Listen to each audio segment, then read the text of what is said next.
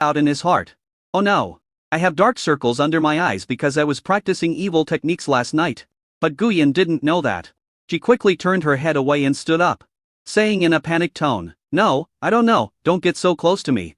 Ling Qiyu tried her best not to let Guyan see her face when she spoke. She said, "Aren't you going to send Linger to school?" "Oh, quickly. I haven't finished eating yet." "Eat. Eat if I can't kill you. I'll go back to the study first," Ling Qiyu said casually, then picked up the crutches accurately and walked upstairs under Guyan's strange gaze. A Qiyu was able to climb the stairs on her own before. Guyan was a little surprised. Yes, this was her home. So it was normal for her to be able to go up and down the stairs by herself. No wonder Qiyu always said that she could walk. Her feelings were real. Guyan shook his head and let go of the strange feeling in his heart. But as he was eating, an idea popped into his mind. That is, the original novel does not explain how Ling Qiyu cultivated to become a Grand Master. The only time she appeared was when Ling Linger died. At that time, all the readers didn't know that the other party would be the final villain. When Ling Linger saw her sister leaving, she trotted all the way to Guyan. "Hey, Xiaoyu Gu, what were you doing with my sister last night?" Guyan was interrupted by Ling Linger's voice, and he turned around to look at her. Seeing Ling Linger's nervous expression, he casually replied, "It's just a matter between lovers, kids, don't worry too much." As soon as these words came out, boom! Ling Linger's brain went into a state of panic. She bit her lip tightly and looked at Guyan with tears in her eyes. You two, are you really doing something that will give birth to a baby?" No, what on earth are you thinking about, little brat?" Guyan was speechless for a moment. Are all children so precocious these days? "What is that? I'm impressed. I just made a bowl of brown sugar water." At this time, study. Click. Ling Qiyu closed the door and leaned against it. She covered her chest and breathed slightly. Her hands were clenched tightly together and her expression became somewhat painful. "No, I have to be more careful. If Guyan discovered my secret, then..." Ling Qiyu didn't know what to do. Night was her biggest secret. But Guyan... It has to be said that she seemed to have some feelings for Guyan. But he was just an ordinary person after all. She couldn't involve the other party because the forces 5 years ago were too numerous and too powerful. Guyan was an ordinary person, and he would surely die if he stepped in. Moreover, you must not let the other party know your secrets. You must not let the other party know your method of cultivation. If Guyan really discovered her secret, then she didn't know what she would do to Guyan. I don't know what kind of expression Guyan will look at her with when he finds out. Please don't find out. Ling Qiyu had a sad expression and muttered to himself. What no one noticed was, on the roof of the Ling family's house, Meizu's figure appeared there. She slowly removed the cloth covering her eyes and opened her eyes, which were completely black and had no whites. She looked ahead at Guyan and Ling Linger, who had already walked out of their home and were preparing to go to school. But she felt that there was no energy fluctuation on Guyan's body. She murmured to herself, "What, he is just an ordinary person." Although she said that, her hand was tightly clenched around the cloth strip, and she looked at Guyan without any emotion in her eyes. But how could such a man make his masters so distressed? Even I. Meizu covered her chest with her hands, and her expression became extremely sad. Even I felt the sadness in the master's heart. Just because of this man? Afraid that he would discover our secret. Meizu couldn't help feeling a little irritated. Why would the master marry this man, and why would he ask her to secretly investigate and eliminate factors that are unfavorable to this man? What secrets does this man have? When Meizu thought of this, she covered herself with the cloth again and gradually sank into the shadows. No matter what, if I find out that this man has betrayed and deceived his master, then I will risk my life to get rid of him at all costs. Zhang High School. Goodbye, brother-in-law. Study hard. Guyan looked at Ling Linger helplessly, who called him brother-in-law affectionately in front of their friends. This little brat. Oh, there's really nothing I can do about her. Guyan shook his head and then rolled up the car window. His expression gradually became more subtle. Lao Gao. Oh, to Zhang High Hospital. Okay, master. Lao Gao nodded. According to what Guyan said, Shaolin indeed went out to look for a job this morning. And I saw the security guard recruitment notice of Shenweiner Pharmaceutical Company. Even though the other company was about to go bankrupt, the World's Correction Force still allowed Shaolin to enter Shenweiner's company as a security guard. We drove on the road for a while. Lao Gao then whispered, "Master, someone is following us. And he is a very powerful person. Lao Gao is a master, one of the few masters in this world. So he can naturally sense some subtle auras. Even though the other party was hiding very secretly, Lao Gao could still feel it." When Guyan heard this, he nodded inferently. "Well, I know, don't worry about her." Lao Gao was slightly stunned when he heard this. He looked through the rearview mirror at Gu Yan's nonchalant expression. Then he looked away, feeling a little surprised. Master, can you feel it? Even I could only slightly sense that hidden aura. But the young master said he knew it. Young master is not an ordinary person? Lao Chao felt that he had been a bodyguard for nothing. When did the young master have this ability? As for Gu Yan, he had already felt this aura when he was at Leng's house. It was a cold but somewhat familiar breath. Maybe it's because I've been practicing the universe pure love technique. So not only his own physique is getting stronger, but his own perception ability is also getting stronger. Of course, the other party is not an enemy. Just read it in conjunction with the original work. Gu Yan could guess the other party's identity. The most likely person is Leng Qinqiu's subordinate Mei Zhu. He is a member of the ancient martial arts organization Yi. The opponent has a ghostly complexion, extraordinary skills, and his expertise in martial arts can help her hide in the shadows. In the original novel, he has always been Leng Qinqiu's right-hand man. And of course his ending is also tragic. First, the younger brother he had been looking for was killed. Then the protagonist Shaolin found a way to restrain the shadow technique and kill him. What Gu Yan didn't expect was that the other party was already beside Leng Qinqiu. It is said in the original book that when the dagger appears, the world becomes dark. All the staff at night only recognize daggers. Only recognize the dagger knight? Hey, wait a minute. Gu Yan was thinking about it when he was suddenly stunned. He thought of Leng Qinqiu's recent condition. Dark circles. Night, dagger, plum snow. Yes. No way, no way. Gu Yan took a deep breath. The original novel does not say how Leng Qinqiu practice. So Gu Yan always thought that Leng Qinqiu was very weak now. But it seems so. Leng Qinqiu has already inherited the Yi organization. So, the other party has already started practicing. Gu Yan suddenly realized. When I think of Leng Qinqiu's evasive look, I found it somewhat amusing. Aha, I see. Gu Yan's eyes became gentle. Although there is no evidence to prove it, I don't know why, but he could more or less guess Leng Qinqiu's thoughts. The other party most likely did not want to involve him in the extermination of the Ling family. She thought that she could find the real murderer secretly and eliminate him by herself. Fool. Gu Yan smiled gently and closed his eyes. Then, I should speed up the progress here, so that both of us can live a good and happy life. Chapter 29, First meeting the original second female-led Wang Yilan. I am actually your mother's student. Zhenyi Pharmaceutical is a group company of the Shen family, and its main product is skin care cosmetics.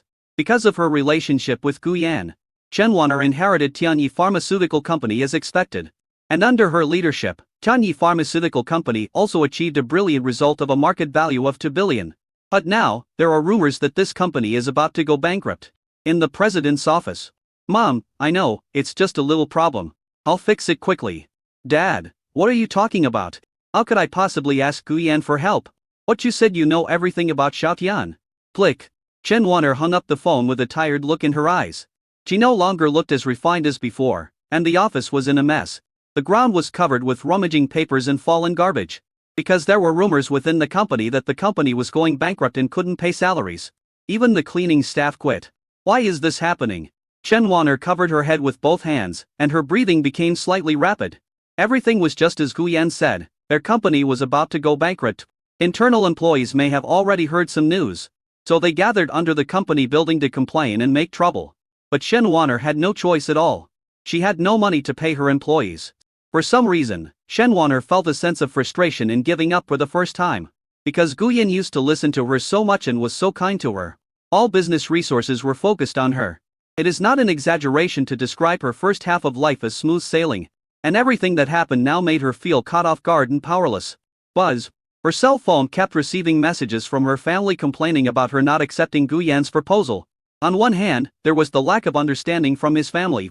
And on the other hand, there was Gu Yan's cold look. For a moment, tears flowed from Shen Wan'er's eyes. When has she ever suffered such injustice? Damn it. Damn it, damn it. Shen Wan'er roared in a low voice. And at this time, dong dong. Boss Shen's the troublemakers have been chased away by the newly recruited security guards. Are you okay?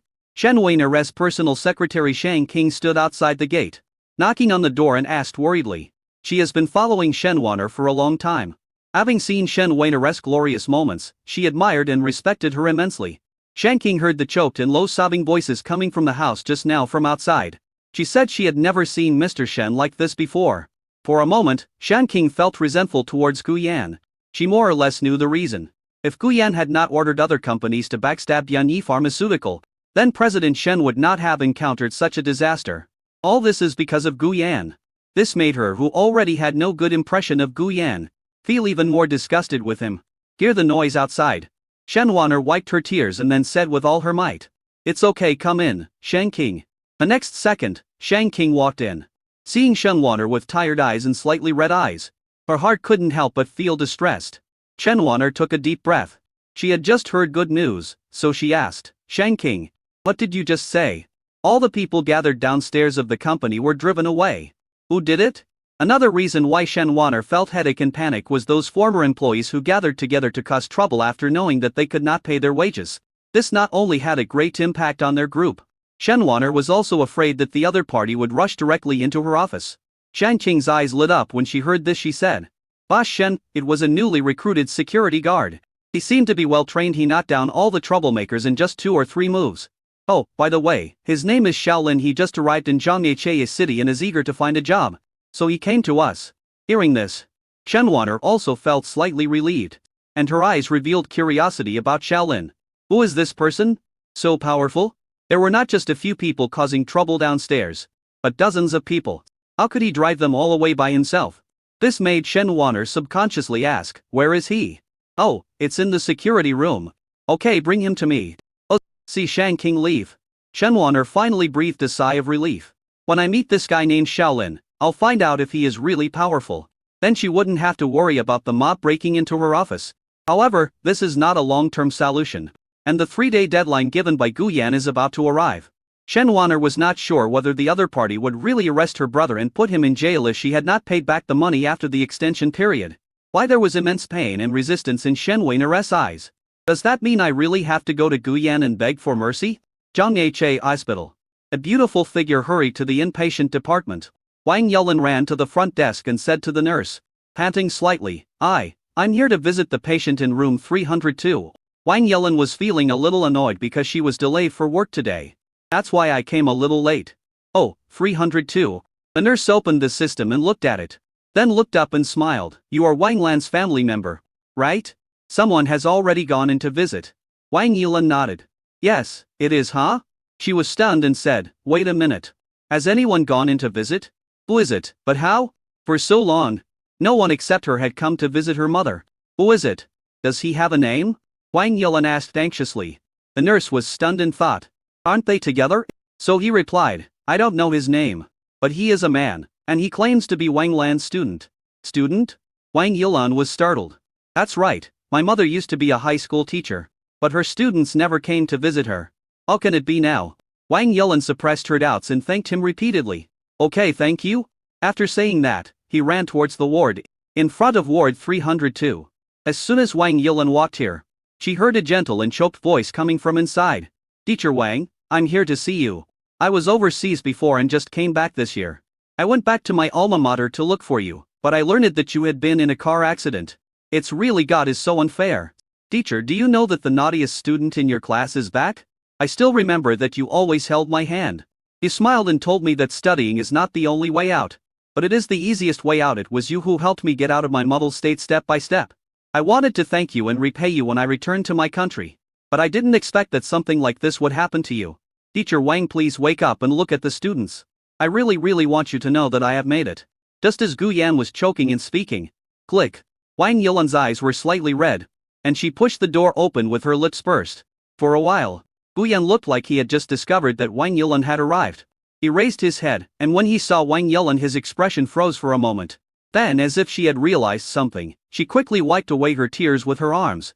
Then he stood up, took a deep breath, and looked at the other person with a forced smile. Hello, I didn't know someone came to visit Teacher Wang today. Since you're here, I'll leave. Gu Yan took one last look at Wang Lan, who was lying on the hospital bed with her eyes closed, wearing a respirator, and full of tubes. Then, reluctantly and sadly, he prepared to leave.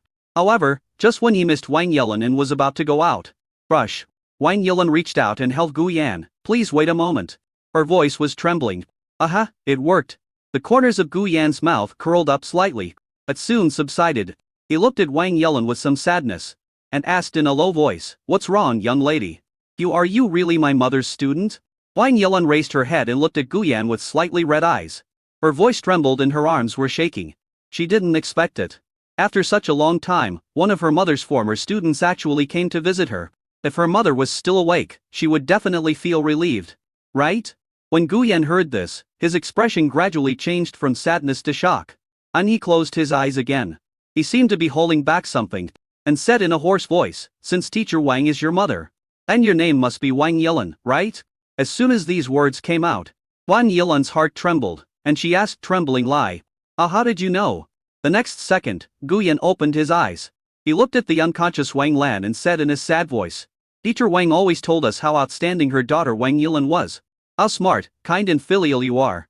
She also said that her daughter's dream is to be admitted to Beijing University." When he said this, I could feel the joy radiating from Teacher Wang's face. Feel sorry. Guyan took a deep breath, and looked at Wang Yilan apologetically. With tears falling from his eyes, "You come to visit Teacher Wang so late. I'm so sorry." As soon as these words came out, Wang Yilan's heart trembled violently. It was as if all the emotions that had been pent up for a long time burst out. It's like he's always been alone, but now a second person knows about his mother's situation. She seemed to recall the smile on her mother's face when she was still conscious. The other party will also often mention the students he has taught at home. Whenever he mentioned his students, his face was always full of smiles, which made others happy as well. Wang Yilan couldn't bear it any longer. She burst into tears, her voice revealing both sadness and joy. The sad mother had no idea that her students were visiting her. Mother Joy's students still remember her. Guyan looked at the crying Wang Yilan, and his expression also became very sad. He couldn't help but reach out and gently hug Wang Yilan. "I'm sorry, I'm really sorry." Guyan's voice was full of apology and sincerity. Wang Yilan felt the warm embrace. She did not struggle. It lay in Guyan's arms and cried even more sadly. She cried and choked up as she said, "It's okay, thank you. It's really okay." Guyan quietly hugged Wang Yilan, quietly letting her vent the grievances that had accumulated for so long. Only, what Wang Yilan didn't discover was, I don't know when it started. Guyan's sad expression gradually disappeared. Instead, he put on a calm and indifferent look. He glanced indifferently at the second female lead of the original novel, Wang Yilan, who was lying in his arms, because of his mother's death, and Shaolin's care and comfort. That's why the other party completely fell in love with Shaolin and became a great fighting force for the other party. At the last moment in the original work, it was because she used her own abilities to sacrifice herself that Shaolin in the original work was able to break through the bottleneck and reach the peak of Grand Master. So that's why this force late, Inkyu to die together with Shaolin. It can be said that Wang Yilan is also a very key role. Conclusion. It is absolutely impossible to make the other party fall in love with the original protagonist Shaolin again and provide that crucial help. To achieve this goal, I will use any means necessary. After Wang Yilan had finished crying and venting her feelings, she seemed to feel much better. Her eyes were still red. She moved a stool for Guyan and pulled him to sit in front of her mother's bed. Because she had just cried in Guyan's arms, Wang Yilan felt a little embarrassed and she didn't dare to look at Guyan. It was Guyan who started the conversation first. He reached out and held Wang Lan, who was lying on the bed with her eyes closed, then looked at Wang Yilan and sighed softly. "When did this happen?" Hearing this, Wang Yilan's eyes dimmed, and her tone revealed anger and despair about what happened that year. "It was half a year ago. My mother was riding her bicycle home normally. When she was crossing the road, she was suddenly hit by a car that ran a red light. My mother fell into a coma on the spot. Fortunately, the rescue was timely and his life was saved. But, the doctors said." When Wang Yilan said this, her voice couldn't help but choke up. She looked at Wang Lan and choked up, "But my mother may never wake up again. Also, he needs to receive treatment every day to keep himself alive. 2 months ago, the doctor advised me not to save my life, saying it would be futile. But I can't give up. This is my mother. As long as there is a glimmer of hope, I must persevere." When Wang Yilan said this, she couldn't help crying again. She didn't say that the cost of 1 day's treatment plus the hospitalization fee was very expensive. So expensive that she couldn't pay it back, even if she worked 4 jobs a day. Even though Wang Yilan noticed that Guyan seemed to be very rich, she didn't say anything. After all, she had already borrowed all the money she could, and her relatives and friends had long since avoided her like the plague. She didn't want this only student who still remembered her mother to stop visiting her. If that's the case, I'm afraid her mother won't agree even if she wakes up. No matter what, you can't do that. Then, Guyan comforted Wang Yilan again, and listened to the pain and suffering she had experienced in recent years. It turned out that the man who had Wang Lan was the eldest son of a second-tier family in Zhanghae City. Even if he was found fully responsible, he would only be awarded 100,000 yuan in compensation. But the 100,000 yuan had already been used up, and the subsequent treatment costs had already reached several 100,000 yuan. Wang Yelin went to look for them, but there was nothing she could do.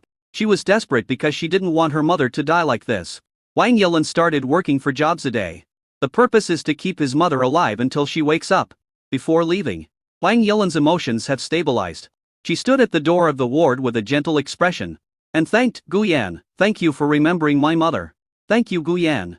Guyan waved his hand and smiled slightly, as if emitting a warm light. "It's okay, Sister Yelin. You can call me for help if you have any problems, because I have always respected teacher Wang Lan since school." Wang Yelin naturally would not trouble Guyan after all. The other party was her mother's student no matter what she did. She could not let this rare friendship be destroyed because of her repeated requests. So she shook her head and smiled. "No, it's okay, I can handle it by myself." Guyan nodded. Upon hearing this, he raised his wristwatch to check the time, then said, "Okay, in that case, I'll leave first. Come on, Sister Yelin, I believe Teacher Wang will get better." "Well, thank you." Wang Yelin felt warm in her heart and nodded. "Come downstairs." Guyan looked up at the inpatient department and picked up his phone and made a call. "Hello, is this Dean Pu? There is a patient named Wang Lan in Ward 302 of our hospital. All her medical expenses are waived for me. Oh, remember to write down that someone handed it in." Hang up the phone. The corners of Guyan's mouth rose slightly. There was a hint of inexplicable meaning in his eyes.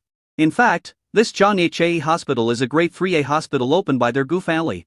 As the eldest son of the Gu family, it is still easy to exempt one person from medical expenses. "Okay, the plan has officially begun. Xiaolin, I'm really looking forward to meeting you formally." Chapter 30. Actor Guyan, our voting model. Zhanghe Hospital. Inpatient payment window. "What do you mean all the medical bills I owed have been paid off?" Wang Yelin looked at the nurse who was checking the medical expenses for her at the window with a shocked expression. "That's right, Ms. Wang, the system shows that your fees have been fully paid 2 hours ago." The nurse smiled and nodded. She also knew the family of the patient in room 302.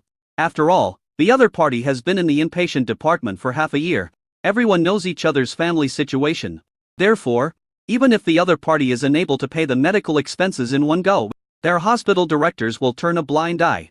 But what I didn't expect was that not long ago, some kind-hearted person actually paid off all the debts that Wang Yulin had owed. He also advanced 2 million yuan from the other party's account for subsequent treatment. It can be said that Wang Yulin and her family have definitely met a noble person. This, can you tell me who paid for it?" Wang Yelin's tone was a little excited. Her hands tightly grasping the table in front of the window, and her suppressed mood seemed to improve. She really didn't expect that someone would actually pay off their previous medical expenses. Wang Yelin is not the kind of person who would accept other people's kindness without being grateful. As long as they find someone to help them, they are willing to do whatever the other person wants them to do. The nurse was a little embarrassed when she heard what Wang Yelin said. She shook her head and said, "I'm really sorry, Miss Wang. I wasn't the one at the window before, so I don't know who came to settle the fee. And generally speaking, we don't record other people's names and information." At this point, the nurse suddenly spoke up again. "That kind-hearted person also transferred 2 million to your mother's account. Ms. Wang? Are you okay?" The nurse looked at Wang Yelin, who was stunned, with some concern. "What's wrong with them? Wouldn't it be nice if someone paid off their debts?" "No, it's okay, Wang Yelin came to her senses, shook her head, then walked out of the hospital suppressing her excitement. Arrived at the hospital gate, a ray of sunlight shone on her face. Wang Yelin raised her head and used her hands to slightly block the sunlight. Looking at the clear blue sky, Wang Yelin seemed a little absent-minded. Today is a sunny day. And just when Wang Yelin was enjoying this happy moment, hospital senior management Guyan stood in front of a floor-to-ceiling window with an expressionless face. He looked down at Wang Yelin with calm eyes, seeing her looking relaxed after a long time. "Are you happy? You will have a happier time later. Just think of it as compensation for me depriving you of your original plot." Guyan muttered to himself. Then he picked up his phone and made a call. As the plan says, get ready for action. Click. At this moment, the door of the room was pushed open. A kind old man in a white coat walked in with a stack of information. He looked at Guyan's back as he stood in front of the floor-to-ceiling window. The image of Gu Yanming, the patriarch of the Gu family, when he was young, suddenly popped up in my mind. You really are worthy of being that man's son. Guyan also heard the noise and put down his phone. When he turned his head, his expressionless face was already covered with a gentle and sunny smile. "Good afternoon, Grandpa Pu. I came to visit my teacher today. I thought I hadn't visited you for a long time, so I came to sit with you. I hope I don't bother you. Guyan's humble and polite appearance instantly won Pu Sonlin's favor. He put the materials in his hand on the table, then walked to Guyan kindly. Don't bother me, I'm about to retire. What can I do? But Xiaogu, I didn't expect you to still remember an old guy like me. You obviously hated me the most when you were little. After all, I was a scary doctor in your eyes. Pu Sonlin missed the past a little bit. Guyan was born in Zhang Ha Hospital at that time. I didn't expect it to be this big in a blink of an eye. He has been following Guyan's news over the years, but his reputation has not been very good. Things like bootlicker and rebellious son. This made him extremely disappointed in Guyan. But now it seems that the other party is not as unsightly as the rumors say. Haha, I was ignorant when I was a kid. Please forgive me. Grandpa Pu. Guyan smiled slightly and exchanged a few pleasantries. Father has always missed you, Grandpa Pu, but he has been unable to get away because of family affairs. I just came to see you on his behalf. Pu Songlin felt very relieved after hearing this. I was also very moved. At this moment, he suddenly thought of something and asked. By the way, Xiaogu, you said you came to visit the teacher. Are you the Wang Lan from 302 who called me earlier to ask me to waive my hospital bills? Pu Songlin also had some impression of the patient in room 302. After all, the other party has been living in this hospital for half a year. The medical expenses were delayed for a long time. But the good thing is that the other party's daughter will pay off the debt gradually. Although the progress is slow, he is not a heartless person. Plus, this hospital is run by the Gu family, so there aren't that many strict rules. Saving a life is better than building a 7-story pagoda. Keeping 300 to patients in the hospital is just adding one more bed. Besides, the Gu family really doesn't lack this little money. Hearing what Dean Pu said, Guyan also made a sad expression. He took a deep breath and looked at the scenery outside the French window with a sad look. His voice was slightly trembling. Well, Wang Lan is my teacher. I learned that she had been in a car accident and was hospitalized. Her husband had died, and she had only one daughter who had just graduated a few years ago. Her life was very hard. That's why I chose to waive the other party's medical expenses. This can be considered as repaying her for her kindness in teaching me back then. Pu Sonlin was deeply moved by Guyan's words. He patted Guyan's shoulder with satisfaction and pride. Good boy, I was right about you back then. You are indeed Gu Chunming's son. Your father will definitely be proud of you. Pu Songlin looked at the grown-up child in front of him. And he couldn't help feeling extremely angry towards those who spread the rumors. Such a good child was actually described as an unfilial and servile person. This is really too much. Do you really think that we, the elders, don't exist? Guyan nodded, and then seemed to have thought of something. He specifically reminded Dean Pu, by the way, Dean Grandpa, please don't tell Teacher Wang's daughter that I paid off their debts. I don't want to affect my relationship between the two of them. He didn't finish his words. Pu Sonlin nodded and smiled with satisfaction. Okay, I will definitely keep it a secret for you. He is neither arrogant nor impatient. And he has such filial piety. Well, he's a good kid. It seems wait until the family gathering. As for the heir to the Gu family group, I will definitely vote for Guyan. Chapter 31 Brainstorming. That's right. Gu Jie Group is a large and powerful company.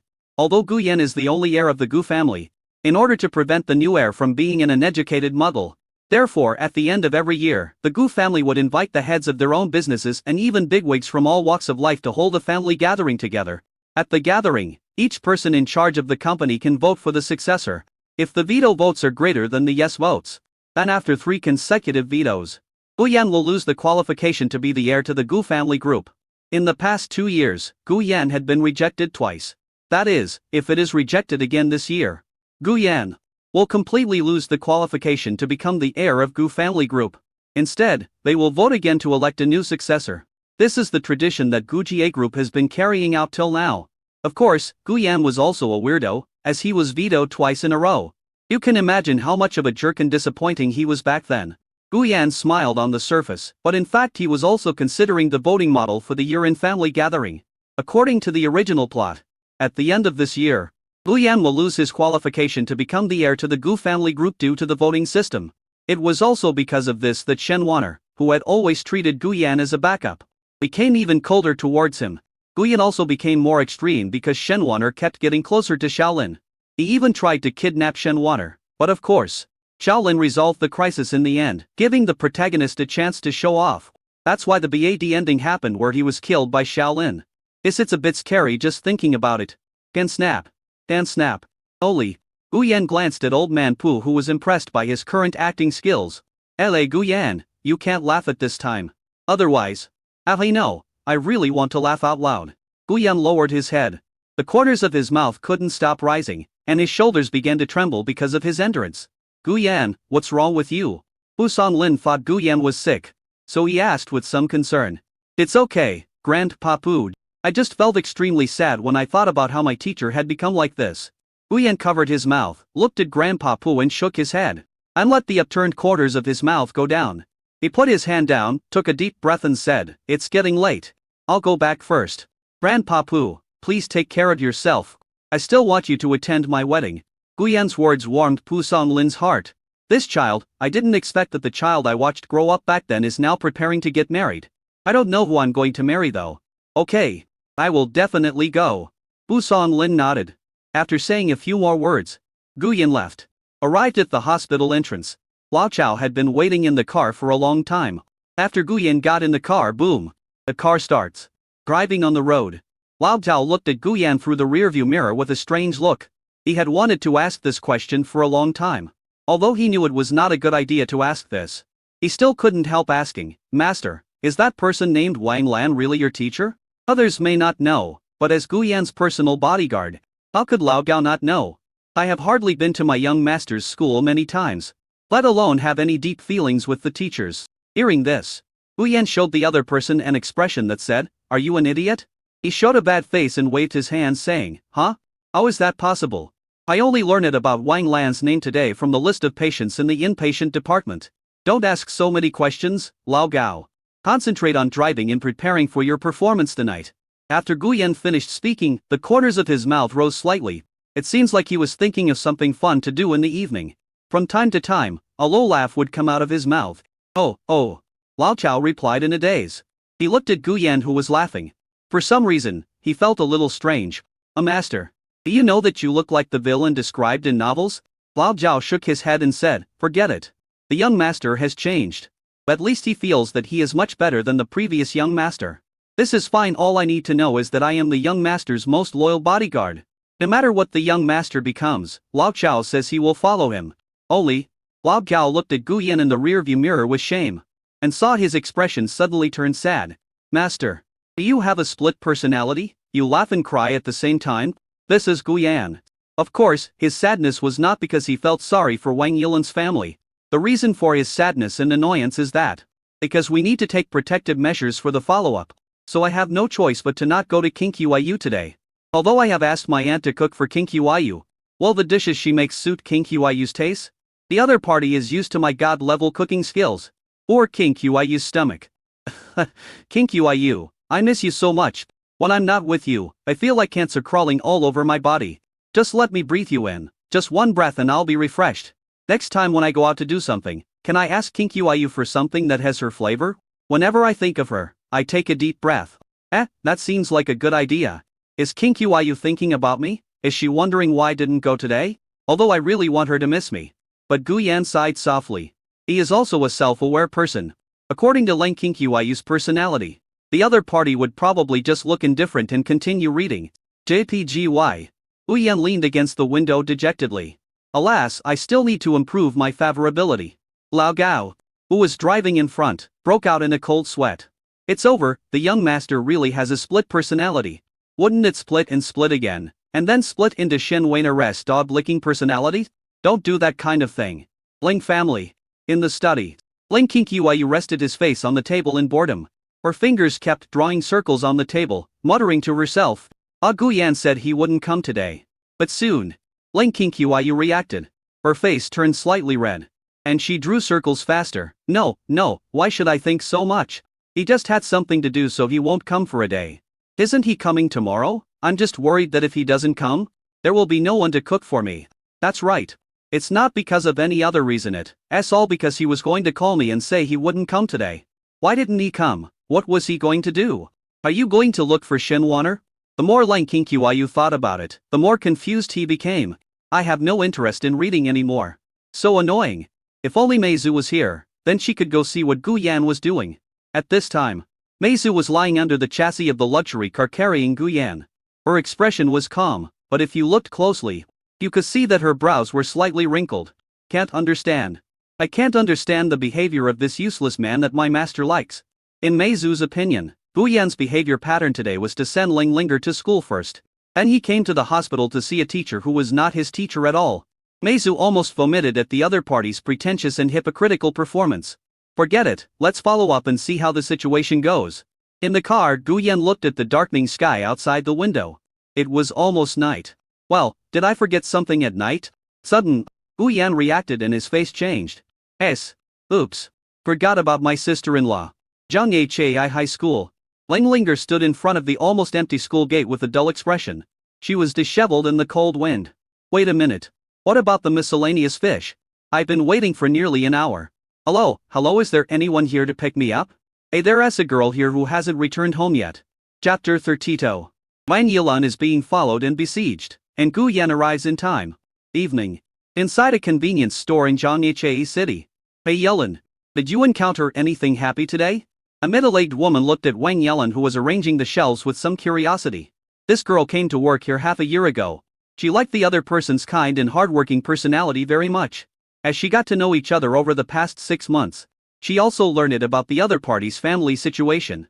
Although Wang Yilan tried her best to appear optimistic before, the tiredness and sadness in her eyes still showed inadvertently. But when she came to work this afternoon, for some reason, all the sadness she had before was gone. Instead, it looked as if hope had been rekindled. When Wang Yilan heard this, she smiled and replied while tidying up the shelves. Hey, store manager, did you notice? Yes, a lot of things happened today. Wang Yilan turned around and a long-lost smile appeared on her face. I see. The store manager wasn't the type to get to the bottom of things. And she was glad that the poor girl could have something happy. At least, the other party finally showed a happy emotion. How about this, you can leave work early today. The store manager sat on the chair and looked at the other person softly. Go see your mother now. My daughter is actually the same age as you. But she has not been home because she is busy with work. When I see you, it's like seeing my own daughter. Wang Yilan was stunned. And her heart was touched. She smiled and said, thank you, manager. At this time, outside a convenience store, in a van, several men were observing the situation in the convenience store through the car windows. Ding dong. Goodbye, manager. Wang Yilan came out and said goodbye to the inside. Then, she walked towards the hospital with joy. See this scene. The people in the van quickly exchanged glances and then covered the lower half of their faces with cloth. Boom. The van started and followed quietly without Wang Yilan knowing. Time passes by every second. The sky gradually darkened. Wang Yilan walked unawares on a path she had always walked on before. I didn't expect that not only my mother's students would come to visit her today. Some kind-hearted people even paid for our medical expenses. When Wang Yilan thought of this, a relaxed and happy expression appeared on her face. When her mother woke up, Wang Yilan felt that she must find the kind-hearted person who helped them pay off their debts and repay the other party. By the way, Wang Yilan looked at the path she had been walking on with some surprise. This is a park path leading to Zhangye Hospital. There should be many passers-by walking here every night. I just don't know why. There is no one here today, and it is very quiet. Don't think too much about it. Wang Yilan shook her head. And her coat, and then quickened her pace and walked forward. But what she didn't expect was, click, click. Several figures stepped on the branches and walked out from behind the tree. Under the help of streetlights, Wang Yilan saw that the lower half of the other person's face was covered with a black cloth. Masked man? Why did it suddenly come out from there? Wang Yilan's expression changed and she felt a little uneasy. But I didn't think much about it. After all, we now live in a society ruled by law. And Wang Yilan believes that she has never offended anyone in her daily life. She hoped that the person the other party was looking for was not her. Just thinking so, Wang Yilan's body honestly stopped and she turned around and wanted to go back. What she didn't expect was the moment she turned around. There was no one behind him originally, but suddenly several masked men appeared. Wang Yilan's face turned pale. Are you here to see me? She looked around, suppressed the fear in her heart, and slowly moved to the side. She asked in a calm voice. Who are you? What do you want to do? Wang Yilan felt that this was a society ruled by law, and these people should not be so bold as to do anything to her in broad daylight. Next second, a masked man in the lead said something that made her pale. What do you want to do? That day, the man next to you beat up my brothers. All their ribs were broken, and they are still lying in the ICU. What do you think I should do now? As he spoke, the masked man pulled out a fruit knife from his waist. The eyes revealed were fixed on Wang Yilan. When Wang Yilan heard this, she immediately realized that it was when she first met Shaolin. He was being harassed by thugs and Shaolin happened to come to his aid. But I didn't expect it. It's only been 2 days and that group of thugs brought people over to block her. Especially the shiny fruit knife in the leader's hand. Wang Yilan was terrified. She retreated to the nearby woods and said tremblingly, "It was your people who harassed and teased me that day. Shaolin was just doing what was right." Before he finished speaking, the leader shouted, "Shut up, who cares?" Wang Yilan was frightened, and she didn't dare to mention what happened that day again. Then the voice said in fear, "Aren't you afraid of the police? Do you know what kind of legal judgment you will face for doing such a thing?" Wang Yilan never thought that the park path she always walked on would become the best place for the other party to ambush her. The whole park is densely covered with trees. If I kill you and dump your body, no one will find it, the leader said as he called on the others to walk towards Wang Yilan. "Go ahead. See this scene." Wang Yilan didn't know where she got the courage from. She gritted her teeth and ran into the depths of the woods without thinking. No, I can't die now." Wang Yilan ran away desperately with a pale face. She could see that this group of people were masked and chose to attack at dark, which meant they were determined to kill her. Moreover, before killing her, she was not sure whether the other party would do anything else. Why is this happening? After running for a while, Wang Yilan felt a bloody taste in her mouth. Years of working late at night and malnutrition had already reduced her physical fitness to the limit. She ran breathlessly. In her opinion, it doesn't matter whether there is a road ahead or not. As long as she ran into the woods, that group of people would not be able to find her immediately. Then as long as she finds an enemy to call the police, then she will be safe. Wang Yilan quickly sorted out her thoughts, and the panic in her heart gradually subsided. That's right.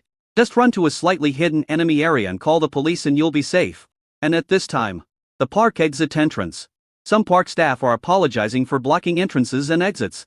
Sorry, the park is temporarily repairing and replacing equipment today. It will be fine tomorrow. Please understand and be considerate. Please don't go near the park either, because the power supply needs to be turned off to replace the equipment.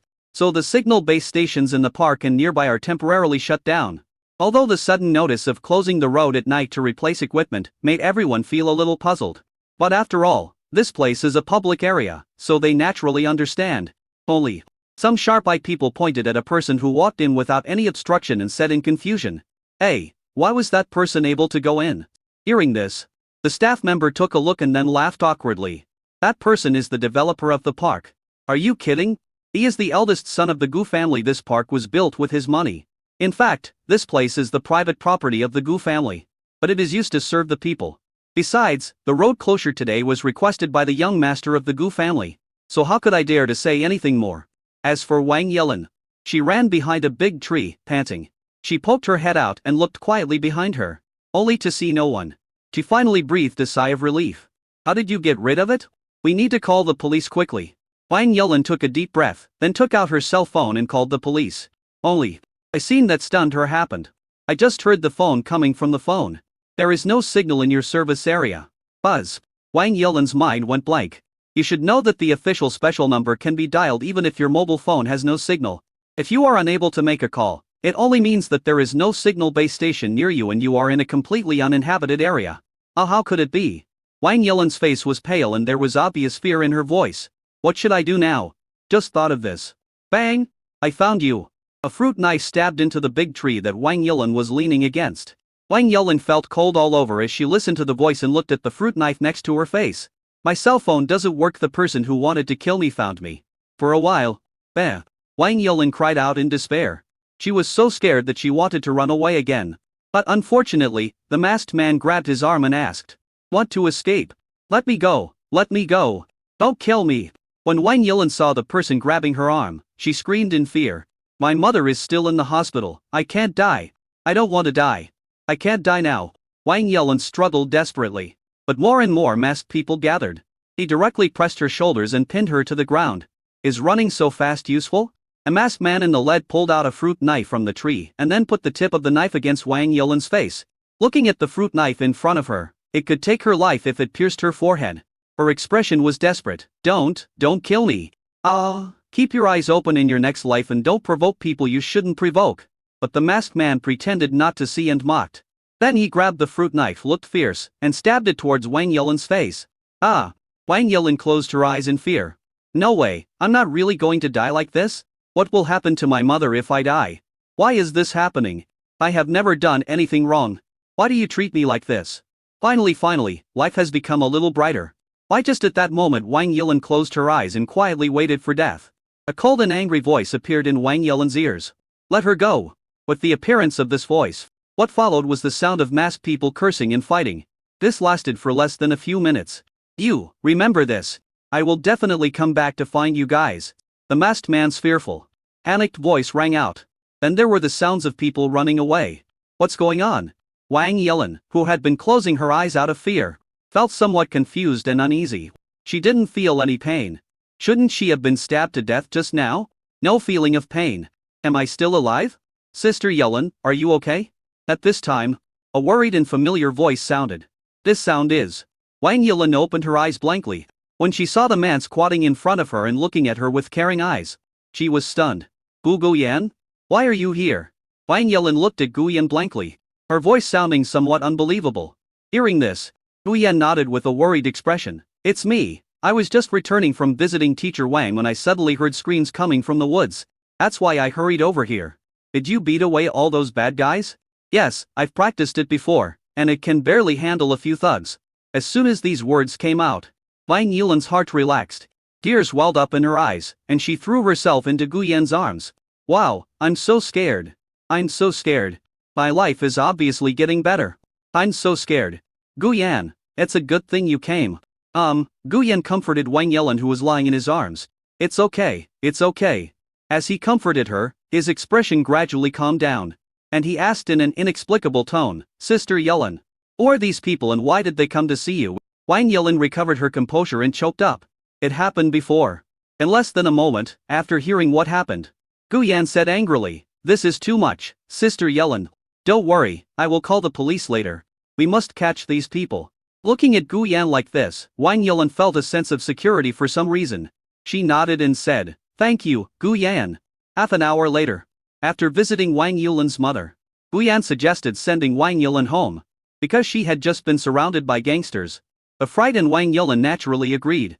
Sitting in the back seat of the luxury car, Wang Yilan seemed a little uneasy. She had never ridden in such an expensive car in her life. At the same time, an inexplicable sense of inferiority arises in my heart. Guyan seemed to have noticed this and comforted her. Don't be nervous, Sister Yilan, you are Teacher Wang's daughter, which makes you my sister.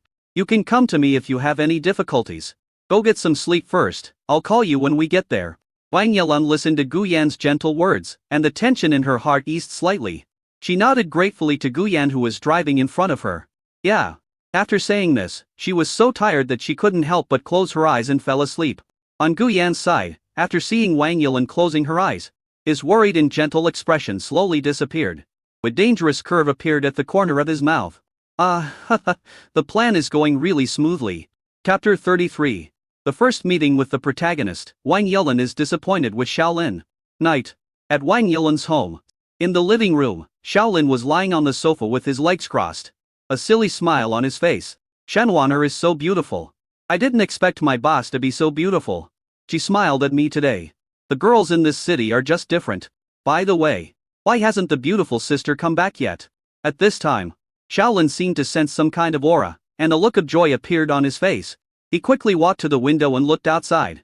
But what he didn't expect was, his beautiful sister actually got out of a luxury car that looked very expensive. Moreover, she was helped out of the car by a man. Shaolin looked at this scene, not knowing why. I felt as uncomfortable as if I had eaten a fly covered in feces. He subconsciously clenched his fists and stared at Guyan's face. In his opinion, the beautiful sister is the one he likes, so she should be with him. Who is that man? So what if I have some money? Shaolin looked at Guyan with great displeasure. I don't know if it's a coincidence. The man that Shaolin found inexplicably disgusting suddenly raised his head and looked at him, and smiled slightly. Shaolin frowned. He looked at Guyan and felt very uncomfortable. The other person seemed to be much more handsome than him. Looks like he still has money. Damn it, but judging from the other person's aura, he is just an ordinary person. Just an ordinary person. After Shaolin realized that Guyan was just an ordinary person, he suddenly felt a little funny about what he had done just now. He is just an ordinary person, how can he compare with a genius like me? The old man in the mountains also said that my talent was unique in the world. He will inherit the position of the Lord of Dragon King Palace in the future. How can a slightly handsome man with some money compete with me for a beautiful sister? Downstairs, Guyan thoughtfully helped Wang Yelin get out of the car. Sister Yelin, remember to go to bed early and drink some hot water when you go back. Wang Yelin nodded when she heard this, and felt extremely warm in her heart. It seemed like she hadn't felt such a warm feeling for a long time.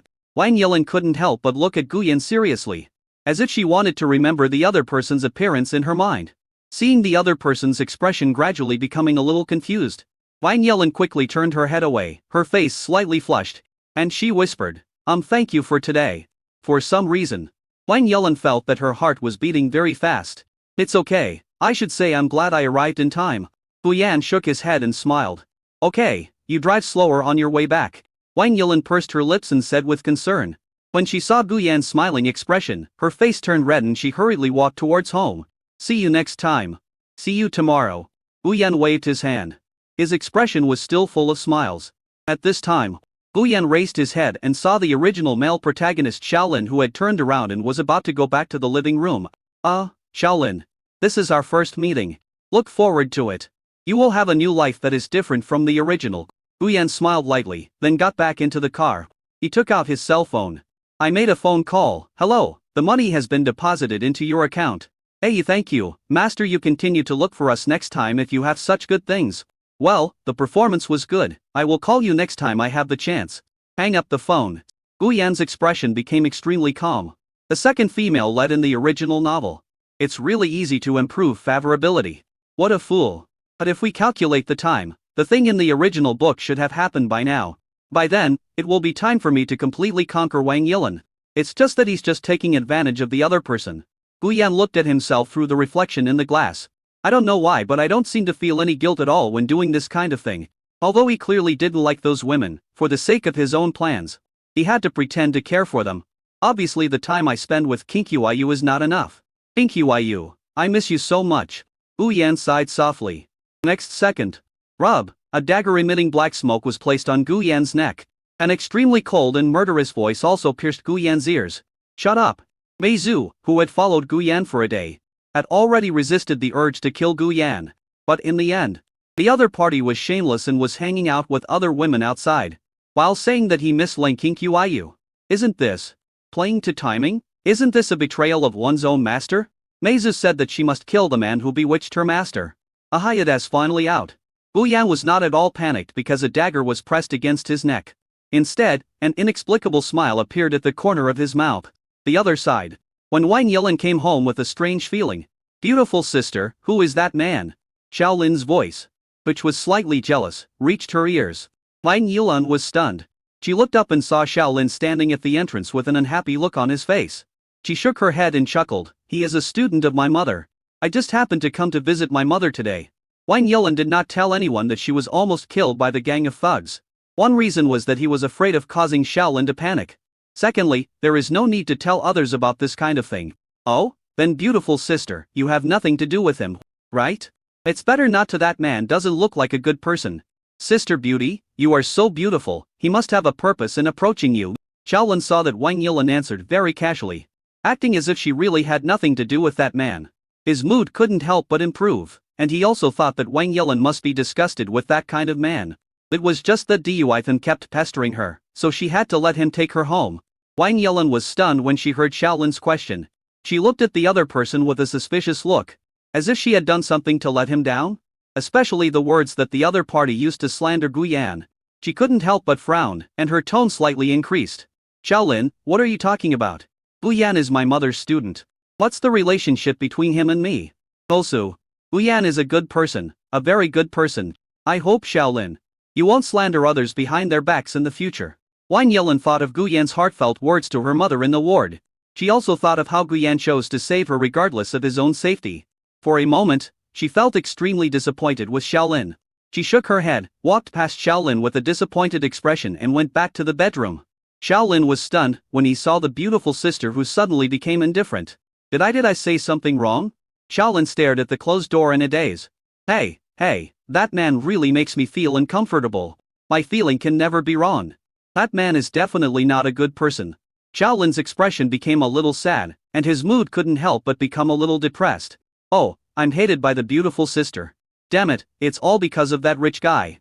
Shaolin naturally would not blame Wang Yelin, so he put all the blame on Gu Yan. Chapter 3. I for Gu Yan. Miss Mei, you want to know the whereabouts of your brother, right? This is Gu Yan. He did not show any panic, but glanced at the dagger against his neck out of the corner of his eye.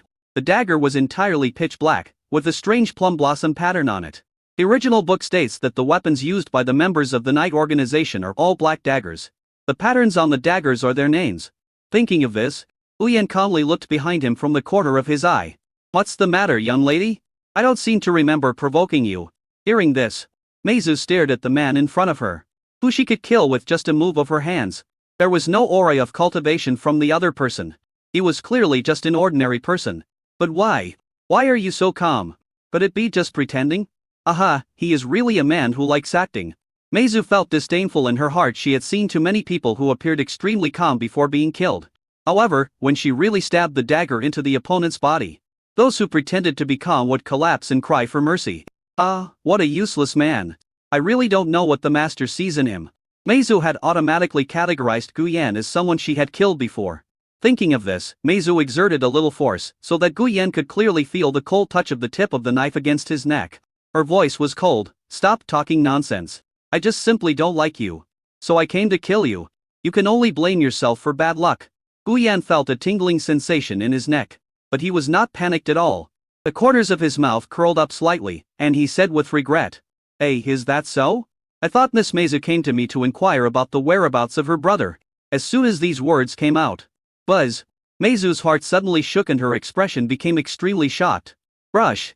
A dagger against Gu Yan's neck instantly turned into a ball of black smoke and dissipated. You, what did you say? You know where my brother is? Meizu grabbed Gu Yan's collar and pulled him over. Make Gu Yan face her. And Gu Yan also met Meizu, Leng Qingyu's right-hand man in the original novel.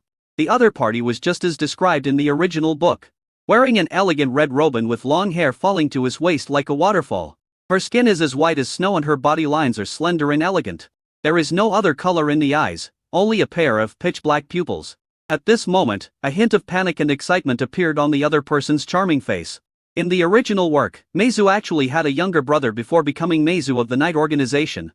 When she was summoned by Leng Qingyu, she had been looking for her only relative in this world. It's just that I haven't found it yet. And it's really not a coincidence. Gu Yan, who had read the original novel, naturally knew the whereabouts of her brother. When Gu Yan saw Meizu, who was flustered and surprised, he did not answer directly, but smiled slightly. Miss Meizu is really beautiful. Your brother often talks to me about you, but unfortunately, Gu Yan sighed slightly, you seem to have disappeared for a long time. And you even took a name like Meizu. When Meizu heard Gu Yan's tone as if he was very familiar with her brother, hope suddenly ignited in her heart. Knight organization is a very mysterious organization. She and her brother depended on each other for survival. Their life was hard but happy. And one day she was brought to the ancient martial arts world for training by a mysterious person on the grounds that she had good aptitude. The other party kept brainwashing her into believing that she could only serve the Night King in the future. Over the years, she has been brainwashed and has become a loyal subordinate of the Night King. But the only thing she never forgot was her own younger brother. She swore that as long as she found her brother, she would ensure that he got married, had children, and lived a stable life. And she will no longer be attached to the past and will devote herself wholeheartedly to the modern Night King. So, when Gu Yan said this, her voice was a little excited. Tell me, where is my brother? Meizu had forgotten that she wanted to kill Gu Yan just now. But now, the idea of killing Gu Yan was immediately thrown behind her mind. See this scene. Although Gu Yan smiled on the surface, but in fact, a slight chill rose in my heart. In the original novel, Meizu is actually an unstable factor. Because the younger brother that the other party has been looking for is actually a member of the protagonist group. The protagonist's mouth cannon is very powerful. Meizu felt confused because of the main character's verbal attacks and her brother's stance. She betrayed Leng Qingyu. The trap set by Leng Qingyu and all our information were also known to Shaolin and others. Until Leng Qingyu sent other people to kill Meizu's brother. Meizu Kai completely became a killing tool in Leng Qingyu's hands because of her excessive grief. In the end, he was killed by the protagonists. Overall, the opponent is actually a hidden bomb. In the early and middle stages, he was indeed the most capable subordinate in Leng Qingyu's hands. But later on, the dead end set by Leng Qingyu was broken from within. If it weren't for Meizu's betrayal, there probably wouldn't be any of the next 500 chapters for the main characters. Originally, I just wanted to test what the other party's attitude towards my younger brother was. Now it seems that the other party is indeed as described in the original book. Gu Yan shook his head calmly. I'm sorry, Miss May. I can't tell you any news about your brother now. What did you say? Believe it or not, I will kill you. Mei Zhu gritted her teeth, reached out and pinched Gu Yan's neck. However, Gu Yan frowned, not caring at all about the other party's increasingly strong palm. Miss May, your brother is still of school age. And you are covered in countless blood. Do you think it's really appropriate for you to appear in front of him now? Or, will your brother recognize a sister like you with blood on her hands? Ms. May, I can't tell you, at least not now. Mei Hua's heart was stunned as she listened to Gu Yan's words. She looked at the hand that was pinching Gu Yan's neck, and then at Gu Yan's sincere words. For a moment, she felt extremely ashamed. As if she felt that what Gu Yan said made sense. She let go of his hand, lowered her head and placed her hand on her chest. Blap! Blap! She could feel herself extremely excited, but Gu Yan was right. Her hands were now covered in blood. If I rashly appear in front of my brother, I will definitely scare him. Even if you can secretly look at each other. But because of Gu Yan's reminder, Mei-Zhu realized that she had already been a murderer with blood on her hands. After a long silence, Mei-Zhu gradually calmed down. She raised her head and looked at Gu Yan with a puzzled expression. How do you know me? She had never appeared in front of Gu Yan. But Gu Yan knew her name. It turns out that the other party's initial calmness was not fake. Would it be that if I show up, the other party will tell her about my brother? Was all this premeditated? Ms. Mei-Zhu, is it important how I know about you? Gu Yan smiled slightly, he touched his neck, his expression became subtle. I know much more than you think. The reason why Gu Yan was so fearless was naturally because he knew Mei-Zhu's identity. You also have information that the other party wants to know. That's why he could act so calm. He had information about his brother in her hands. So she would definitely not go to Lengqinkyu to reveal her true identity. Mei-Zhu was silent. She stared at Gu Yan, trying to see something from him. But no matter how you look at it, the other person is just an ordinary person. But in this situation, the fact that the other party is an ordinary person actually makes people feel weird and dangerous. Their master will never reveal any information about them. How did this person know her? Damn. Mei-Zhu felt extremely conflicted and irritated. This man was more dangerous than I and my master had imagined. According to her previous thinking, Mei-Zhu felt that she should choose to kill the other party directly at this time and place to prevent future troubles. Oh, you look at me like you're thinking this man seems dangerous. Why not kill him to eliminate future troubles or something like that? Gu Yan's slightly exaggerated performance made Mei-Zhu clench her fists tightly. And the other party's words the next second made her lose her temper. But don't even think about it. Because, Gu Yan raised his voice slightly, leaned close to Mei-Zhu's ear, and chuckled, you probably want to know the whereabouts of your brother. But damn it. Mei-Zhu gritted her teeth tightly. This guy is very dangerous. What is his purpose in approaching his master? He should have been killed here. But, when will you tell me about my brother's whereabouts? Mei-Zhu asked in a low voice as long as Gu Yan told her. She would kill him as soon as possible. Gu Yan naturally knew this. So he shook his head, let me think about it. If you have such skills, well, let's put it this way. Gu Yan raised 5 fingers and smiled at Mei-Zhu. If you do 5 things for me, I will tell you about your brother's whereabouts. How about that? Of course, I won't let you do anything that will harm the organization behind you. When Mei-Zhu heard this, she was silent for a while. 5 things. Did the other party take a fancy to my strength? Do you want me to kill someone? Yeah. Mei-Zhu suddenly remembered that her master had told her before to clean up the factors in the Gu family that were unfavorable to Gu Yan. But before she could start investigating, she was exposed to Gu Yan's sight. So it seems that the other party wants her to deal with the people or things in the Gu family that are against him. Thinking of this, Mei-Zhu nodded and said coldly, okay. I hope you can do what you say. Hear this answer. There was a faint cold light in the depths of Gu Yan's eyes. He smiled and said, of course. This subordinate is really the same as in the original book. Because her brother could hide things from Kinkyu and even do things that would harm her. But it doesn't matter. I will make Mei-Zhu a loyal subordinate. Chapter 35, Lengqinqyu's wild thoughts in a TV show that fits the situation. In the car. Mei-Zhu has left. Gu Yan's expression became extremely calm. And there was a hint of inexplicable meaning in his eyes. As Lengqinqyu's most trusted subordinate, Mei-Zhu knew so many things. In order to avoid repeating the same mistakes as in the original novel, he must take some preventive measures against the opponent in advance. But that method is rather cruel. I hope Miss May won't break down and cry and make a fuss when the time comes. Oh, right. Gu Yan suddenly thought of the wound on his neck. So he reached out and touched it. wanting to give it a simple treatment. Only, Guyan let out a light exclamation and quickly looked up at the rearview mirror. The same way he felt. The wound on his neck disappeared. Guyan was slightly stunned. What's going on? But he soon realized that it was most likely related to the universe pure love technique he was practicing. It seems that this technique has many benefits that he doesn't know about. Just from the perspective of this repaired wound. Hey, is it possible that this technique can only strengthen the body? Guyan sighed, judging from the scratches he had just received. This martial art cannot make him invulnerable to swords and guns, but it can help him heal his wounds.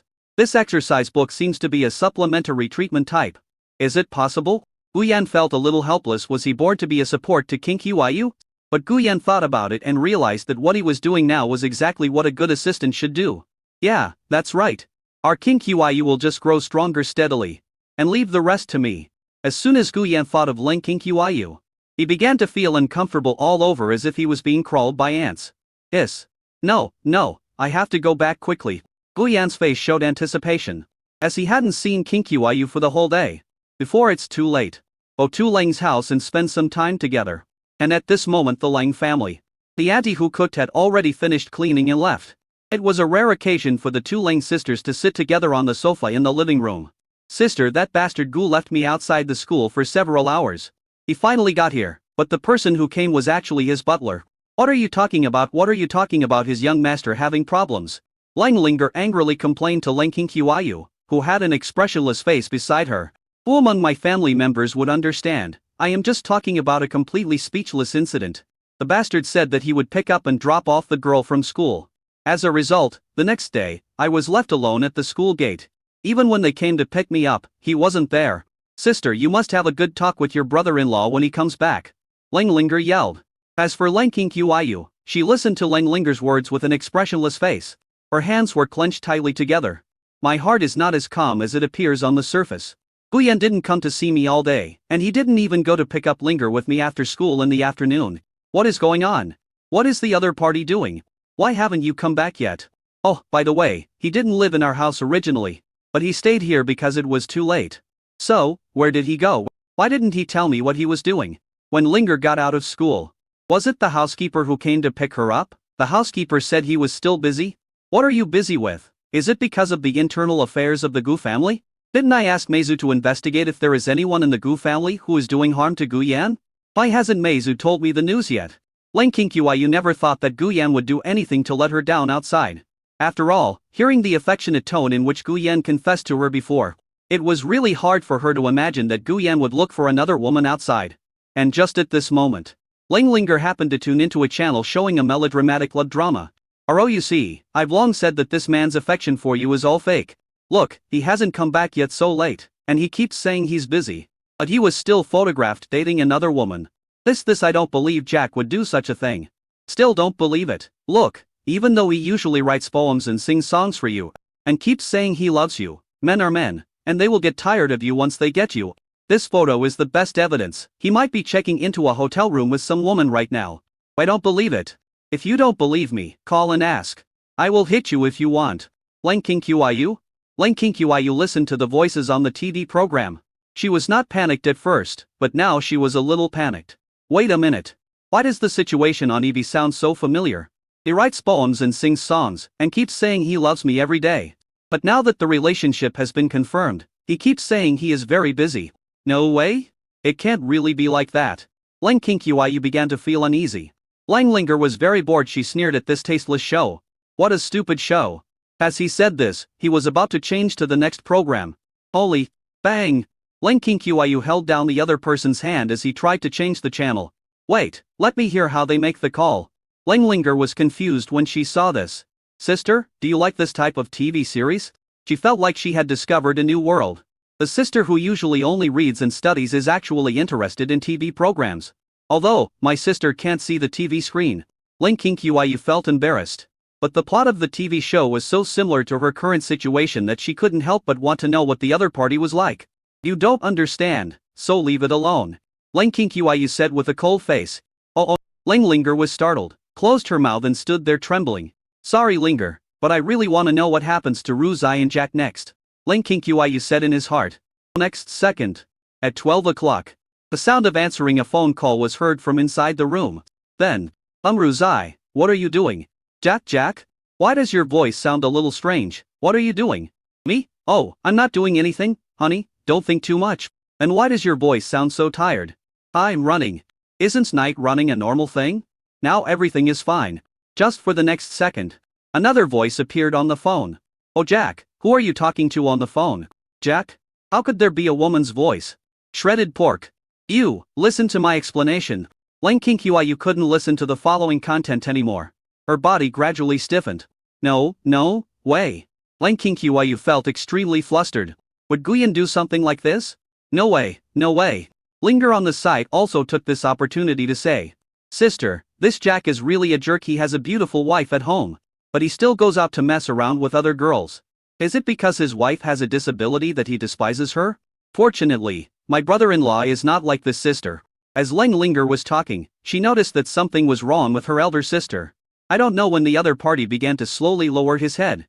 And even his expression became strange. Leng Linger's words echoed in Link Inkyu's mind.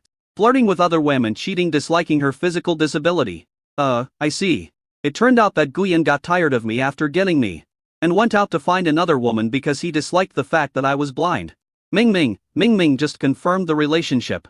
So that's it. In that case. Then I will. Just when Lang Kinkyu was thinking about something dangerous. Next second. Squeak. The door was pushed open. Oh sorry. I'm back late. I just had too much to do today. My friend's mother was in the hospital. And I was busy there for a long time. Guyan's voice came in. Chapter 36 Kinkyu. I'm sorry. Guyan originally thought that at this time, the Ling family's door should have been closed. I didn't expect it was still open. How lucky. And even luckier. Guyan immediately saw Ling Kinkyu sitting on the sofa in the living room. His eyes lit up and he ran over in a flash. She squeezed next to Ling Kinkyu very skillfully. Then pulled the other's arm and put her face closer. Kinkyu, my good Kinkyu. I miss you so much. You don't know how tired I am today. But Kinkyu, I have sacrificed so much for you. Putting on a smiling face in front of others makes me feel so uncomfortable. However, this may be the sense of family responsibility that a mature man should have. Guyan felt that he was truly great. Although I had worked a lot today and was physically and mentally exhausted. As soon as I got home, I touched Ling Kinkyu. Then, when you smell the scent of the other person, you will feel so happy that you can't help yourself. Lang Linger looked at Guyan with disdain as he suddenly rushed over and hugged his elder sister tightly. She yelled, You stinky bastard Gu, you still remember to come back. You actually made me wait for you at the school gate for so long today. So you went to hang out with your friend? Tell me. Who is that friend? A boy or a girl? Lang Linger looked at Guyan angrily. If Guyan doesn't give her an explanation today, she says she will definitely whisper in Lang Kinkyu's ear. Guyan was already feeling a little guilty for forgetting to pick up Lang Linger today. So he coughed dryly and said, Oh, sorry, I was just too busy today. Brother-in-law will treat you to McDonald's and milk tea next time. Okay? Lang Linger was furious at first, but when she heard this, her eyes lit up. Really? Hooray, brother-in-law, you're the best. After saying that, he happily stayed aside and watched TV. This little devil. Guyan looked at Lang Linger's changed expression and the corner of his mouth twitched. It's just that I've been here for so long. He suddenly realized that Kinkyu seemed to have not spoken a word. Thinking about it, he lowered his head and looked at Lang Kinkyu. Kinkyu, what's wrong with you? Are you unhappy that I'm here? Guyan looked at Lang Kinkyu with some surprise as she had a strange expression. The other party seems to be in a state between normal and abnormal. In short, Guyan felt very strange, as if something had happened to the other party. As for Lang Kinkyu, her mind was full of the plot in the TV series. Something about being too busy and too tired, or a friend's mother being in the hospital. They are all lying to me. Thinking of this, Lang Kinkyu said coldly, shook off Guyan's hand that was holding her arm, and said coldly, Go away. Guyan. S. Guyan slowly typed 3 question marks. He looked at Lang Kinkyu in shock, who turned his head away and didn't want to look at him. What is the other party doing? Angry? Guyan understood immediately. It must be because he didn't come here today, so Lang Kinkyu was angry. It's understandable that she's angry. Who wouldn't come for a date after confirming their relationship? This. Although I don't know if Lang Kinkyu was angry with him for this specific reason. Anyway, Kinkyu, I'm sorry. Guyan was the first to activate his passive skill apology skill. Lang Kinkyu originally wanted to hear Guyan's explanation. But now, when she heard the other party's apology, she suddenly felt sad and aggrieved. I can't believe it. Guyan really did something wrong to her. I secretly asked Meizu to help Guyan clear the factors that were unfavorable to him. But the result was. Is it all wishful thinking? Ling Qiyu thought she finally had some feelings for a man. But now, she discovered that outsiders were outsiders after all. And they would only betray her. Ling Qiyu, a Ling Qiyu, a Ling Qiyu. You really can't be like a normal girl. The only path you can take in your life is revenge. Ling Qiyu thought of this. She suppressed the sadness in her heart and took a deep breath. You don't have to say anything more, since you did it. And there is nothing to say between us. No, I want to say it. Guyan shook his head and put his hand on Ling Qiu's shoulder. Ling Qiu felt extremely sad. Is he going to humiliate me again? She turned to Guyan angrily and shouted, I don't want to listen. You have to listen. I don't want it. You must. Why should I? Because, I like you, so I have to apologize to you. You still have the nerve to say this at this point? Yes, that's why I want to say it. Guyan and Ling Qiu's voices became louder and louder. Linglinger, who was standing by, didn't dare to stay here any longer. She looked at the two people who seemed to be about to quarrel and swallowed for a moment. Is this a quarrel between husband and wife? No, I'm just a senior high school student. Can I really watch this? Linglinger covered her eyes with her hands, but couldn't help but peek through her fingers. Just see. Guyan took a deep breath and said to Ling Qiu sincerely. Qiu, I'm sorry, I have a female friend named Wang Yulan. Her mother was in a car accident and was hospitalized. She happened to be in Zhangye Hospital, which my family owns. I have to go visit her out of both emotion and reason. She has suffered a other father died when she was young. And her mother was in a car accident half a year ago and has become a vegetable in the hospital. She had to work several jobs a day and borrowed money from relatives and friends to allow her mother to continue receiving treatment. I just found out about this yesterday, and I don't want to hide it from you, Qiu. I paid off her debts because she couldn't afford to pay back the millions of medical bills. But her mother is a very good teacher, and I don't want to. Just watch her mother die because she can't pay the medical bills. I don't want to not do something that is so easy for me. I'm sorry Qiu, I didn't want to tell you this because I was afraid you might misunderstand. However, I still want to explain to you why I came back so late. A reason given by Guyan stunned both Ling Qiu and Linglinger. Linglinger looked at Guyan for some reason. The other person seemed to have the aura of a saint. Her eyes were filled with tears. Brother-in-law, I thought you were a bad guy. But it turns out you are actually a good guy. Ling Qiu was also stunned. She didn't expect it to be like this. For a moment, she felt a little embarrassed and said hesitantly, you. Ling Qiu was speechless. She simply lowered her head and said weakly, I'm sorry, I don't know. The words haven't finished yet. Guyan interrupted and said, it doesn't matter. He looked at Ling Qiu lovingly while the other was in a daze. Guyan said loudly, Qiu like this, I like her too. Qiu, I love you so much.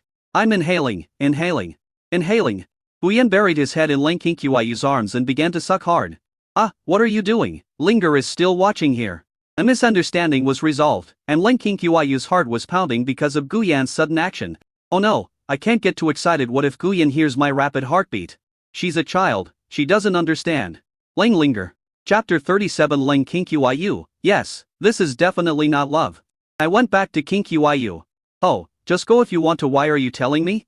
I like you like this, Qiu. You. Ling Qiu was furious at Guyan, who had already driven away before she had a chance to teach him a lesson. Listening to the sound of the car driving away, she shook her head helplessly. No, Qiu. Why can't you control your emotions every time you are in front of this man? You are the king of the night. As a king, you shouldn't have so many emotions in one person. This will affect your judgment in doing many things. While Ling Qiu covered his chest with his hands, his expression becoming very complicated. Am I really in love with Guyan? If you don't like it, how can you prove what happened today? When Guyan didn't come, she felt extremely nervous and uneasy. She was afraid that the other party had done something to let her down outside. But when he came back, she felt a joy in her heart that she could not even imagine. Why, just because Guyan stayed by her side? Is this all she needs to feel happy? This is so abominable. Why is this happening? I shouldn't be this kind of person.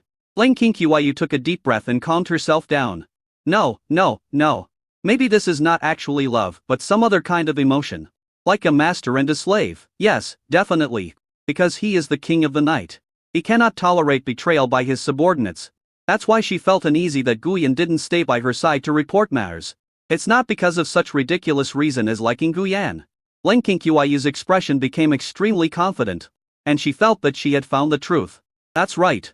It must be like that. And just at this moment, Ling Linger also rubbed her hands in the cold and walked out of the house. When she saw Ling Qinyu, she shouted, "Sister, Xiao Yugu said he wanted to treat me to McDonald's. Do you want to eat? I'll bring some for you next time you go." When Ling Qinyu heard this, he quit thinking mode and subconsciously frowned, saying, "Linger, I've told you so many times, Gu Yan is your brother-in-law. Don't be so disrespectful to him and don't call him a jerk. Also, go to bed later tonight and finish your math problems before going to bed. A college entrance examination is coming soon, so you better be serious." After saying this, regardless of Ling Linger's dazed expression, Ling Qinyu continued to think as he walked into the house. His expression also became extremely confident. "So that's how it is. I understand everything. In fact, this is not because I like Gu Yan at all. It was only in order to take away the Gu family in the future that she reluctantly stayed with Gu Yan as compensation. This is such a ridiculous farce. How could I fall in love with Gu Yan?" After figuring everything out, Ling Qinyu's mood improved a lot. By the way, Gu Yan seemed to have said before he left that he would also go to visit his friend's mother tomorrow. TSK, what a willful guy. Ling Qinyu frowned slightly. Who is that female friend named Wang Yelin, and why does she always want Gu Yan to go with her? Gu Yan had clearly helped the other party repay the debt. But in the end she still wanted Gu Yan to help her do this and that? What a shameless person. No, I have to let Meizu go and check out the situation. With an unknown feeling in his heart, Ling Qinyu went upstairs with his crutches.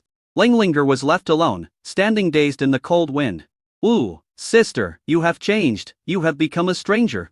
Ling family study. The atmosphere at this moment was a little weird.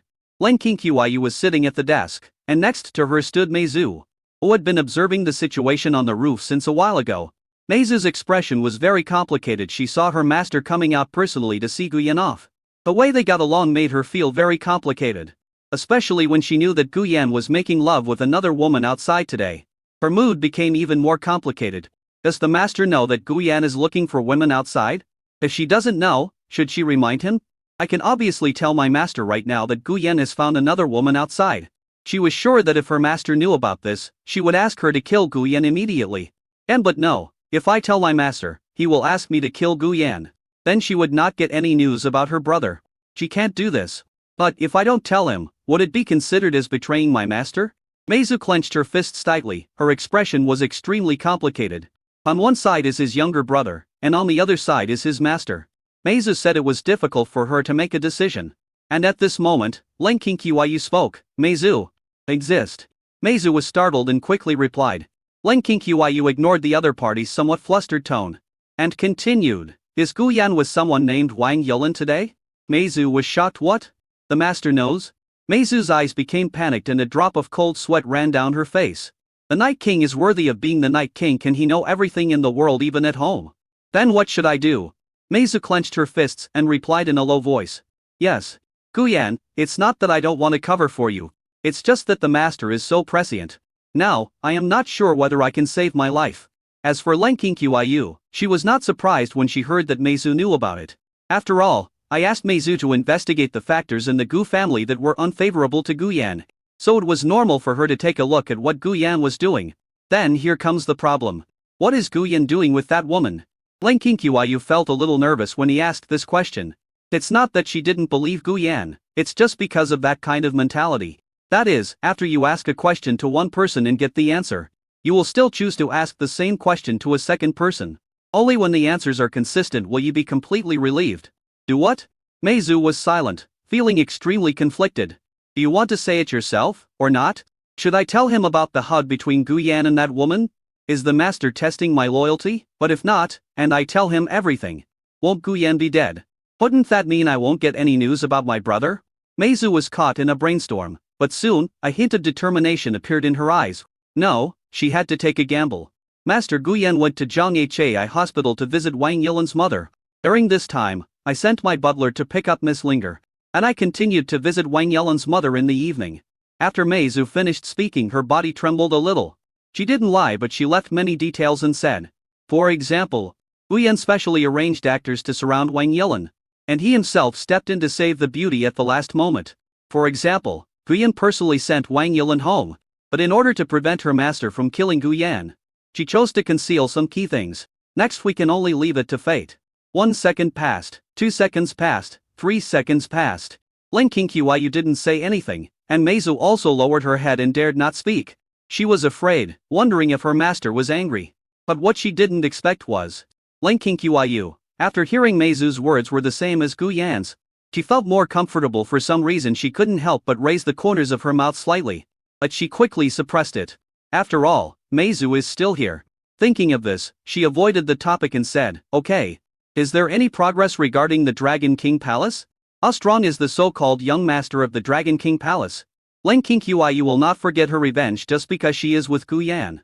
Meizu felt relieved when she heard that Ling Qingshuayu did not continue to ask about Gu Yan. She quickly replied, "Master, Shaolin is now working as a security guard at Tianyi Pharmaceutical. Tianyi Pharmaceutical is about to go bankrupt. So many people are gathering in front of the company to cause trouble.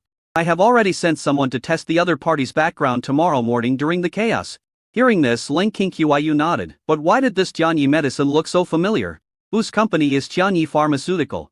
Master. It's from the Shen family, and it's currently headed by the eldest daughter of the Shen family, Chen Wanner. Oh, it's her. Hear this name. Ling Qingshuayu's expression became extremely cold. I don't know what she was thinking after a long while. She said calmly, "Go down." Meizu was pardoned and said, "Yes." Chapter 38. A powerful weapon against Shaolin, the destroying water. Family-oriented. In the bedroom on the 5th floor, Gu Yan's parents were looking out the window through binoculars with serious expressions. When I saw black car coming quickly from a distance, Bu Tianming finally breathed a sigh of relief. He put down the telescope and complained to his wife beside him. "Murong, take a look. This brat has been coming back later and later lately. I don't know where he has been fooling around." Su Murong also put down the telescope. After hearing what the bad man next to her said, she looked at him kindly. "Yin is Yin, and you are you. I haven't come to you to settle the score for what happened between you and Mr. Liu from XIN Technology today. Liu Shuqi's face is so sexy that it almost sticks to yours." Su Murong stretched out her hand, pinched Gu Tianming's face, and threatened, "You have a good relationship with Mr. Liu, how come I don't know that you know my best friend?" Gu Tianming was sweating coldly. "My dear wife, you are wronged. I was negotiating the contract at that time. How could I know that she came over? I swear I only love you." I don't care. I'm very unhappy. Don't sleep in the bedroom tonight." As for Gu Yan, he returned home humming a song.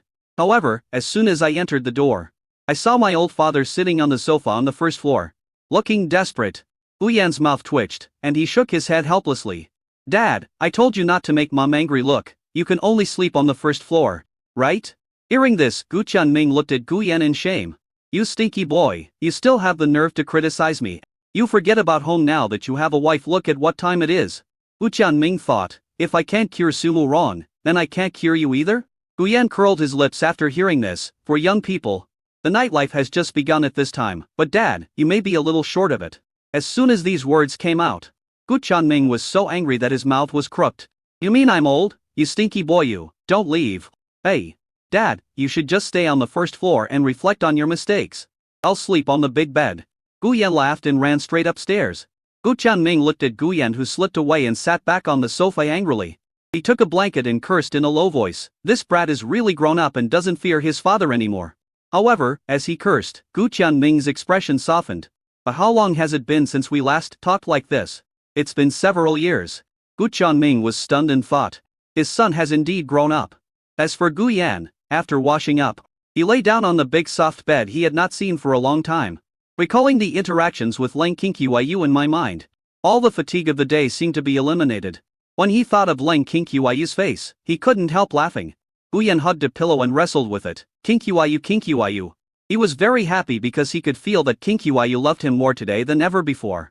Hey, how do you think Gu Yan felt it? Well, it's purely a man's sixth sense. By the way, system, check my pure love points. Gu Yan lay on the bed and called the system. Next second, buzz. A panel appears. Pure love points. 312 points. Seeing this number, Gu Yan smiled even happier. Very good. Then that should be enough to replace that prop. And judging by the time, Shen Wanner should come to beg him for mercy soon. Gu Yan clicked on the prop's interface. And I found an item worth 300 points. Eliminating water. Price 300 points. Introduction. This is an assassination potion developed with great effort by an ancient assassination family.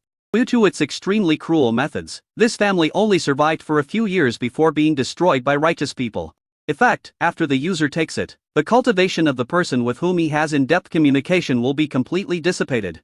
After reading the introduction and confirming that there was no problem, Gu Yan chose to redeem. The next second, a small purple bottle appeared in Gu Yan's hand. He took it in his hand, and the prompt message, "Destroying Power Water," automatically appeared on it. Aha, the greatest guarantee is here. The corners of Gu Yan's mouth rose slightly, and a hint of amusement appeared in his eyes. Although the means are despicable, as long as Shaolin can be dealt with, then everything is worth it. That's right, this bottle of power-killing water is colorless and tasteless, and nothing will happen to the person who takes it. But once someone has an in-depth conversation with the person who takes it, then the person you are communicating with will have their meridians completely severed and their cultivation completely lost. This is the most vicious way of assassination. Gu Yan showed a bad expression. According to the plot, Shaolin should have met Shenwaner by now if nothing unexpected happens. He has probably been deeply attracted by Shenwaner's appearance and temperament. But that suits him just fine. I'm really looking forward to seeing your expression falling from heaven to hell. Shaolin. Gu Yan smiled maliciously, then put away the power-destroying water. Go to sleep. I will improve my relationship with Wang Yilan as early as tomorrow. Then I will go and hang out with King Qiu. Chapter 39 Face to Face with Shaolin. Early the next morning. Yulin Community. Wang Yilan's home. After a night, Wang Yilan felt that what she said to Shaolin last night was really too much. So his attitude towards Shaolin's softened slightly in the morning. After all, judging from the fact that Shaolin had helped him drive away the thugs before, Shaolin is a kind person who is willing to help others. The reason why he slandered Gu Yan like that last night was probably because he was afraid of being cheated. I was the same, I was too impulsive and said something too harsh. Beautiful sister, are you still going to work today? Do you want me to take you there? My boss gave us an electric scooter for transportation. Shaolin also felt that Wang Yilan's attitude towards him had become much gentler than last night. So he started to smile as well. Wang Yilan paused for a moment after hearing this.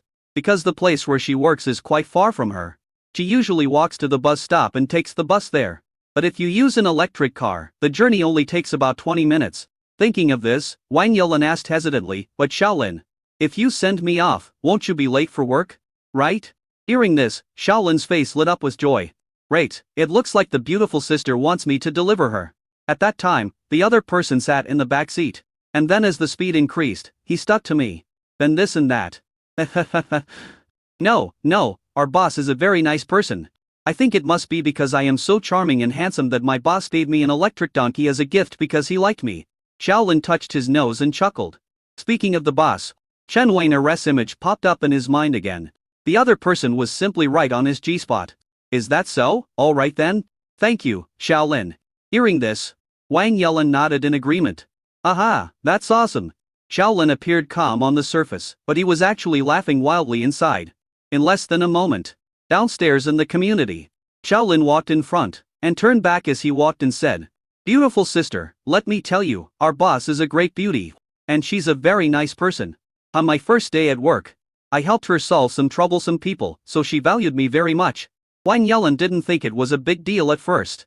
But after listening to the rest of the story, what did Shaolin say about unruly people and troublemaking? This made her feel a little uncomfortable. All people are equal, and everyone has their reasons for causing trouble. So how can there be any so-called troublemakers? For a moment, she had no interest in listening to what Shaolin said next. Shaolin also noticed that Wang Yilan didn't seem to want to continue listening. So he smiled awkwardly. Just when I wanted to end the topic. Suddenly, he saw that Wang Yilan's expression gradually became one of surprise. And there was even a hint of happiness in that surprise. What's going on? Shaolin was stunned, and he looked in the direction Wang Yilan was looking. Just see. A luxury car stopped at the gate of the community. At the same time, a handsome and extraordinary man walked down. "Hi, good morning, Sister Yilan." Gu Yan leaned against the car, stretched out his hand and greeted Wang Yilan with a smile. He was wearing a stylish gray coat today, a turtleneck sweater underneath, and a pair of slim jeans. With his good looks and temperament, as well as the help of his martial arts skills, his figure has become even better with a hazy muscular look. It immediately made Wang Yilan's heart beat faster. When she heard Gu Yan's words, she quickened her pace, passed Shaolin and walked in front of Gu Yan. His expression was somewhat happy. And he asked in a surprised tone, "Why are you here?" Gu Yan shrugged and said with a smile, "I remember Sister Yilan. You said that the place where you worked in the morning was far from your home.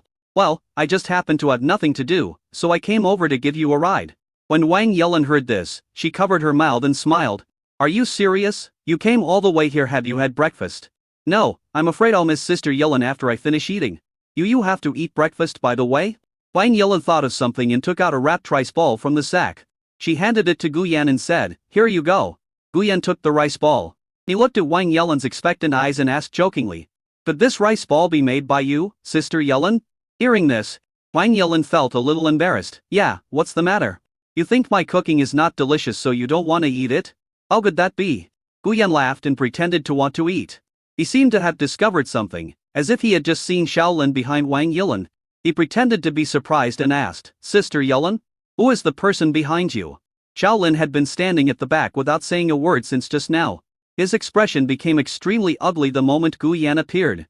He clenched his fists tightly and looked at Guyan, who was chatting and laughing with Wang Yelin with jealousy and anger. Damn rich people. Shaolin felt very unwilling as he looked at Wang Yelin, who became extremely happy because of Guyan's arrival. The conversation between the other party and Guyan seemed very natural, and Wang Yelin also seemed very happy.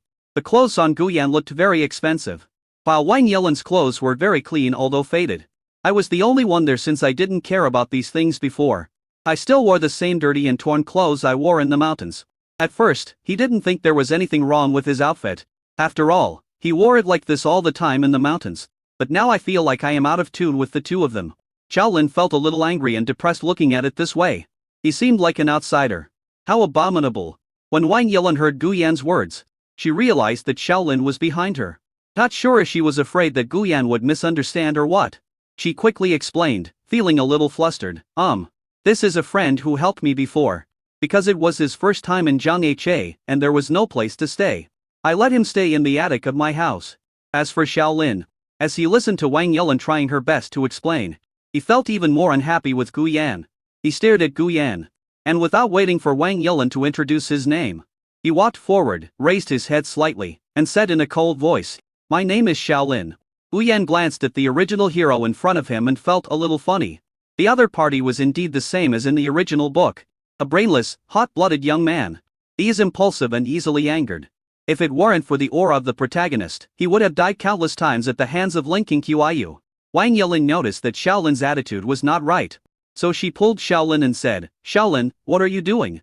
Chapter 40, Shaolin's defense is broken, and the relationship ends completely. Wang Yelin was a little worried that Guyan would be angry about this. But to her surprise, Guyan shook his head, stretched out his hand to Shaolin, and said kindly, hello, Shaolin, my name is Guyan. Since you are Sister Yelin's friend, you are also my friend. Seeing this scene, Wang Yelin felt relieved. It was great that Guyan was not angry. She was afraid that the two of them would get into a conflict, and then she wouldn't know who to help. However, after this comparison, Wang Yelin's impression of Guyan became better. Shaolin also noticed that Wang Yelin's eyes became gentler when she looked at Guyan. He was angry, damn it. Shaolin looked up at Guyan, who was smiling. However, as he had practiced for many years and fought against wild beasts in the mountains, he could clearly sense it. Beneath Guyan's smiling expression, there is a malicious intent more terrifying than those man-eating beasts. That's right, Shaolin had been extremely alert since the first time he met Guyan. Shaolin could feel the malice directed towards him from the other party. Although the other party tried his best to conceal it, he still sensed the strong malicious aura. This man is dangerous. Shaolin gave this evaluation to Guyan. The other party's purpose in approaching Wang Yelin must be impure. So he looked at the hand that Guyan stretched out. Since you want to die, don't blame me for giving you a hard time. Thinking of this, Shaolin also stretched out his hand and shook it, staring at Guyan, and said in a cold tone, your name is Guyan, right? I don't want to be friends with you, but I advise you to put away your little thoughts and stay away from Magnolia. When Guyan heard this, he showed a very surprised expression. What are you talking about? My own little thoughts. His expression became a little awkward. Guyan looked at Wang Yelin, who also looked unhappy. Sister Yelin, did your friend misunderstand something? Should I explain? Wang Yelin shook her head after hearing this. She took a deep breath and said to Shaolin, her tone becoming more serious. Shaolin, Guyan is my mother's student. How could he have any thoughts towards me? What you said was so disrespectful. Shaolin, apologize to me. An apology? To this man? As Shaolin listened to Wang Yelin's words, anger surged in his heart. He gritted his teeth and stared at Guyan. This man. Are you actually using this kind of acting skills to deceive Sister Yellen? Okay, in that case, I'll give you a taste of pain. Thinking of this, Shaolin held Gu Yan's hand and exerted a little force. He held on tighter and tighter. As for Gu Yan, he felt that Shaolin was gradually gaining strength and holding his hand. However, it seemed as if some energy was blocking this grip. So Gu Yan didn't feel anything. However, for the sake of the plan, he pretended to change his expression and said in pain, "Brother Shaolin, you should let go. You're squeezing too hard." Gu Yan's face was pale, and he twisted his body and crawled against the car door. But Shaolin didn't let go. When Shaolin saw the other person's miserable appearance, the depression in his heart was swept away. You deserve it. Ordinary people should act like ordinary people. How can ordinary people compare with a genius like me? At the same time, when Wang Yilan saw Gu Yan like this, she was so scared that her face turned pale. She hurriedly ran to Gu Yan and held his arm. And he shouted at Shaolin, who was still holding Gu Yan's hand and whose expression was gradually smiling. "Shaolin, let go. Are you going to kill Gu Yan?" When Shaolin heard this, he quickly let go, knowing that he had gotten into trouble. Gu Yan is an ordinary person after all. If he shakes his hand, the other person's hand bones will most likely be broken. However, seeing Wang Yilan defending Gu Yan so much, he felt even more unhappy and said, "Sister Yilan, don't keep defending him. This man named Gu Yan is a scumbag. The bad smell on him almost makes me vomit." "Don't." Bang! The sound stopped abruptly. Plop, plop. Shaolin felt his brain swelling and his cheeks burning. What is happening? Was I beaten? He looked towards Wang Yilan with some disbelief. The other party raised his right hand to slap his left cheek. Wang Yilan's eyes were red and tears flowed from her eyes. She looked at Shaolin, who was slapped by her, with disappointment and said, "Shaolin, you are going too far. I didn't expect you to be such a person. I really misjudged you." "I didn't. Gu Yan is really a bad guy. Yilan, you will definitely be miserable if you stay with him." Shaolin's expression was a little dull. He couldn't believe that the beautiful sister would say such words to him. "Shaolin, I'm very grateful that you saved me before. I can't let you insult my mother's students like this." "No, I didn't insult." Shaolin stretched out his hand, wanting to explain something. However, he saw Gu Yan's face out of the corner of his eye. The other party, from an angle that only he could see, was actually. There was a hint of vicious sneer. That sarcastic look that did not hide his true face at all. A moment. Boom. You hypocritical guy. Get away from Magnolia. Go to hell. Shaolin was instantly overwhelmed by anger and rushed towards Gu Yan with his fists raised. When Wang Yilan saw this, she screamed in fear, "Shaolin, what are you doing?" Without time to think, Wang Yilan rushed forward and stood in front of Gu Yan. Bang! Shaolin's fist didn't hit Gu Yan, but hit Yu Yulan. "Why do you?" Shaolin looked pale-eyed at Wang Yilan, who was standing in front of Gu Yan. The opponent suddenly rushed out, and although he tried to reduce the force in a hurry, he did hit Wang Yilan on the back. The other person was just an ordinary person. And he took my punch. "Yu Yulan, are you okay?" Shaolin walked forward trembling and wanted to check on Wang Yilan's injuries. However, bang! Gu Yan stretched out his hand and slapped away Shaolin's hand. His pale face disappeared, and was replaced by an indignant and angry expression. "Look at what you have done. You bastard, I didn't expect that Sister Yilan would have a scumbag like you around her." Sister Yilan, are you okay?" Gu Yan hurriedly supported Wang Yilan, whose body was trembling and whose face was pale. "No, it's okay." Wang Yilan took a breath while suppressing the severe pain. She held Gu Yan's arm and turned to look at Shaolin with a pale face. Seeing the other person's pale and flustered face, she shook her head weakly and said in a disappointed tone, "Shaolin, you should move out of my house today. I can't have someone like you living in my house." Wang Yilan's good impression of Shaolin disappeared at this moment. She was so disappointed with Shaolin. What's the difference between this punch and killing someone? It was a good thing that the punch hit her. Looking at his expression, it was obviously intended for Gu Yan's face. "I absolutely cannot let such a dangerous person stay with me again. Sister Yilan, I'll take you to the hospital." Gu Yan helped Wang Yilan get into the car, feeling very amused at the same time. Unexpected. This progress is coming too fast like a tornado. I can't even imagine it. Varied. When Shaolin heard this, he froze. He held out his hand, trying to explain something. However, Wang Yilan had already gotten into the car with Gu Yan. Boom! The car started and disappeared from Shaolin's sight in an instant. He stood there blankly, not understanding what he had done wrong. "I just want my beautiful sister not to stay with that dangerous man. What on earth did I do wrong?" Shaolin muttered to himself. At this time, dark place. Meizu watched the whole process with a frown. She looked at Shaolin, who was standing there with his head down. Speechless lie. Is this the future heir of Dragon King Palace? How could he suffer such a great blow because of a woman? However, Gu Yan was really amazing. He was able to make the heir of the Dragon King Palace lose his temper without wasting a single soldier. Oh no. Meizu shook her head. Gu Yan didn't know that this person was the young master of the Dragon King Palace. It was really a coincidence. While it seems that this young master is nothing special, so it would be okay to just let his subordinates test him casually, right? When Meizu thought of this, her figure disappeared from the place. Chapter 41. I don't eat rice balls. Zhangye Hospital. In a single luxury ward. Where is this place? On the hospital bed. Wang Yilan slowly opened her eyes. She looked at the unfamiliar ceiling, feeling a little dazed. Wang Yilan remembered that she seemed to lose consciousness in the middle of the process because of the excessive pain. Are you in the hospital? Gu Yan sent me here? Are you feeling better? At this moment, a voice that made her feel at ease sounded from the side. Wang Yilan turned her head and saw Gu Yan sitting on a chair, looking at her with concern. Seeing this scene, Wang Yilan felt warm in her heart and shook her head. It's okay. As she spoke, her eyes dimmed. I'm sorry. I didn't expect Shaolin to be this kind of person. When Wang Yilan said this, she felt extremely guilty. As if she had almost put Gu Yan in a dangerous situation.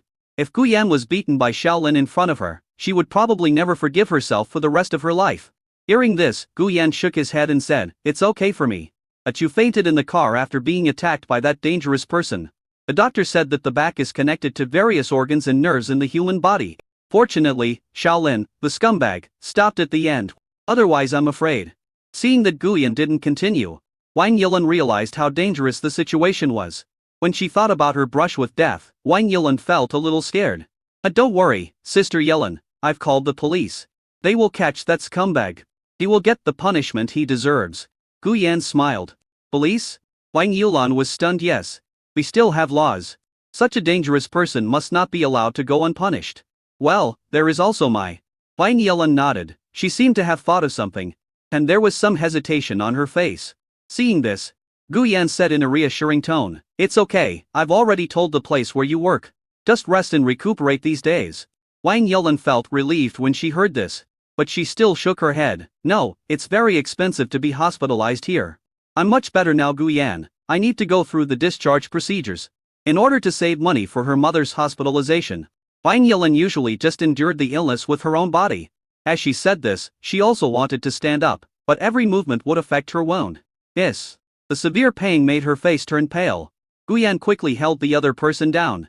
Sister Yilan, don't move. Money is not a problem. The most important thing for you now is to have a good rest. No, Wang Yilan wanted to struggle to get up. She shook her head anxiously. She wanted to say that she didn't have that much money, and she didn't want Gu Yan to spend money on her.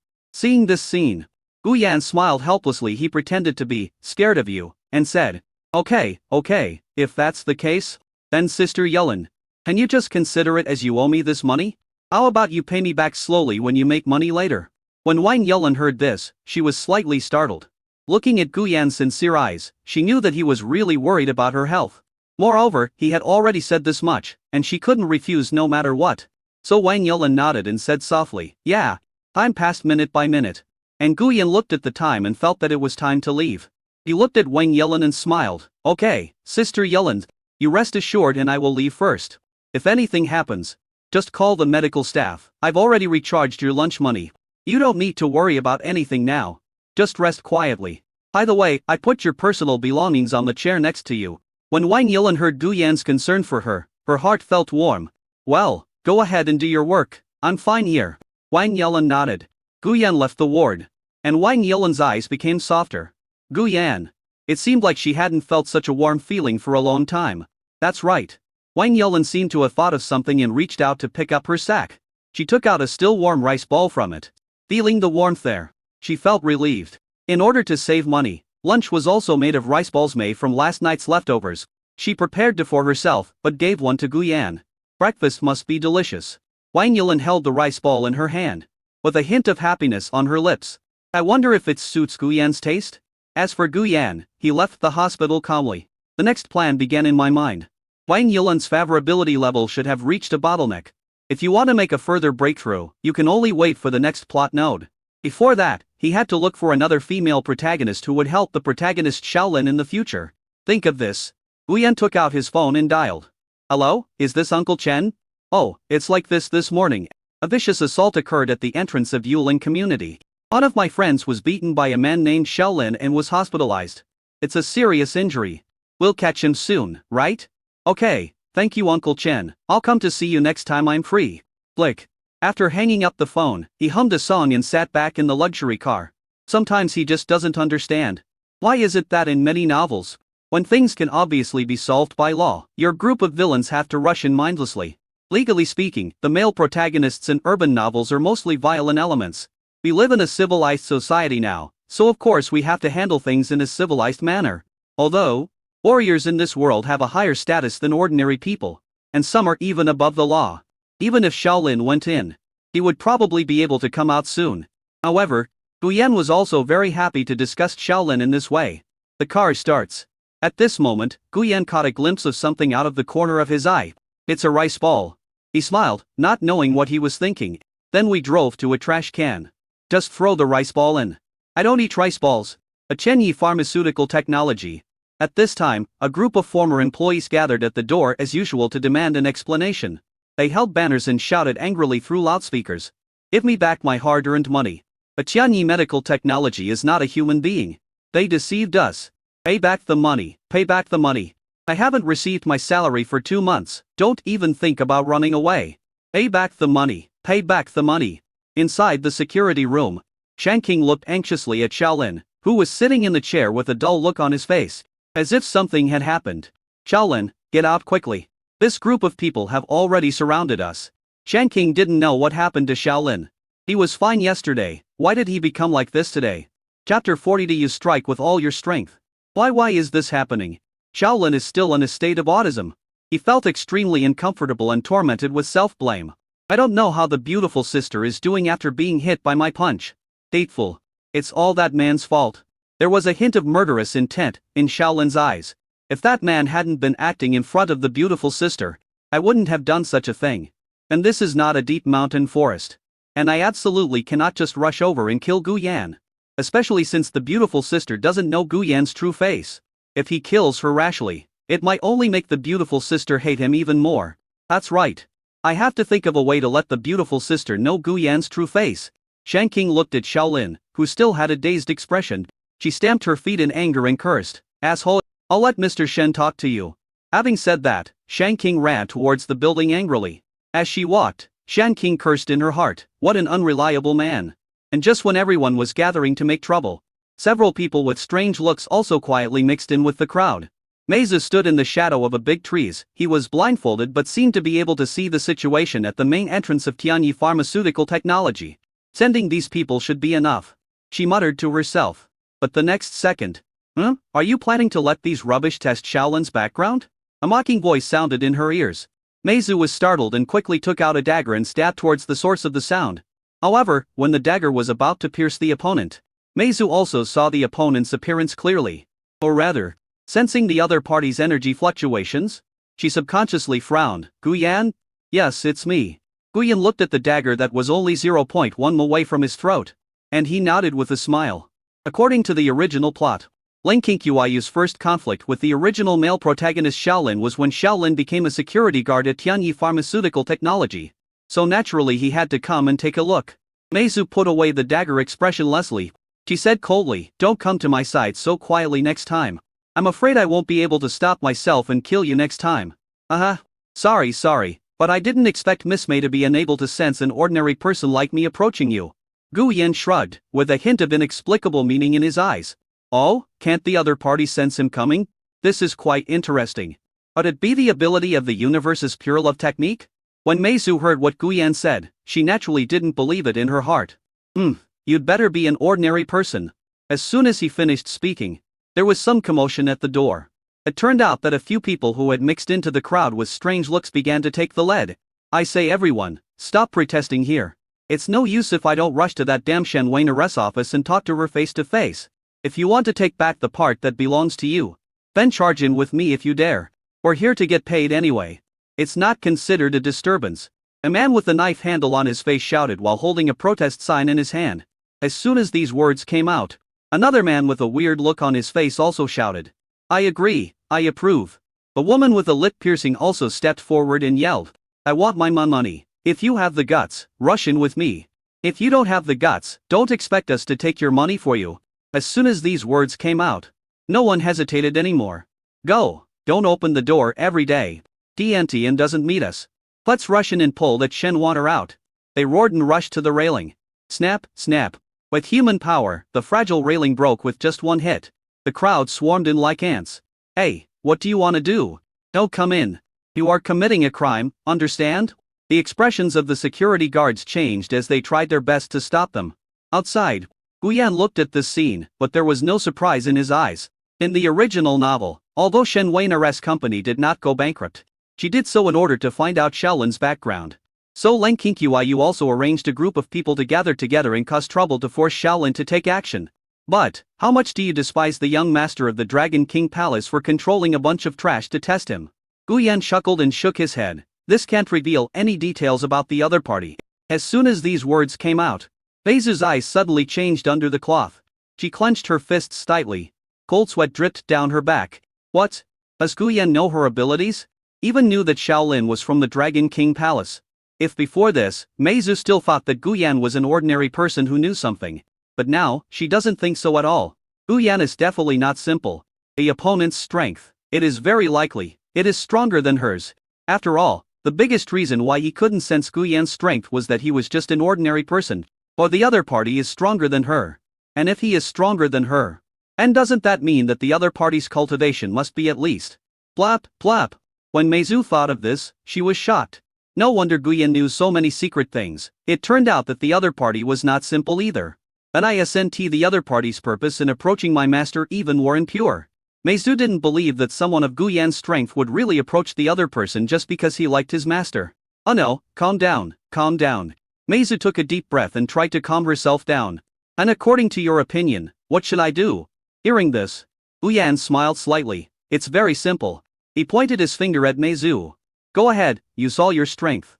I take action. Meizu frowned slightly. Just a young master of the Dragon King Palace. Does he need me to take action myself? Still need to use all your strength? According to their normal thinking, generally, they would send some minions to deal with Xiaolin. If the minions were defeated, they would send stronger ones. If a stronger one is defeated, send a stronger one. Only when all the people sent out are defeated by Xiaolin, then it will be their turn to take action. Otherwise, it would be too cheap. That's right, don't think I'm joking. Guyan's expression gradually became serious. Xiaolin's strength. Is that of a master? As soon as these words came out, boom. Meizu's mind went blank. Xiaolin's strength is actually that of a Grand Master? How is that possible? You have to know that there are warriors in this world. The levels of cultivation are divided from low to high into third-rate warrior, second-rate warrior, first-rate warrior, acquired innate, master, Grand Master. In this world, there are very few people who can become warriors. There are probably no more than 10 Grand Master level people in China. And a Grand Master hasn't appeared in 10,000 years. It can be said that Grand Master is the highest level in this world. It is no exaggeration to say that there are indeed very few people who can become masters. And Guyan actually said that Xiaolin was a master? A 24-year-old young man. That's not right judging from the situation. Guyan might also be a master. What's going on? Is the Grand Master so worthless now? No wonder, no wonder, no wonder. After the shock, Meizu murmured to herself. No wonder when she checked Xiaolin's cultivation, she could only sense the aura of a first-rate warrior. She also wondered how such a person could become the next heir to the Dragon King Palace. It turned out that he was hiding his cultivation level. In that case. Okay, I understand. Meizu nodded solemnly. As if she was facing someone who became a master at the age of 24. Then, she will definitely go all out. Try to find out more about the opponent's abilities. Seeing this scene, a smile appeared in Guyan's eyes. When Xiaolin first appeared on the scene, he had already reached the peak level of an early Grand Master. Extremely powerful. Guyan naturally didn't think of letting Meizu, whose current strength was only at the early stage of the innate realm, kill the other party. His purpose was actually something else. There was a gleam of light in Guyan's eyes, and the corners of his mouth rose slightly. The name of this plan is Operation to Weaken Xiaolin's of Great Speed, which is like a cheat. Chapter 43. Don't insult me, Miss May. What? You said Xiaolin refused to go out? As Shen Wanner listened to the report, anger suddenly appeared on her face. What's up with this new security guard? Weren't we talking peacefully yesterday? Why did this happen today? Damn, it turns out that no man is reliable. Shen Wanner looked unhappy. Boss Shen look. At this moment, Shan King seemed to see something from the floor-to-ceiling window, and her face suddenly became panicked and she shouted. Shen Wanner had a bad feeling and hurried over to look down. Suddenly, her face turned pale. I saw that the rioters who were originally protesting with protest signs downstairs of the company broke through the railings and rushed in. Those security guards were no match for them at all. Judging from the situation, it won't be long before they rush upstairs to the company building. Boss Shen, what should we do? Shan King is just a secretary. How could she have ever seen such a scene? Shen Wanner took a breath, pretending to be calm. She shook her head, a look of determination in her eyes. It has come to this. She clenched her fists tightly. Shen Wanner felt extremely conflicted and resistant. Originally, she had imagined that Gu Yan treated her like this just to attract her attention. So she never looked for the other person since that day. But now it seems that if she doesn't find the other party, gee, I don't know how I will be treated by the irrational mobs. I am so unwilling. Just a Gu Yan. Shen Wanner clenched her fists, her eyes revealing great unwillingness. I originally thought that I could delay some time with the help of that good fighting security guard. But now it seems that these security guards are really unreliable. Mr. Shen. Shan King looked at Shen Wanner with worry. She realized that her boss seemed to be about to do something that would make the other party extremely annoyed. As for Shen Wanner, she finished thinking and said seriously, Shan King, let's go down. Mr. Shen, go down? Shan King was dumbfounded. These people were a group of rioters who had not received their salary for 2 months and had just learned that the company was going to go bankrupt. If this continues, it doesn't matter if everything goes well. The company will be back to normal tomorrow. Shen Wanner shook her head and sighed softly. Shan King didn't understand all this, but she believed in her boss. And for a moment, she was no longer so depressed. He smiled and said, okay, give me back my money. Tianyi Pharmaceutical is not a human being. Shen Wanner is a big liar. Inside the security room, Shaolin lowered his head and thought about how to expose Gu Yan's true face in front of the beautiful sister. At this moment, he had no intention of dealing with the noises outside. And just at this moment, everyone, please listen to me. I am Shen Wanner. Something went wrong in the company. So it caused some bad effects. This also gave some villains the opportunity to lead the trend. But it doesn't matter, please believe me, by the end of this month at the latest, the company will resume normal operations. And the wages owed to you can be repaid. A voice came from outside that shocked Shaolin's heart. This sound is, Mr. Shen? Shaolin's face lit up with joy, and he ran excitedly to the security room and looked outside. The plan that I had just thought of in my mind, how to expose Gu Yan's true face in front of the beautiful sister, completely disappeared. Shen Wanner also saw the new security guard Shaolin walking out of the security room. She rolled her eyes inwardly. These bastards hide away when something happens. And I have to show up myself in the end. When the people who just wanted to get their wages and didn't want to make a big deal out of it heard this, they all looked at each other in bewilderment. They are all ordinary people. In their eyes, Tianyi Pharmaceutical is one of the companies with larger output value in Jianghe, the city. It is also impossible to just go bankrupt or run away. It's just that they aren't sure because the person in charge has not shown up. Now that Tianyi Pharmaceutical's boss Shen Wanner has come forward, they naturally put aside their anxiety and worries. All of a sudden, the tense atmosphere began to disappear. One by one, they put down their protest signs. Boss Shen Han, it's not that we don't trust you, but you must keep your word. Yes, we have old people above us and young children below us. Is the company really going to go bankrupt? Listen to the problems in front of you. Shen Wanner explained patiently with a gentle expression. Everyone, since I am standing here, everything I say is true. Everyone can go back and wait for your salary to arrive without any worries. At this point, Shen Wanner also made a little joke to ease the atmosphere. During this period, you can just take it as a holiday. After hearing this, everyone put aside their doubts and smiled. Shaolin looked at this scene, with admiration in his eyes becoming even stronger. Hey, my boss is so handsome. I like this kind of city girl. And at this time, from a distance you can see the whole view of this place under a big tree. Meizu frowned as she saw that things were almost over. Gu Yan, why don't you let me take action? Seeing this, Gu Yan shook his head and said in an inexplicable tone. You need to take action, but not now. When it's night time, you'll have a chance to make a move. But now, it's not a problem for me to let you see Shaolin's strength. As he spoke, Gu Yan slightly turned his eyes and said, let your shadow slaves attack that Shen Wanner. Click. Meizu's expression remained unchanged, but her heart skipped a beat. Gu Yan actually knew her abilities? But Meizu suppressed her shock and asked in confusion. Attacking Shen Wanner. That wasn't you. Before she finished her words, she felt cold sweat all over her body. I saw Guyan looking at her with a calm and indifferent look, but just this look made her feel extremely scared and panicked. She quickly lowered her head, shocked. Meizu was a little bit unbelievable. She seemed to see in Guyan the aura that her master had when he wanted to kill someone. But soon the coldness disappeared, and Guyan put on a smile again.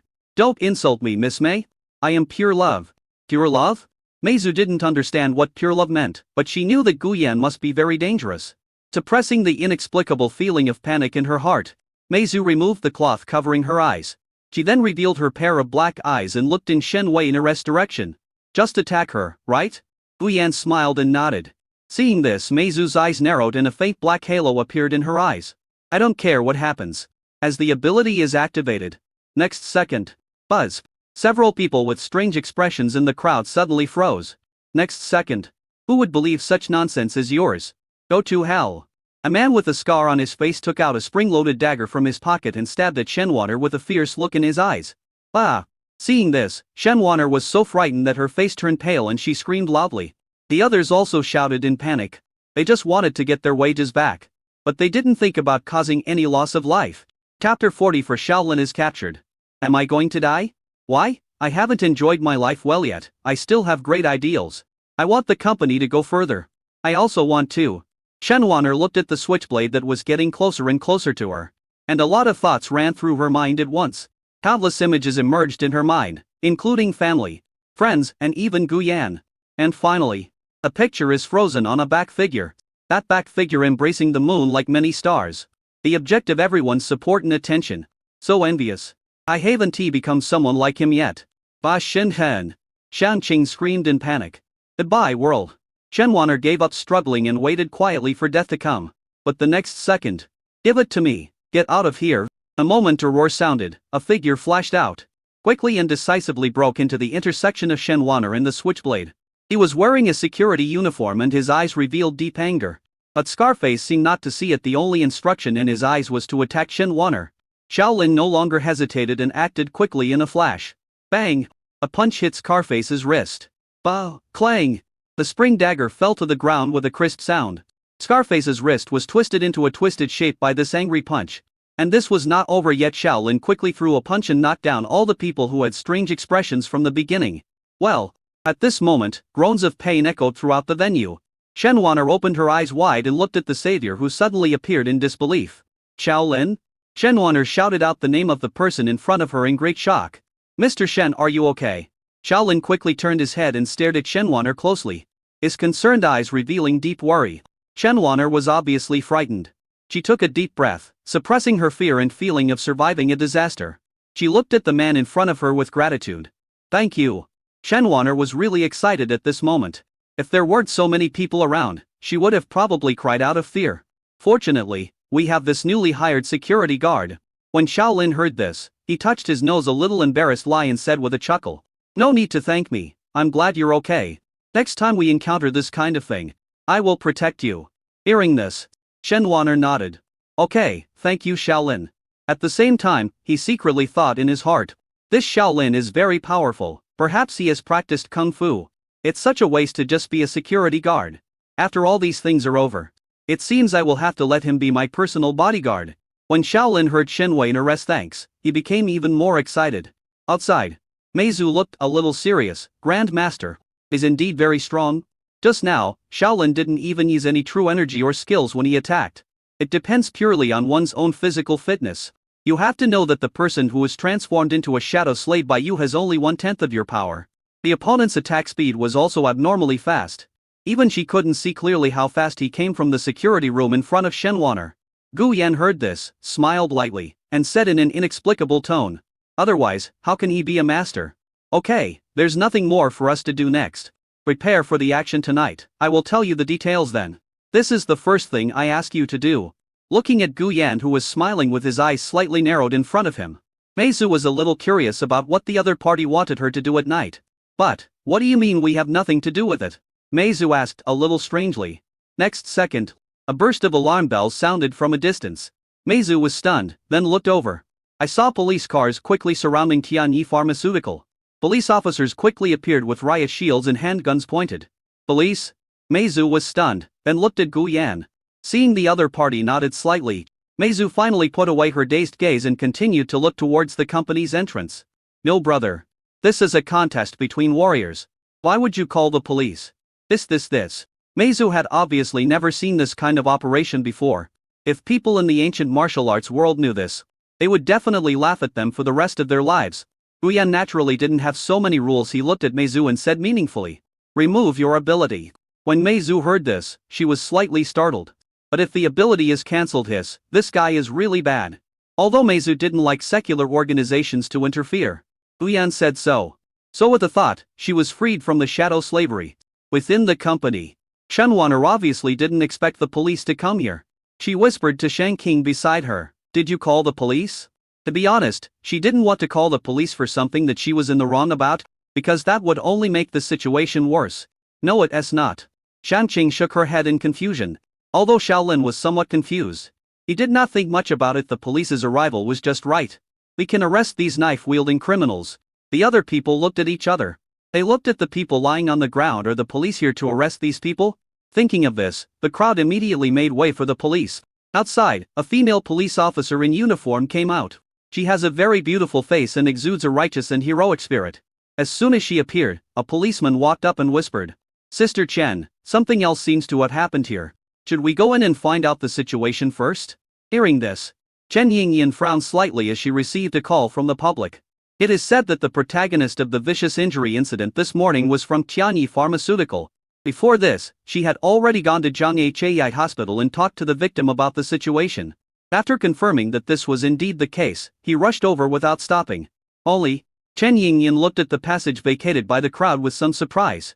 There were several people with knives lying in a disorderly manner over there. Could they be the culprits of the assault this morning?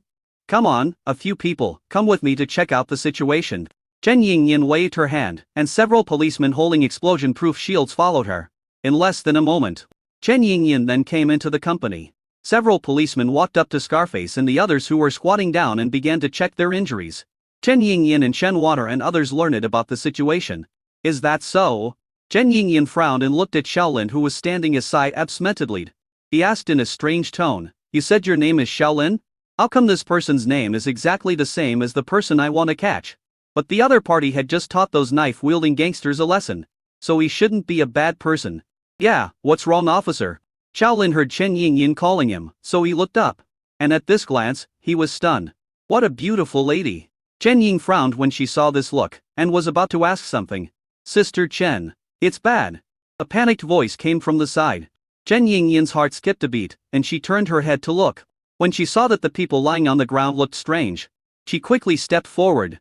When she found out that these people were really dead, her expression became extremely ugly.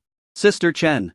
The young policeman sounded a little scared. It was the first time he had encountered something like this. When Shenwaner heard that someone was dead, her face turned pale and she subconsciously looked at Shaolin. The latter was stunned and quickly explained, "How could it be? Although I attacked them, I didn't hit their vital parts at all. At most they should stay in bed for a few days." It would have been fine if this had not been explained. Because once it was explained, it proved that all of this was done by Shaolin. Chen Yingyan's eyes were angry, and she gave an order. "Catch him." Shaolin was stunned, and before he could react to what was happening, he was pinned to the ground by the police who rushed over. He could have just broken free, but he knew this was not in the mountains. So he kept explaining, "Hey, wait, I really didn't kill them.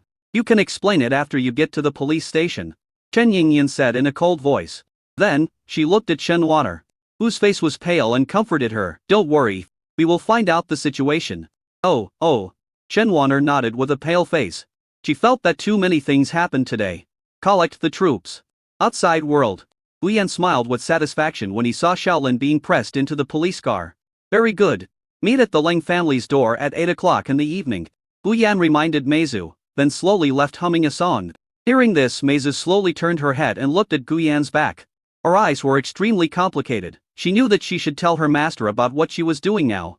"Can for my brother." "Sorry, master." Chapter 45, I haven't seen you for a long time.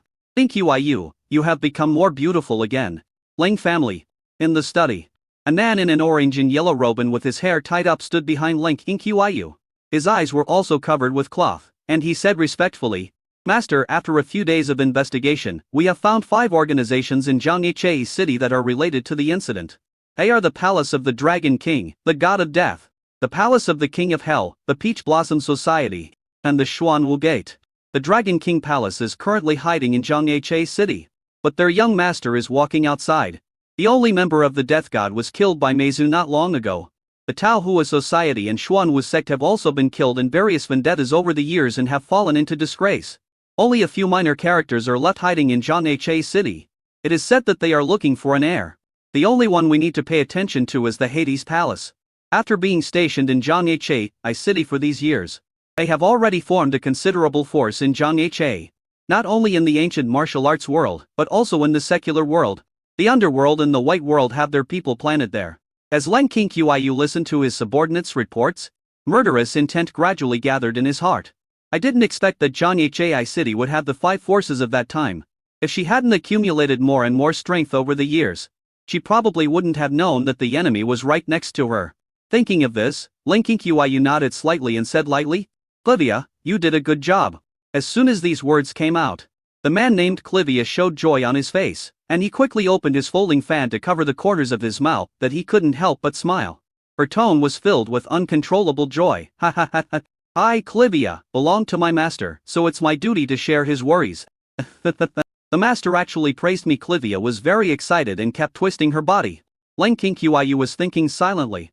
The young master of the Dragon King Palace has sent Meizu to find out the details. If the opponent's strength is average, then killing the young master first is also a good choice. If you are very strong, then put it aside and temporarily look for the remnants of Taohua Society in Xuanwu Gate, and then defeat them one by one. Think of this. Leng Qingqiu was about to say something. Suddenly, her expression changed, as if she had sensed some presence. He immediately stood up, turned around and said to Clivia, "Let's go." Clivia was stunned. "Leave? But I still have something to say. For example, my admiration and respect for my master, and some poems I wrote to praise his heroic spirit."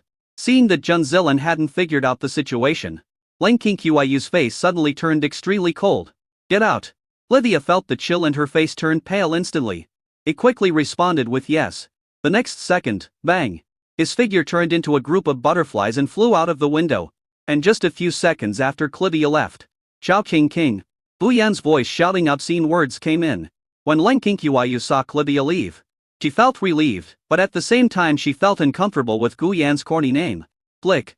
The door opened. "Xiao King, free. Here I come." Gu Yan pushed the door open naturally. Then he saw Leng Qingqiu standing in front of the window. He immediately rushed over with a smile, intending to give the other person a loving hug from behind. But who would have thought that Leng Qingqiu seemed to know what he was going to do? And she dodged and left Gu Yan empty-handed. Gu Yan was not discouraged when he failed to hug her. He stood up straight and looked at the indifferent Leng Qingqiu with a smile, and said, "Xiao King, what are you doing?" As he spoke, he looked left and right, and then came to a conclusion. "I haven't seen you for a long time, Qingqiu, you have become more beautiful again." This guy. Leng Qingqiu originally wanted to act calmer in front of Gu Yan. After all, she is the controller of the night organization. The standard must be very high. And why did I hear this bastard's voice and what he said? I can't help but break my composure.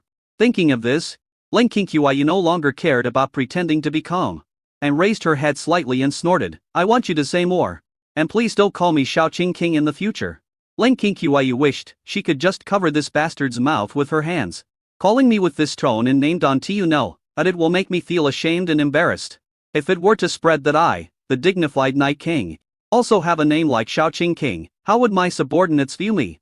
Having said that, always come here when I am deploying work. But if you discover my secret, if an ordinary person like you gets involved in the disputes among us ancient warriors, it will be difficult for you to escape. Leng Qingqiu felt very dissatisfied when he thought of this. This man has to cover up on his own every time, alas. Come to think of it, I didn't see him this morning. So why is he here at this time? Leng Qingqiu seemed to have thought of something. His expression turned cold, and he said, "Tell me, is your friend's mother okay during the visit?" "What?" This morning, Linger was clamoring for her brother-in-law to take her to McDonald's. But it was your housekeeper who showed up. Wu Yan felt a little ashamed. He had no words to express his pain, so he could only cough dryly. Naturally took Leng Qingqiu's hand, and then led her back to the desk. Touch the objective pure love, points 1. Then, with an expression that said, "I only love you," he said, King Qiu, believe me, there's really nothing between me and my friend. I am too kind-hearted, so I can't bear to see others suffer so much. Hearing this, King Qiu shook off Gu Yan's hand, turned his head and said, I didn't say anything about your relationship with your friend. Why are you rushing to clarify here? And they are in dire straits. There are so many people in this world who are in dire straits. Why haven't you ever helped anyone? King Qiu didn't know why he said these words. I don't know why I felt a little irritated when I thought about Gu Yan going to see that woman named Wang Yelin again in the morning. Of course, King Qiu didn't think that she fell in love with Gu Yan.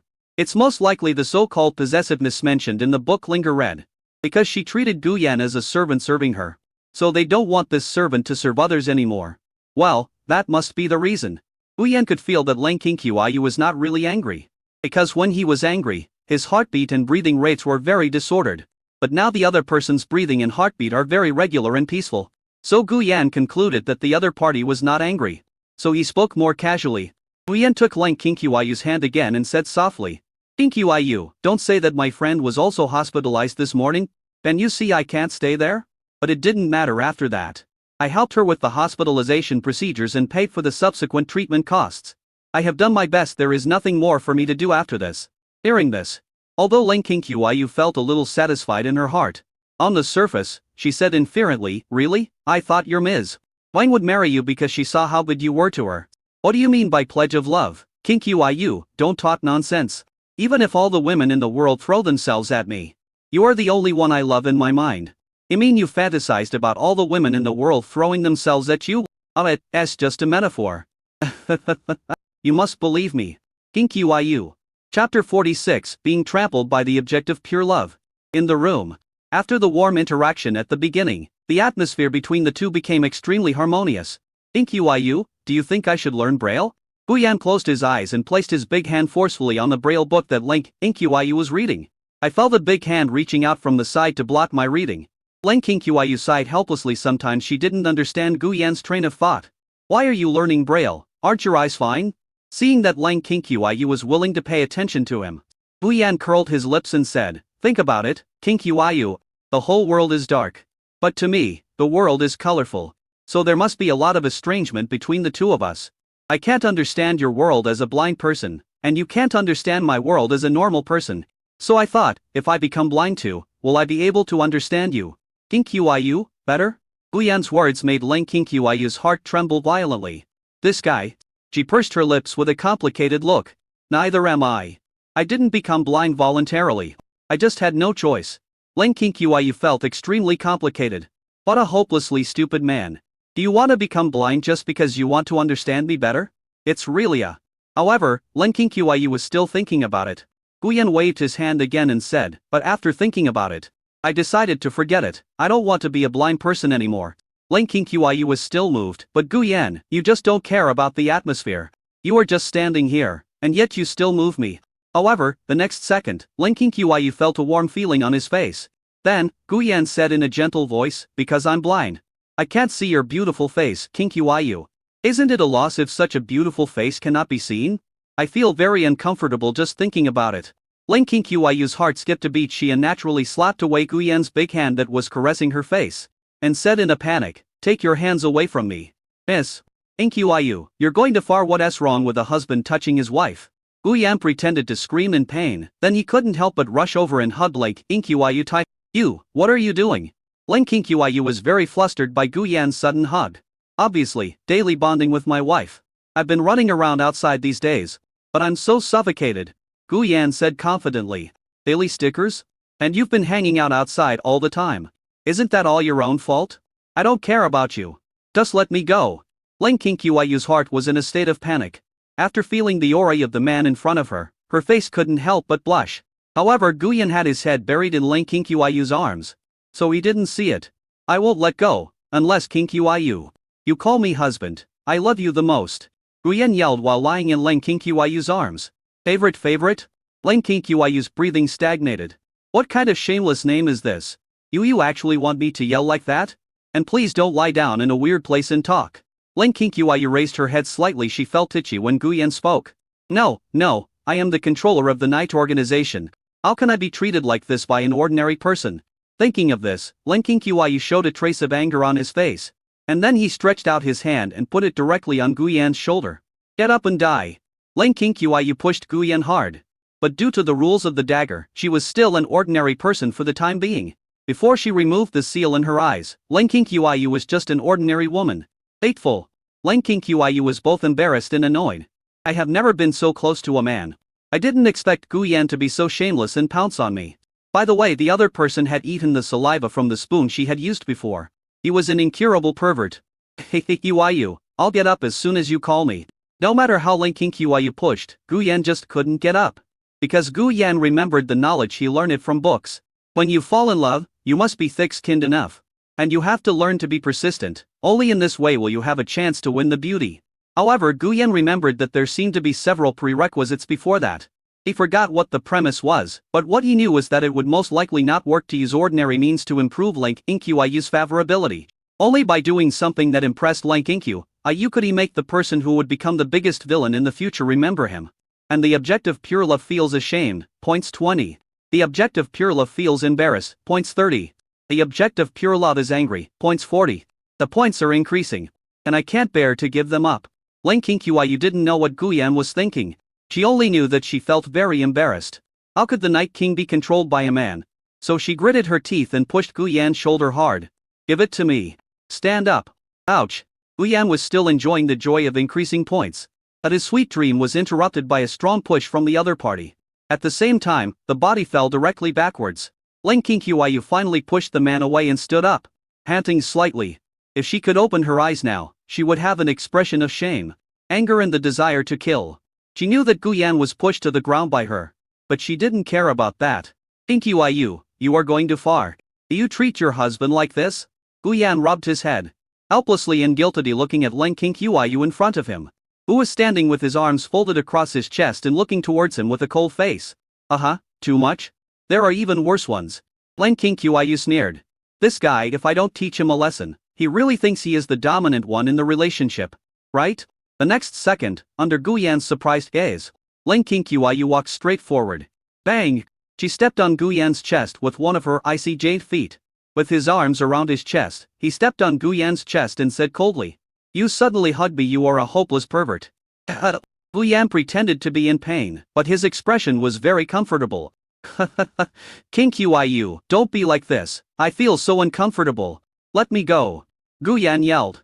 Ling Qiyu couldn't see Guyan's expression, but she could hear his miserable cries, and the corners of her mouth couldn't help but rise slightly.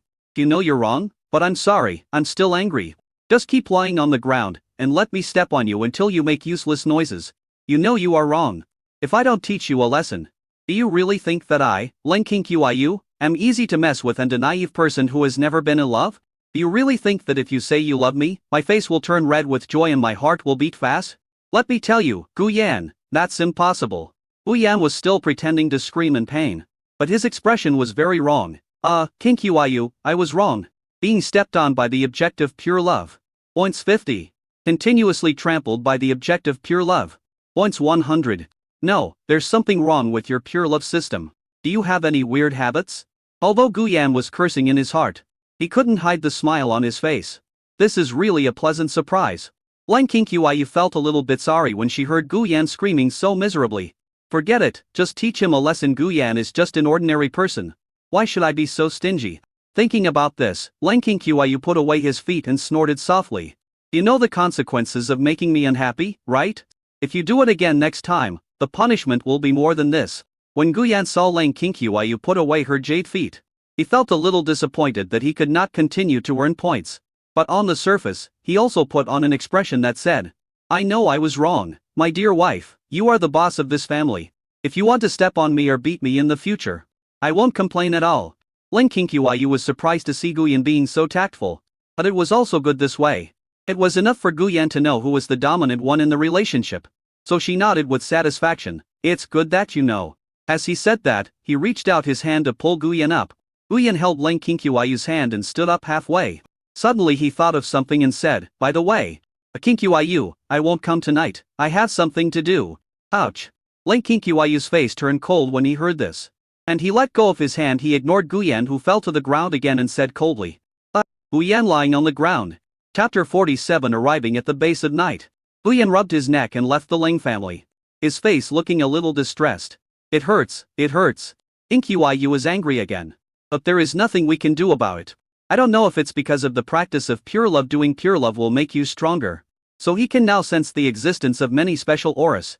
For example, as soon as he stepped into the Ling family's gate, he realized that there was actually another person in the study besides Ling Qiyu.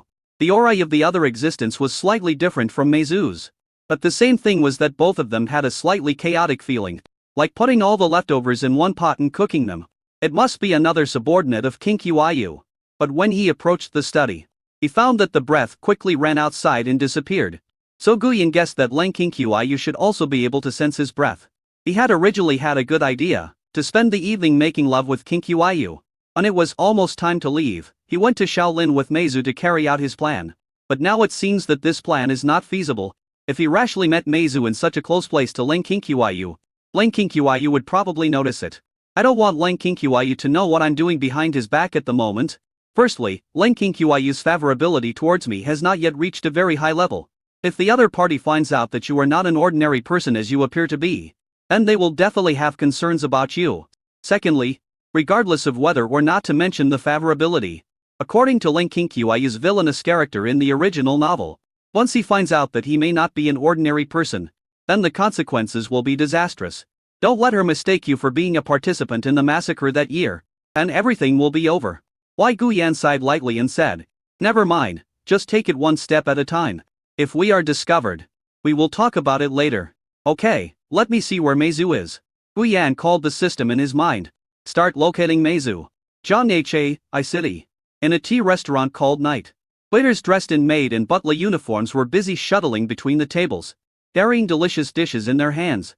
In front of the cash register in the restaurant, a middle-aged man wearing sunglasses was observing everything in the store in an orderly manner.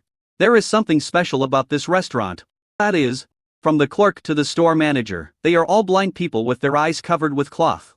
Customer no, one wants a bowl of pork chop rice with a fried egg. Okay, I'll be right there. Meizu, the guest at table 3 has left. Go and clear the table. Okay, manager. Although Meizu was blindfolded, she was still able to stack dozens of plates steadily. See, this is the greatness of this tea restaurant. Look, all the employees are blind, but they carry dishes and clean as if they can see.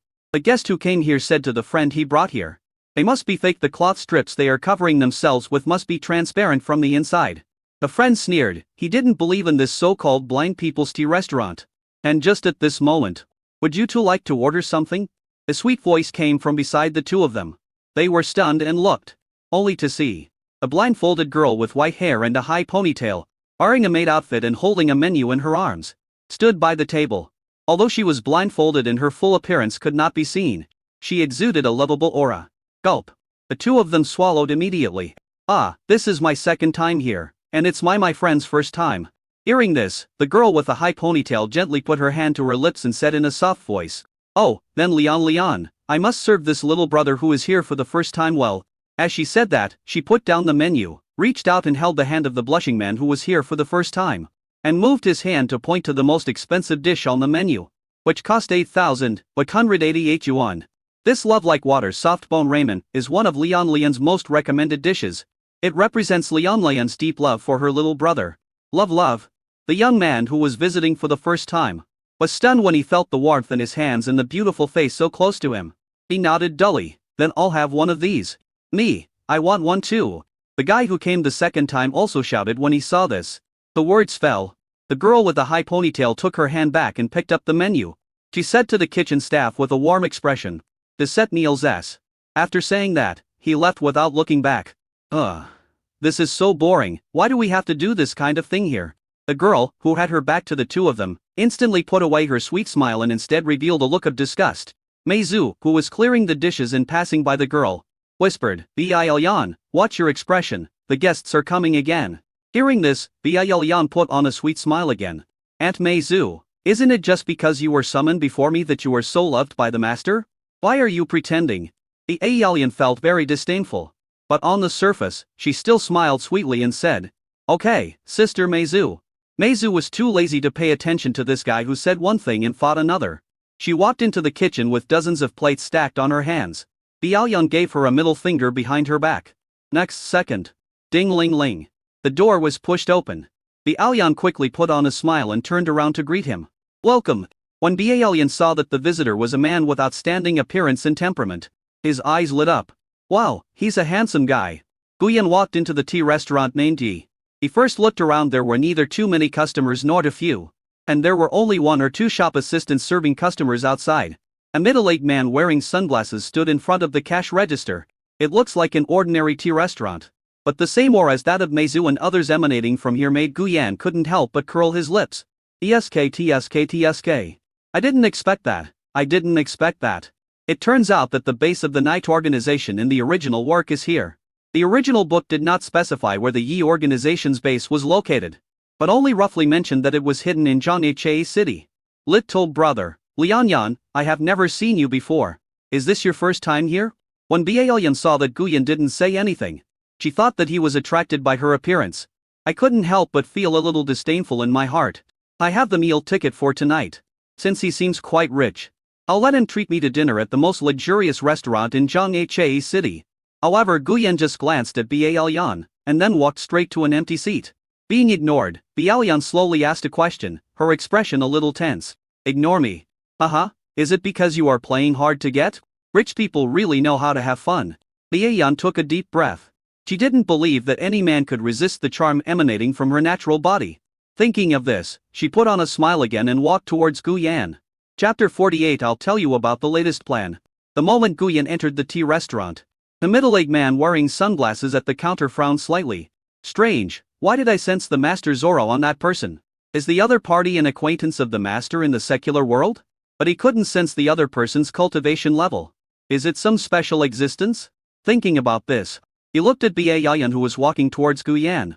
Just letting Bialyan test the other party. This is Guyan. Bialyan came over and brought an empty cup. She bent slightly while holding a kettle. Gradually moving her body closer to Guyan, she lifted her hair slightly, and an inexplicable sweet fragrance emanated from her. She said with seductive eyes, "Little brother, why did you ignore me just now?" Bialyan made a sweet sound, and all the guests around her trembled and blushed with embarrassment on their faces. Bialyan also laughed secretly in his heart. How can you still survive like this? However, Guyan just glanced at her, then frowned and asked curiously, "Why do you have to make so many movements just to pour water?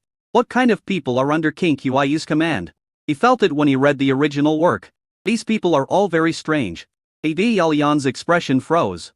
Looking at that frowning expression, Bialyan's hand holding the kettle began to tremble slightly. Why had so many actions? Hiss, not angry. My wife. Oh, I just. Pour it quickly. Bud? You bastard. You can't stop drinking. The alien smiled kindly, poured the water, picked up the kettle, and was about to leave stiffly to think of other solutions. Next second. Wait a moment. Guyan suddenly shouted. You finally can't control yourself, you bastard? Bialyan was delighted. She knew there was no problem with her charm. You can tell from the guests at the nearby tables who are hutching over their bodies. What's wrong, little brother? Bialyan turned her head and asked with a smile. And Guyan pointed at a bowl of egg-fried rice on the menu and said, "Give me this. Look at that bowl of egg-fried rice for 6 yuan." Bialyan's face rose slightly. Okay, please wait a moment. Just for a moment.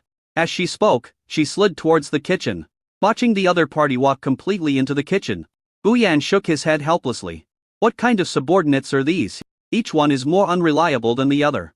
In the original book, Bialyan is also a weirdo. In a shopping mall, she controlled hundreds of men with her natural charm.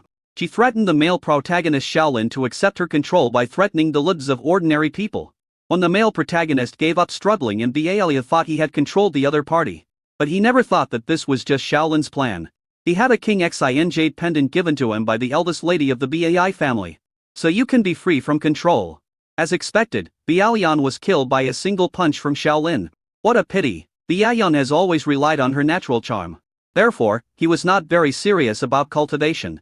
And his cultivation level was only at the early stage of Grand Master level until his death. The effect of the natural charm of the body has not been fully utilized.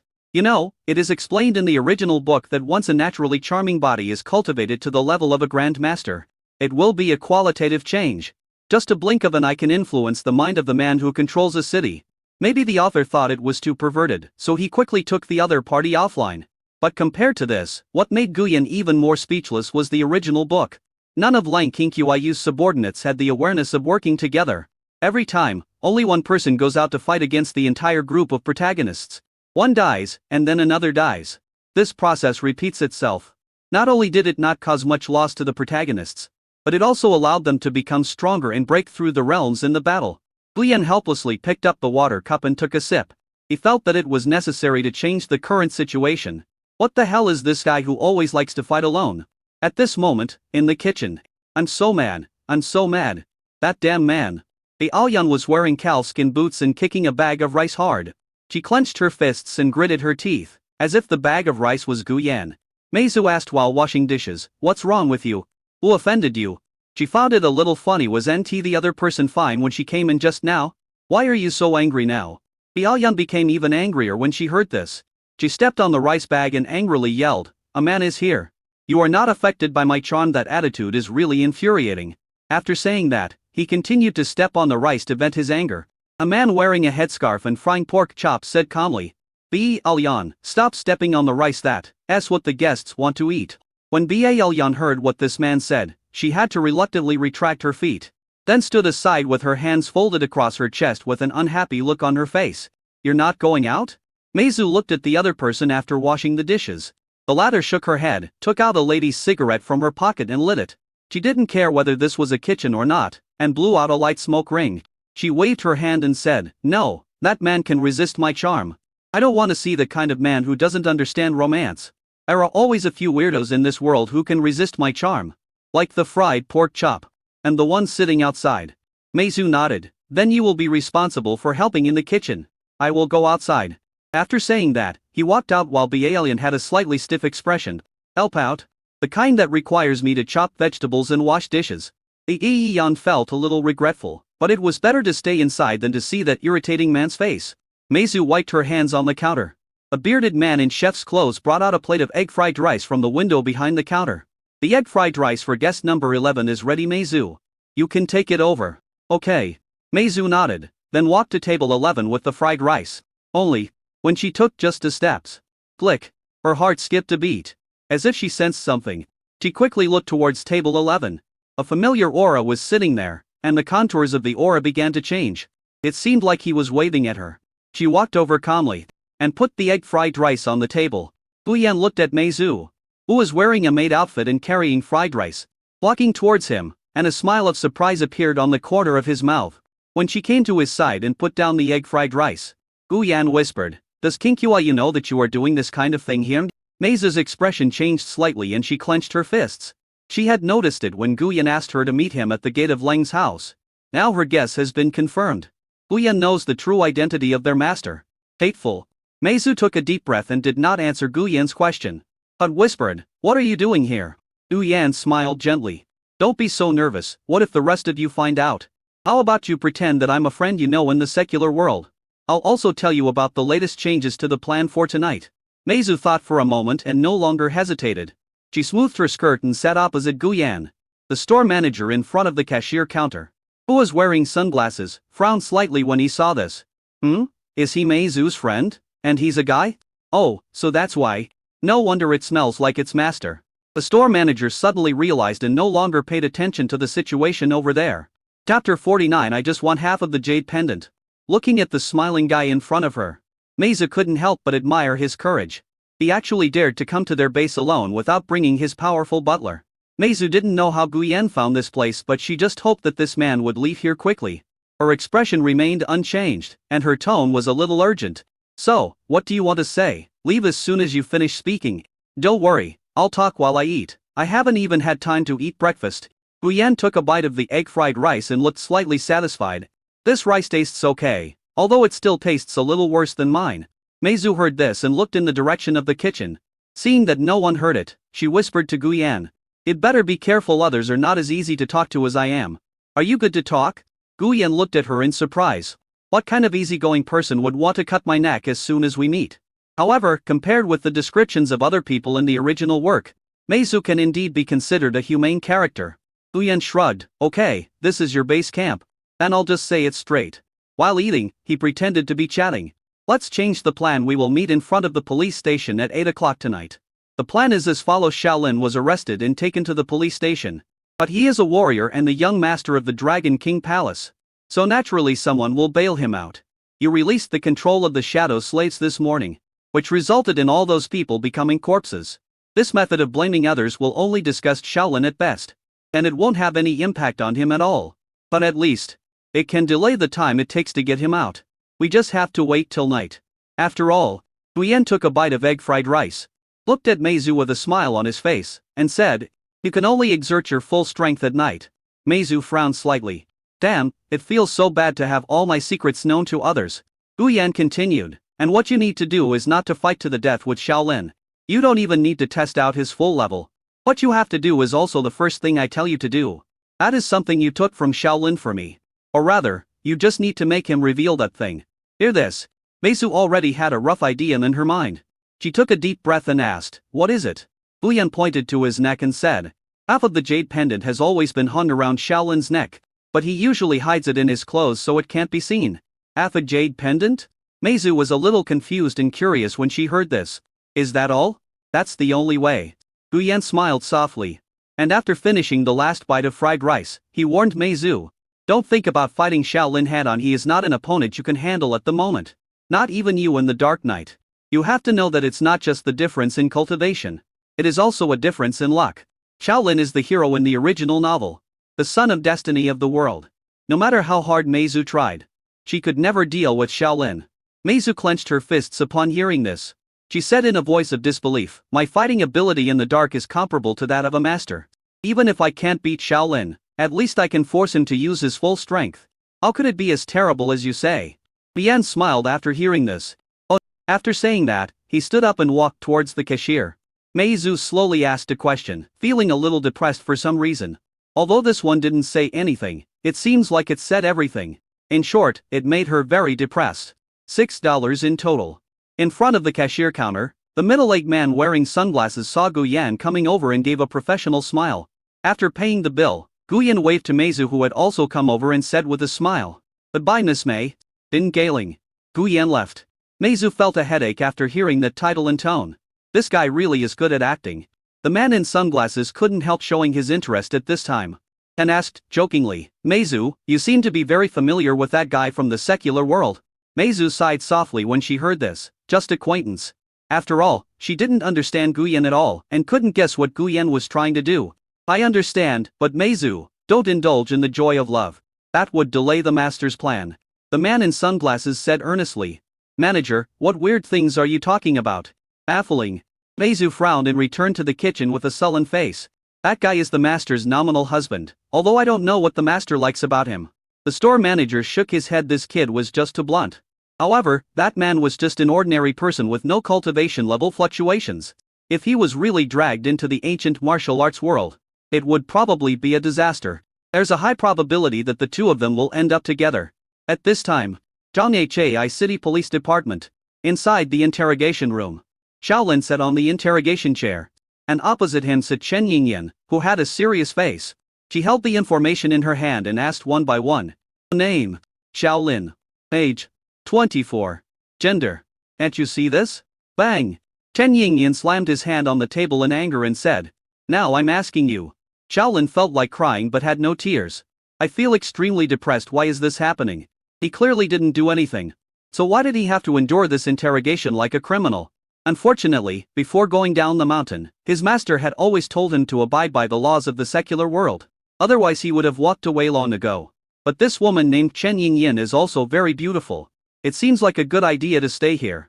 Seeing Chen Yingyan's face becoming increasingly unfriendly, he finally came to his senses and replied, "Male." Chen Ying's impression of Shaolin became worse and worse, and he was convinced that he was the mastermind behind all these things. So he asked in a cold tone, "Did you hurt a person named Wang Yilin in Yulin community this morning?" Shaolin was stunned. Wang Yilin? Magnolia? Considering the current situation, he thought of a possibility in his mind, so he replied with a somewhat disappointed tone, "Yes." As he said this, he clenched his fists tightly. "Sister Yulin called the police? But I was clearly just trying to help her stay away from that bad guy." Thinking of this, Shaolin raised his head and explained, "But me, I didn't mean it. I didn't mean to hurt Yulin.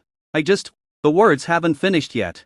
"Shut up," Chen Yingyan said in a deep voice, her eyes full of anger. "Do you know that your punch almost killed someone?" If it weren't for Gu, someone sent the other person to the hospital. I'm afraid she's dead. Chapter 50. The action begins. Buzz. Hearing this, Shaolin's face turned pale and his mind went blank. This how could this happen? I clearly held back. Seeing that Shaolin was still stubborn, Chen Yingyan suppressed his anger and said, "Stop? Let me give you an analogy. Do you think a punch thrown by a boxer with less power and a punch thrown by an ordinary person with less power are the same?" According to the doctor's diagnosis, if Wang Yelin had been sent there a little later, she would have died because of your punch.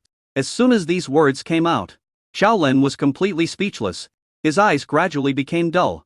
His master told him that he also felt extremely guilty and self-reproachful in his heart.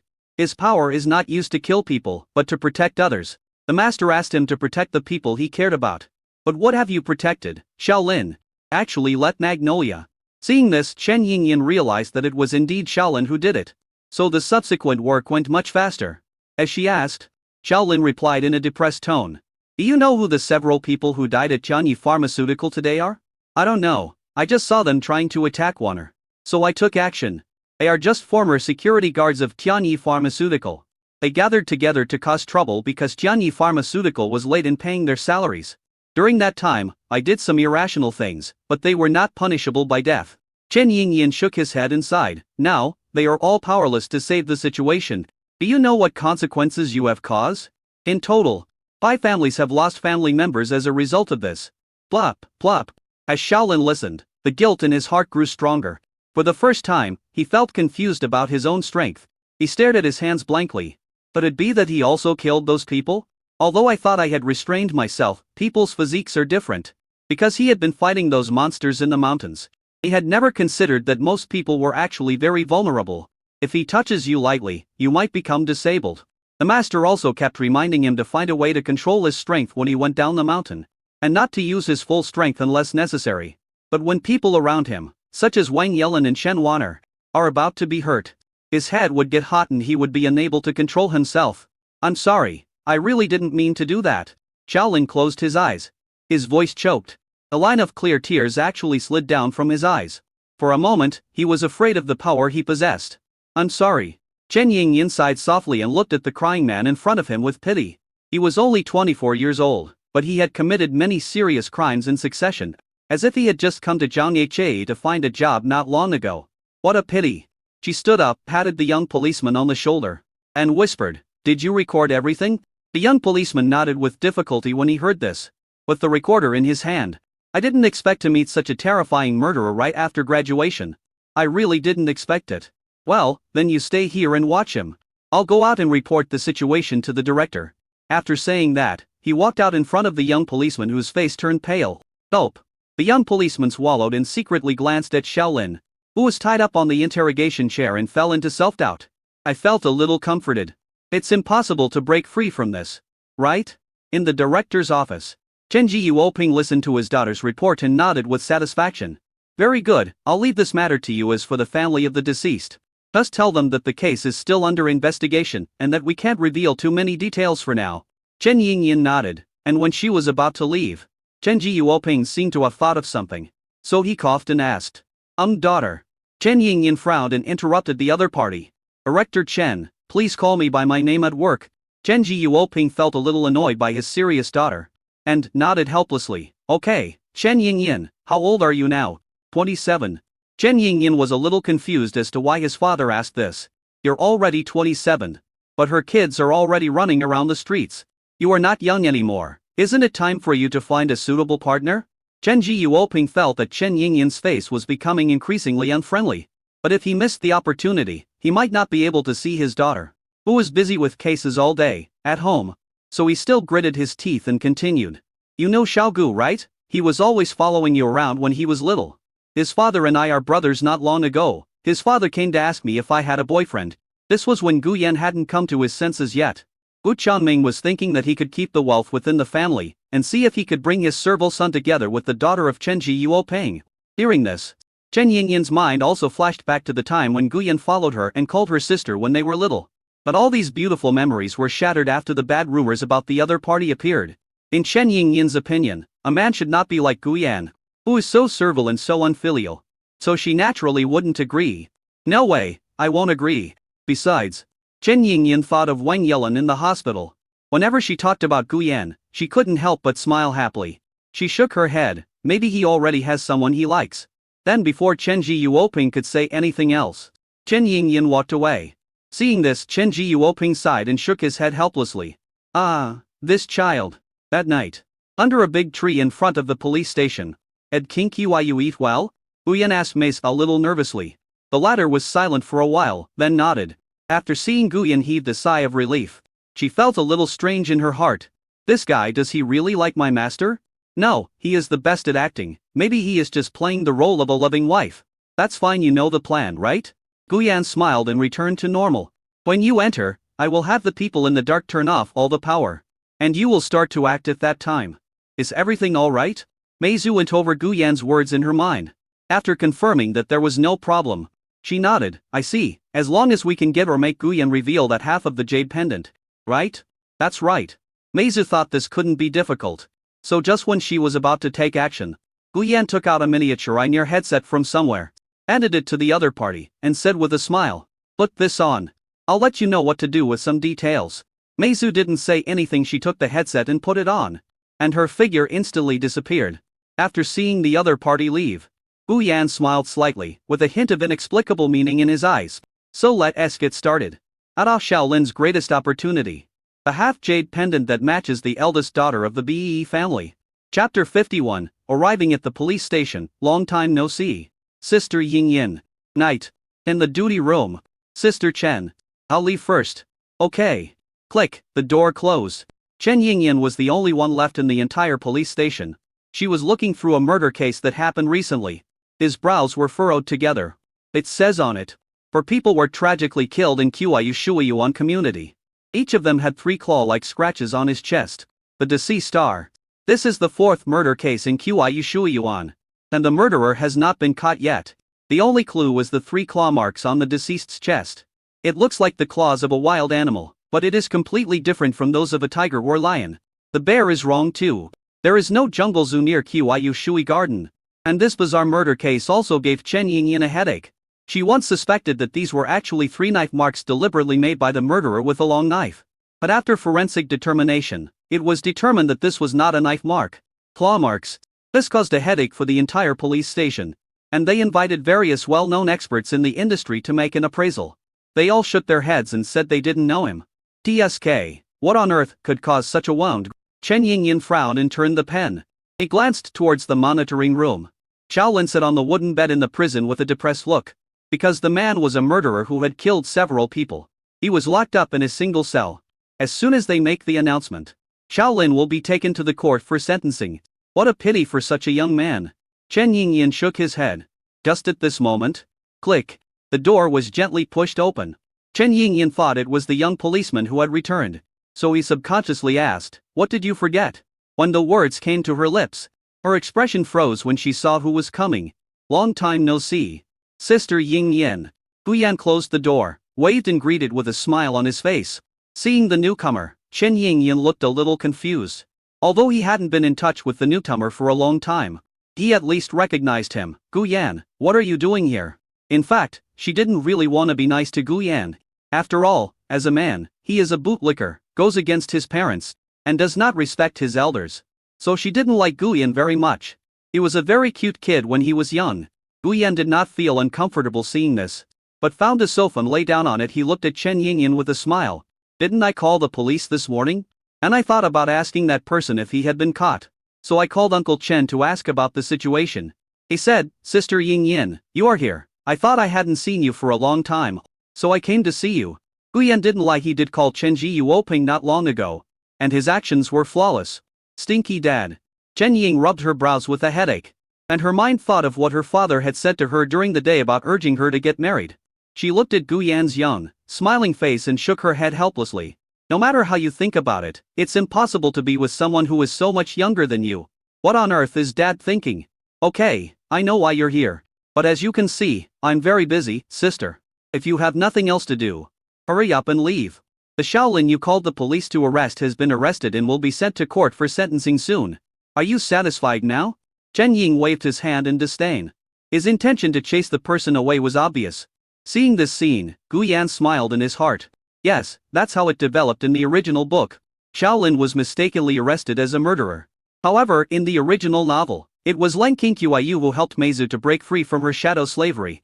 In the original novel, Shaolin did meet the criteria for sentencing. But unfortunately, after tonight, someone will bail him out. Chen Yingyan also had a big quarrel with his father because of this. From then on, he began his journey to arrest Shaolin and put him in jail. Then the plot is old-fashioned and familiar.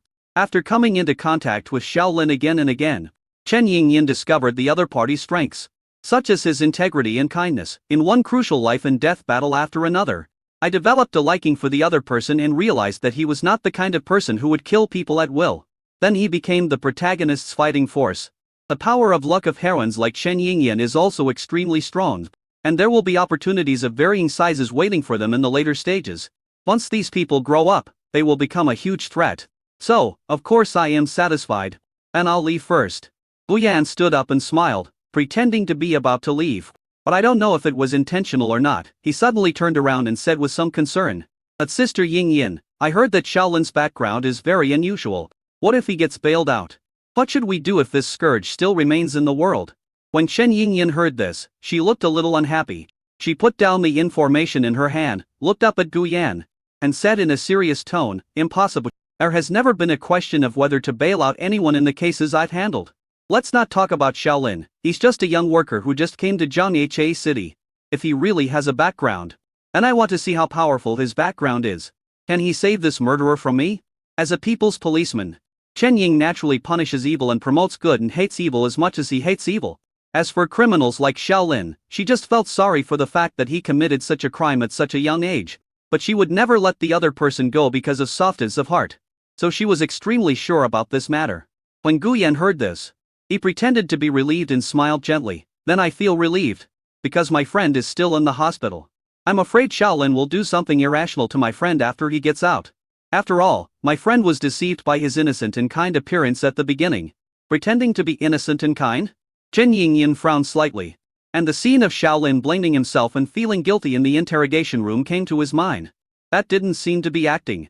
But she thought of the lustful look Shaolin gave her at the beginning, and the other party's nonchalant look in the interrogation room at the beginning. Chen Yingyan was a little uncertain again. No, he's going to be sentenced anyway. What does it matter whether you act or not?" Chen Yingyan shook her head and looked at Guyan with some dissatisfaction.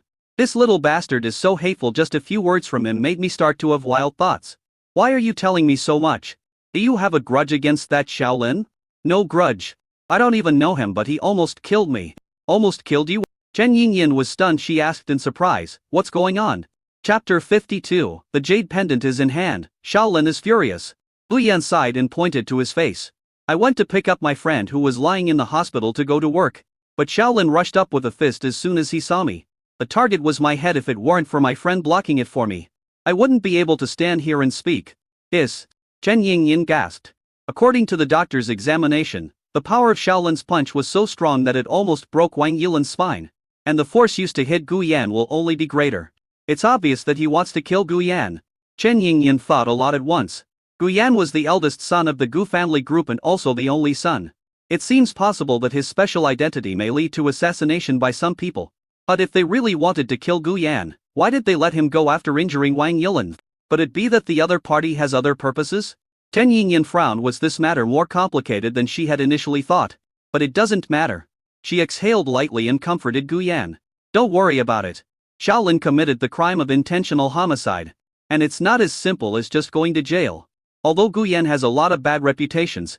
But after all, the other person always followed her around and called her sister when they were little. So she couldn't completely treat Guyan badly. Not to mention, Guyan had never done anything to her.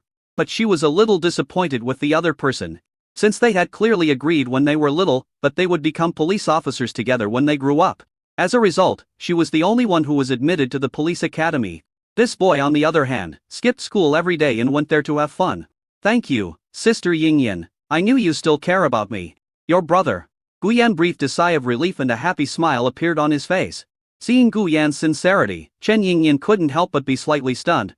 She felt a little embarrassed about her previous cold attitude. "Who made me your sister?"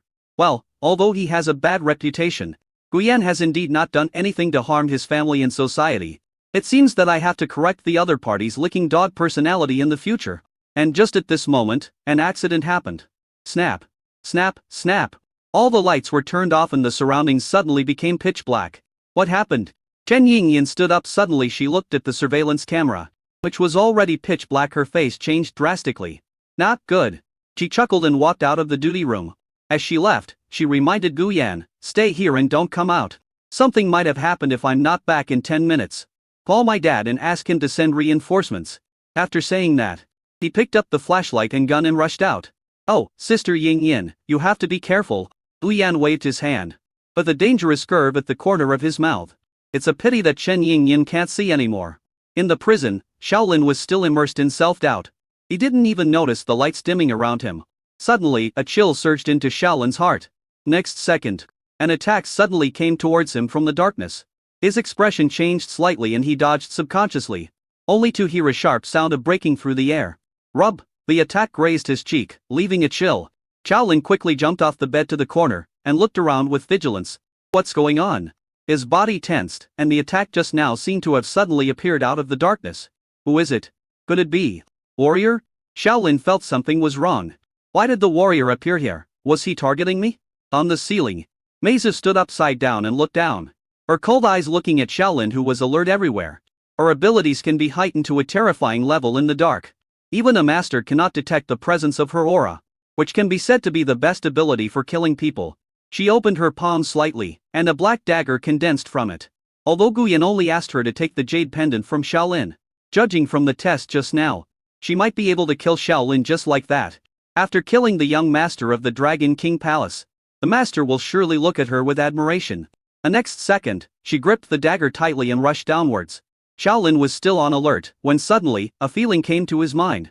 That was the feeling that came from years of fighting with those monsters.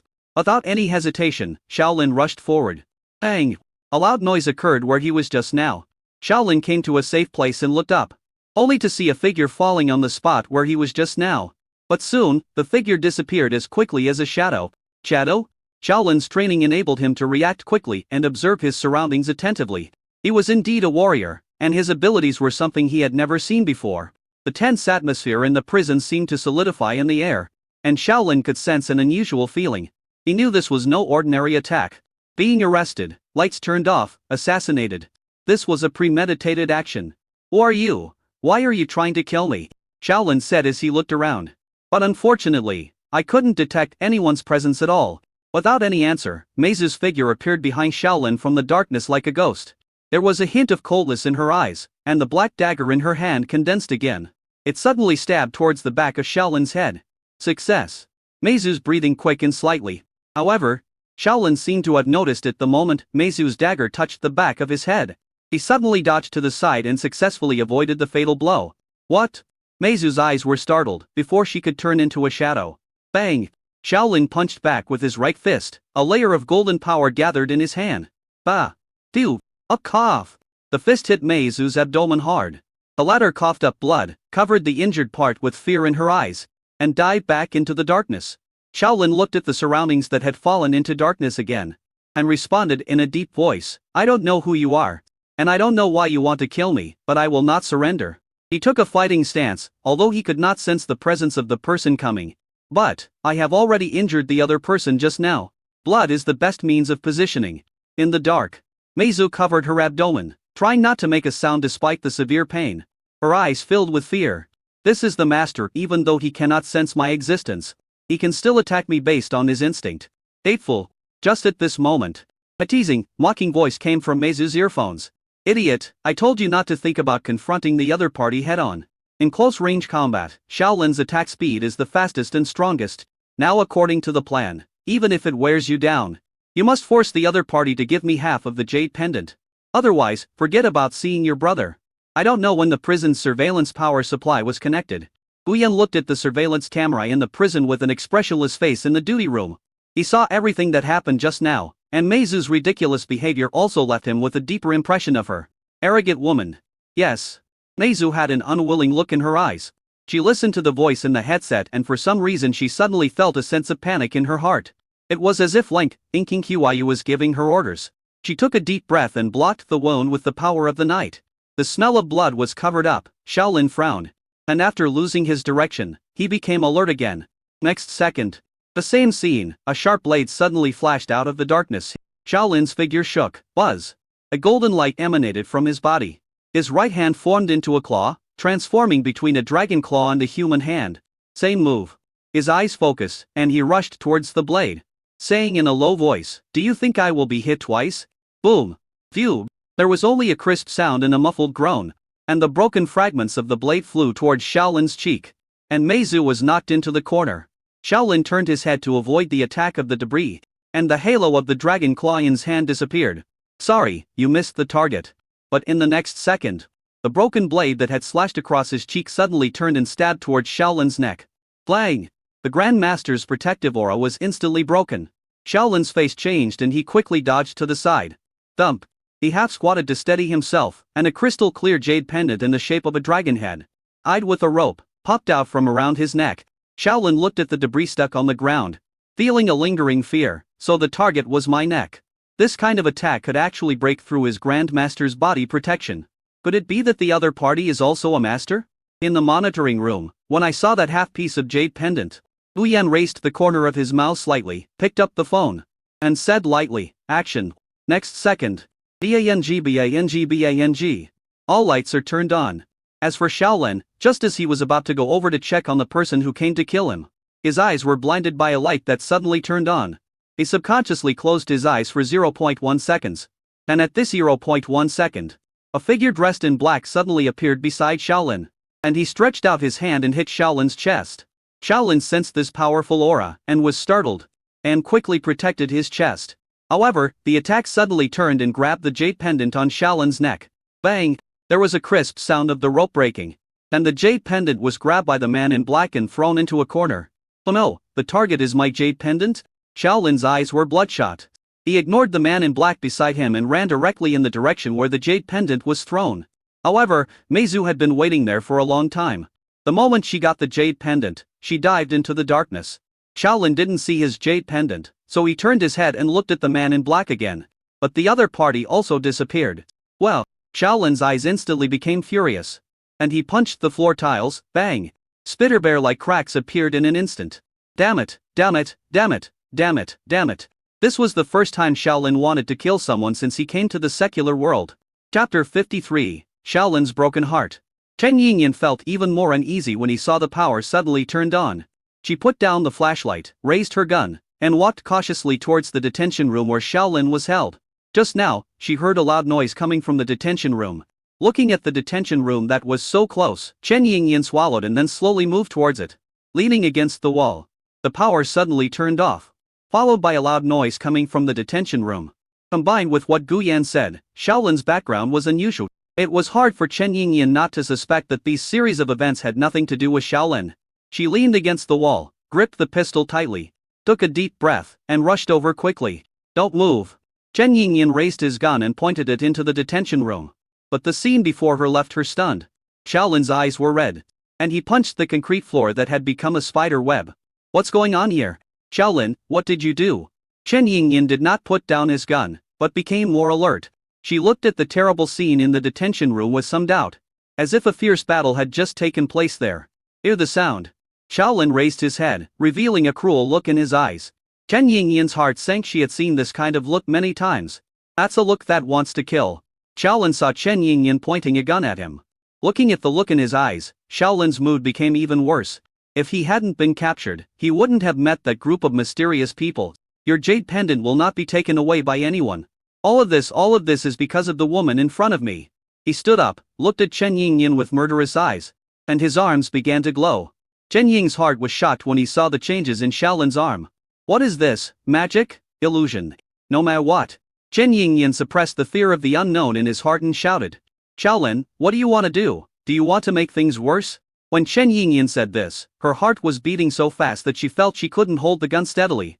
People are afraid of unknown powers, especially when that power is right before their eyes. Shaolin stared at Chen Yingyan intently, and the teachings of his masters on Longwang Mountain flashed through his mind. "Shaolin, your power is not used to kill people, but to protect people. You must remember this after you go down the mountain." Take the half of the dragon-shaped jade pendant on your chest and go to the Biaye family to get the other half of the jade pendant. When the two pieces of jade pendants are put together, you will be able to command everyone in the Dragon King Palace.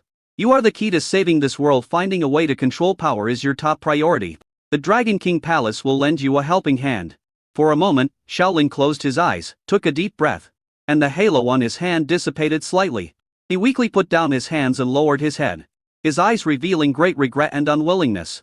I regret why I got angry with someone from the secular world. He was unwilling because his jade pendant was taken away by someone. The jade pendant was given to him by his master and was also the biggest secret in his path of cultivation. Normally, no one would know the existence of this jade pendant. But why did those people today act as if they knew that the jade pendant was on his neck? Damn, why on earth? Who was targeting him?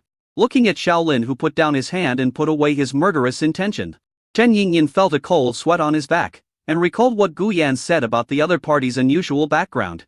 Could it be that this young man who came to Zhang to work really has some big secret? Just when Chen Yingyan wanted to investigate some information about Shaolin. Next second. Sister Yingyan, are you okay? A worried voice sounded from outside the door. Shaolin suddenly raised his head as if he had a stress reaction.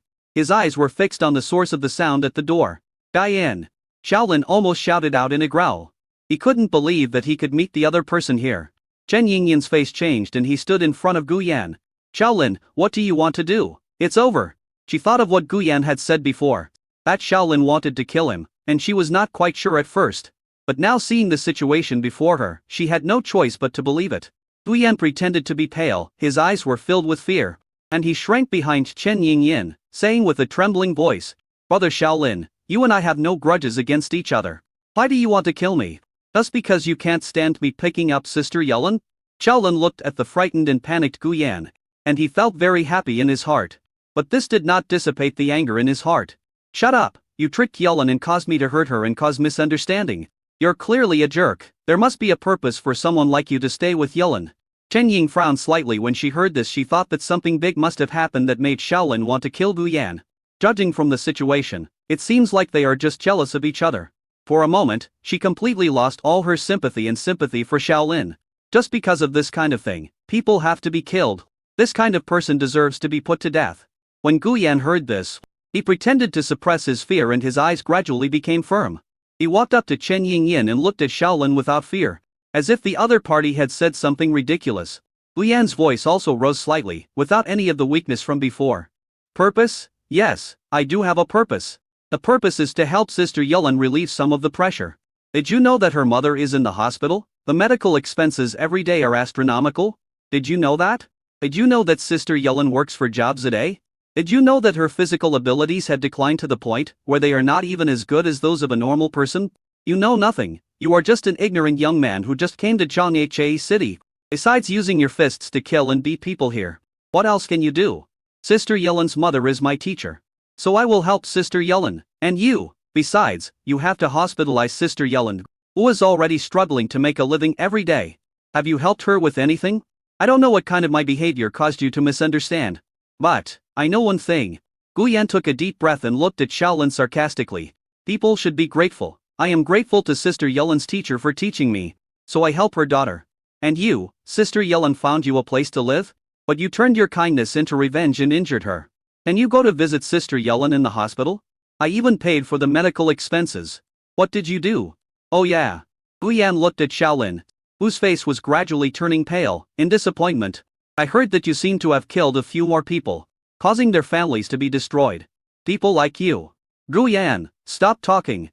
Chen Yingyan looked at Shaolin in front of him, whose body seemed to have begun to tremble. Chen Yingyan stopped Gu Yan from continuing to speak, afraid that the other party will say something irritating.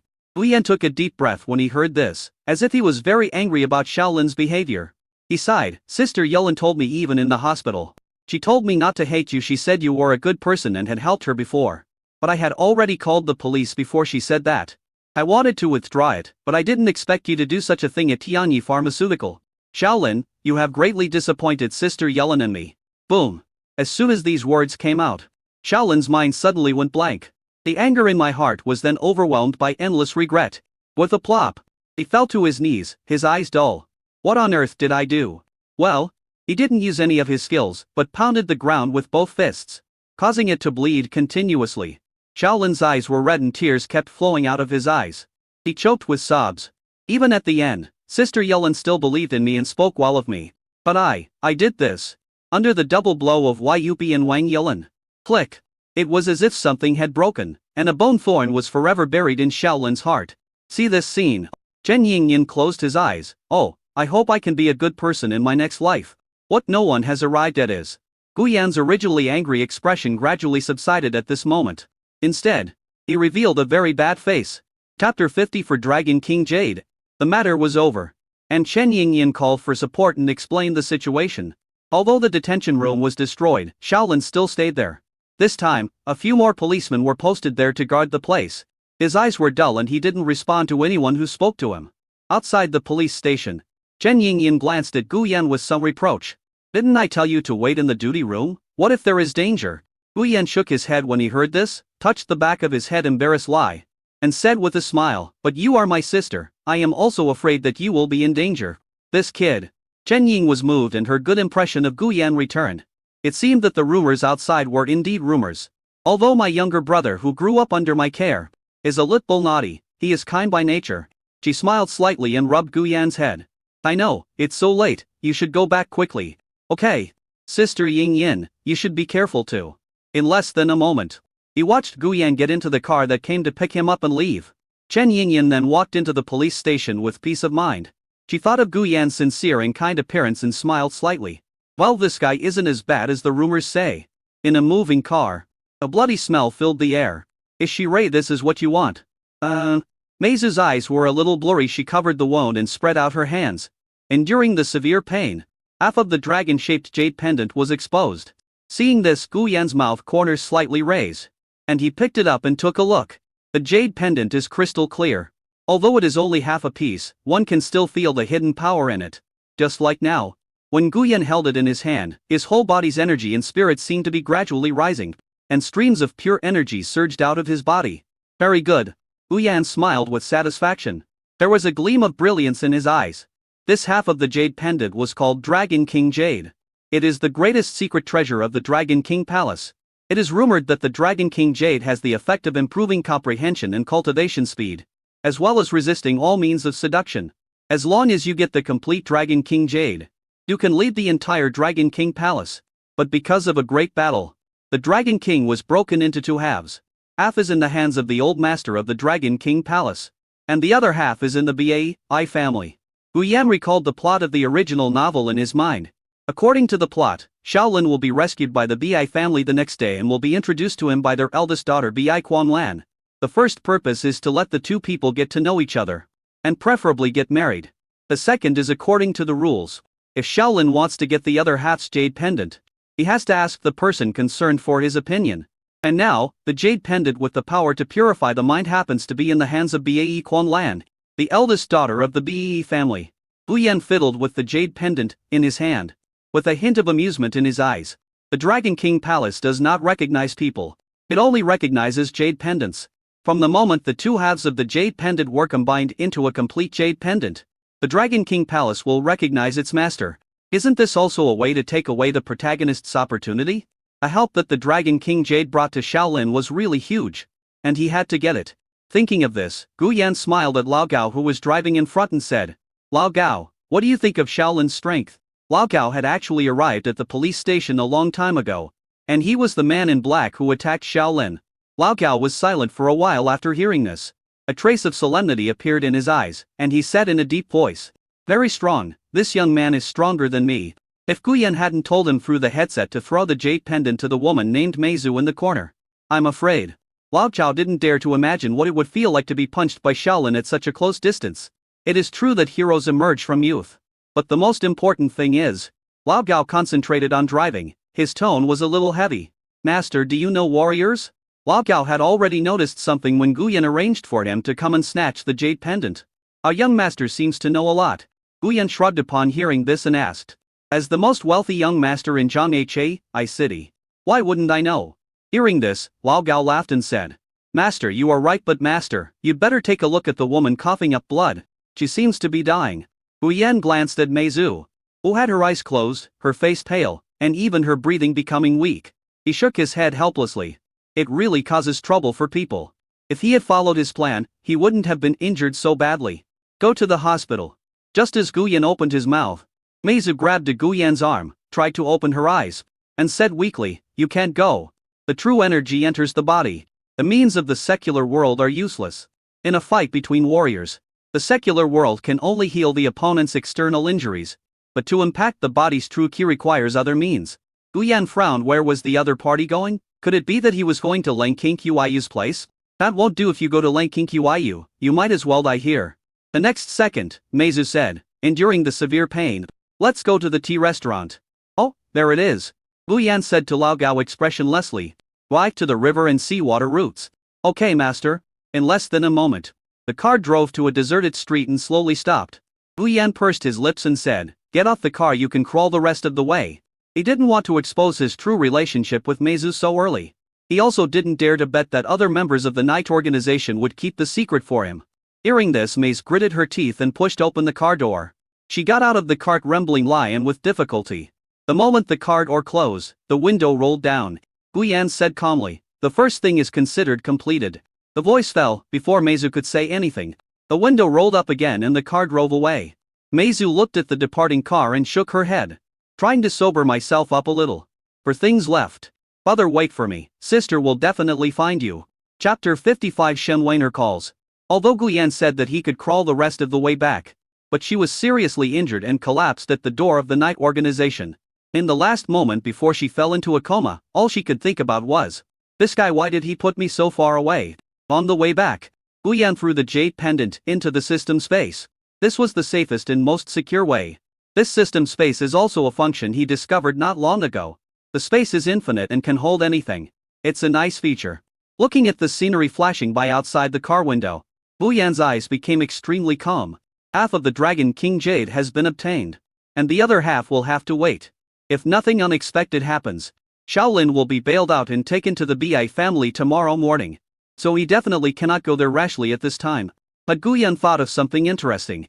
In the original novel, the Bei family actually didn't know Shaolin. They only recognized the Dragon King Jade. So why would they go to save Shaolin? That was naturally because of the work of the old master of the Dragon King Palace. He sent a letter to the Bei family a long time ago. The letter said that the young man he had taken a fancy to was called Shaolin, and he would come to Jianhe soon. It was because of this letter that the head of the Bei family believed that Shaolin would be the future master of the Dragon King Palace. Especially after seeing the half-piece of Dragon King Jade on Shaolin's body, he became more certain of this idea. That's why I try to make friends with them. But now, the Dragon King Jade on Shaolin has been taken away by him. And no one knows what the plot will be like next. Haha. When I think about it, I'm really looking forward to it. Guyan's mouth corners slightly raised. At this time, buzz. Guyan's phone vibrated. He picked it up and saw that it was an unfamiliar number. He wanted to hang up, but he didn't know what happened. So the call was connected. Next second, a complicated female voice, as if accepting her fate, came from there. "Guyan, I am Shen Weiner. Chen family." Shen Weiner sat on the edge of the bed with tired eyes. The impact of her company's security guards killing several people was really too bad. This caused unnecessary panic among the employees who already had confidence in her. There is no way, she just wants to solve the current company bankruptcy problem as soon as possible. As for Guyan, he thought to himself that he was finally here. I couldn't help but laugh. What does Miss Shen want to see me for? As if it was intentional, Guyan asked. Why don't you call me with the previous number? On Shen Weiner's end, she clenched her fists as she listened to Guyan's sarcastic words. Her eyes became very aggrieved, and her voice was a little low. Guyan, do you have to be like this? In the past, in front of Guyan, Shen Weiner's tone and expression were always condescending. But now his tone seems extremely weak. Okay. Let's talk business. You just come to my house to see me tomorrow. Guyan thought for a moment and said, solve the matter before noon and show your sincerity. After hearing this, Shen Weiner bit her lip. A hint of shame and anger appeared in her eyes. But in the end, as if she had accepted her fate, she weakly put down her hand and sighed. I know. Click, the phone was hung up. Shen Weiner sat by the bed for a long time, staring blankly out the window. Finally she stood up and walked towards the closet. Started looking for clothes. She picked up a piece of expensive underwear at random, and looking at the clothes that she only dared to wear at home, Shen Weiner couldn't help sobbing in the end. She clutched her clothes tightly, thinking of Guyan's cold look in her mind, and couldn't help but choked up and said a grieved lie. Why do you treat me like this? Obviously, you were not like this before. Guyan hung up the phone and said to Lao Gao, ask Auntie to buy some groceries for me tomorrow. And Lao Gao, you should also go and see Linger off. I haven't cooked for Kinkyu for a long time. I'll finish Shen Weiner's business early tomorrow. Then before noon, I went to Ling's house to cook for Kinkyu. Beautiful Jews. Lao Gao was concentrating on driving and seemed to be hesitant to speak after hearing these words. He heard Shen Weiner's voice on the other end of the phone. And it seemed that she would come to Gu's house to find the young master tomorrow. Lao Gao wondered if the young master had split into Shen Weiner's bootlicker personality again. But he still shook his head and thought, forget it. He is just the young master's bodyguard, why bother thinking so much? So he said, okay, master. After a pause, Lao Gao said, should I ask Auntie to send the food directly back home? Home? Guyan was stunned, and he laughed a little. No one is home for dinner. I will go to cook for Kinkyu at noon. And I will send this dish directly over. Now it was Lao Gao's turn to be stunned. He opened his mouth and then said, okay, master. I really can't figure out the young master. Organize a tea restaurant at night.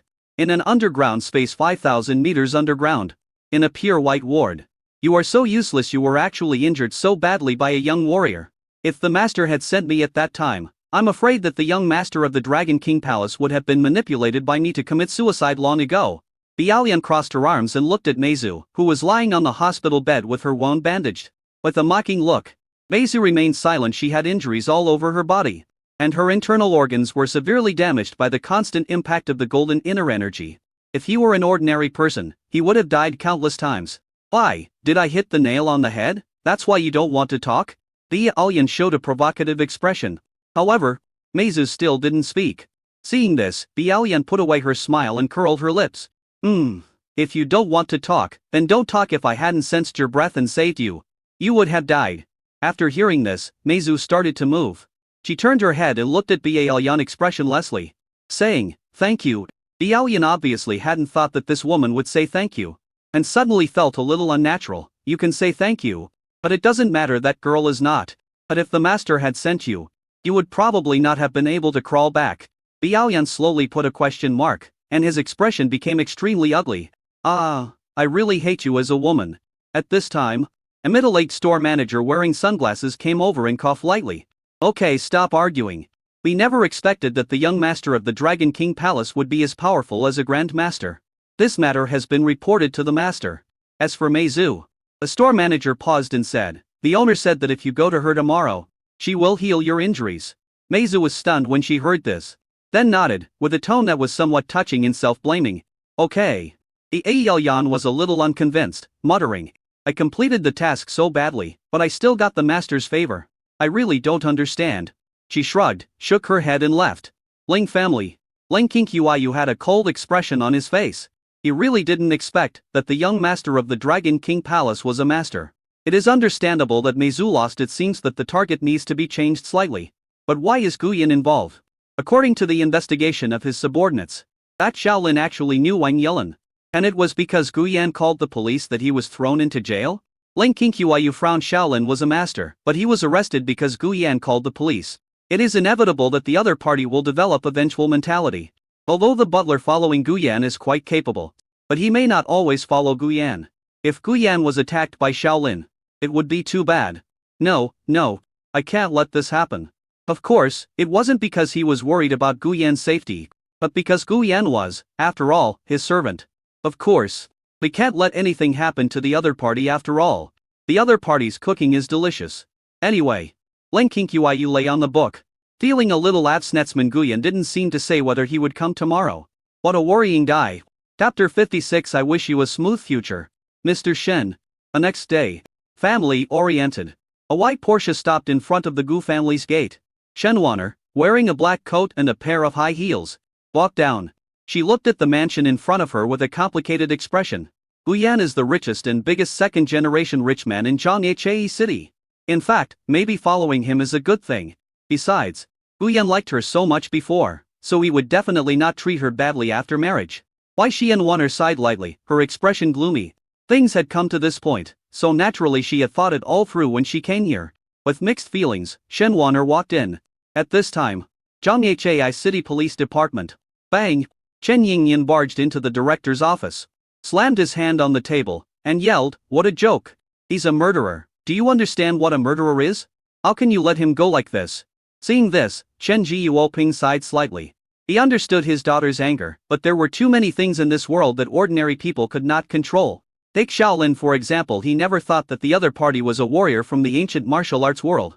He felt a little scared when he thought that his daughter had caught such a dangerous person who was beyond the control of the law.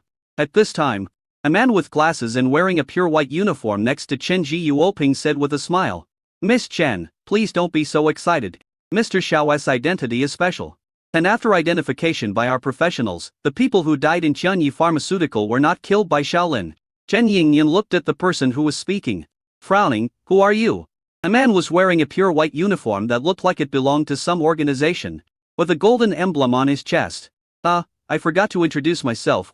Here is my ID." The man with glasses adjusted his glasses, then took out his ID and handed it to Chen Yingyan. Chen Yingyan took it with a frown and looked at it. His expression was stunned for a moment.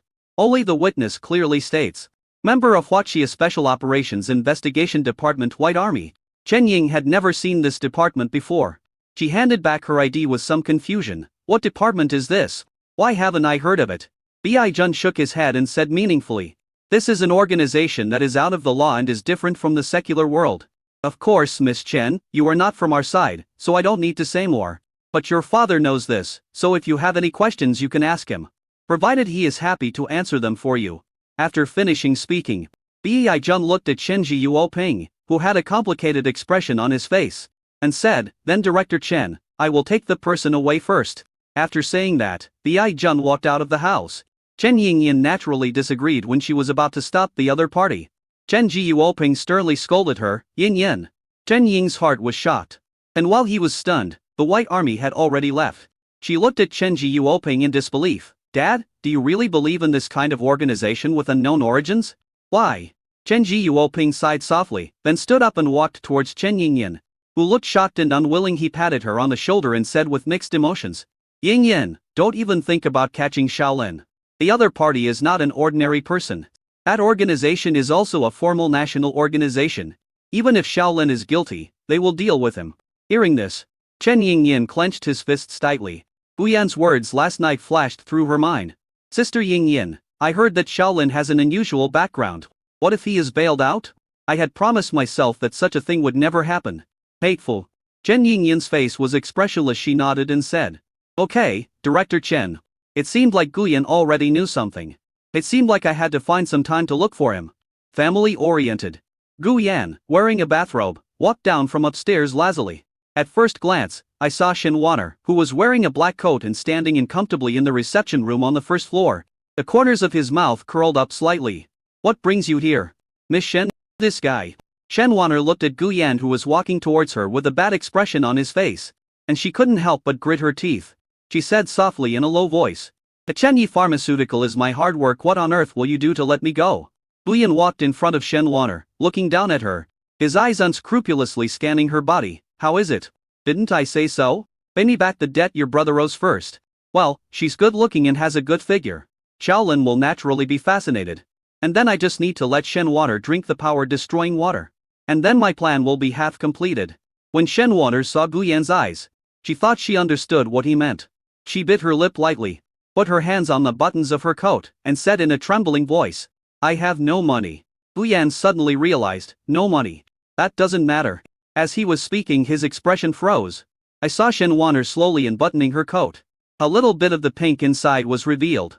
Shen Wanner turned her head away, her face blushing, and her voice trembling. "This is my first time. I wasn't lying when I told you I was too busy with my career to have a relationship. What is this woman doing?" Guyan's expression became somewhat cold, and there was some sarcasm in his eyes. Seeing that Guyan was not making any move, Shen Wanner couldn't help but feel confused. As NT, he always wanted to do this. Thinking about it, Shen Wanner looked over shyly, but he found that Guyan's expression was very cold, as if the person standing in front of him was not a stunningly beautiful woman. "It's like a piece of meat called human." Guyan lost interest in the performance. His indifferent and cold voice reached Chen Wanner's ears. "Put on your clothes." Plop, plop. For some reason, Chen Wanner's heart suddenly panicked, and even her expression turned paler. She hurriedly buttoned her clothes again, clutching her collar tightly with her hands, her body trembling slightly. She admitted that she was afraid of such Guyan. Wait for me here, Guyan said calmly. Shenwaner was about to nod in response. But Guyan had already left. In less than a moment, Guyan came over again, holding two red wine glasses in his hands. Guyan handed one of them to Shenwaner. The latter was a little confused but still took it. Guyan looked at the other person who looked a little scared, and sighed softly. Shenwaner, I used to like you very much, so I gave you everything I had without reservation. But now I realize that it wasn't love, it was just the unwillingness to admit defeat in my youth. My desire to have you was just a childish thought when I was young.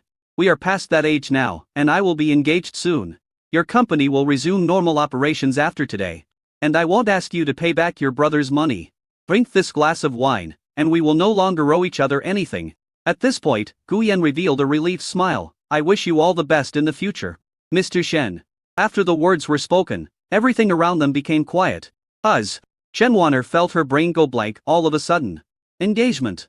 Shenwaner stood there in a daze for a moment, looking at Guyan, who looked relieved. I don't know why my heart was aching. A line of tears flowed from her eyes. I seemed to have lost something very important. Chapter 57 World Correction Force, Shaolin meets Shenwaner. Engagement. Are you getting married?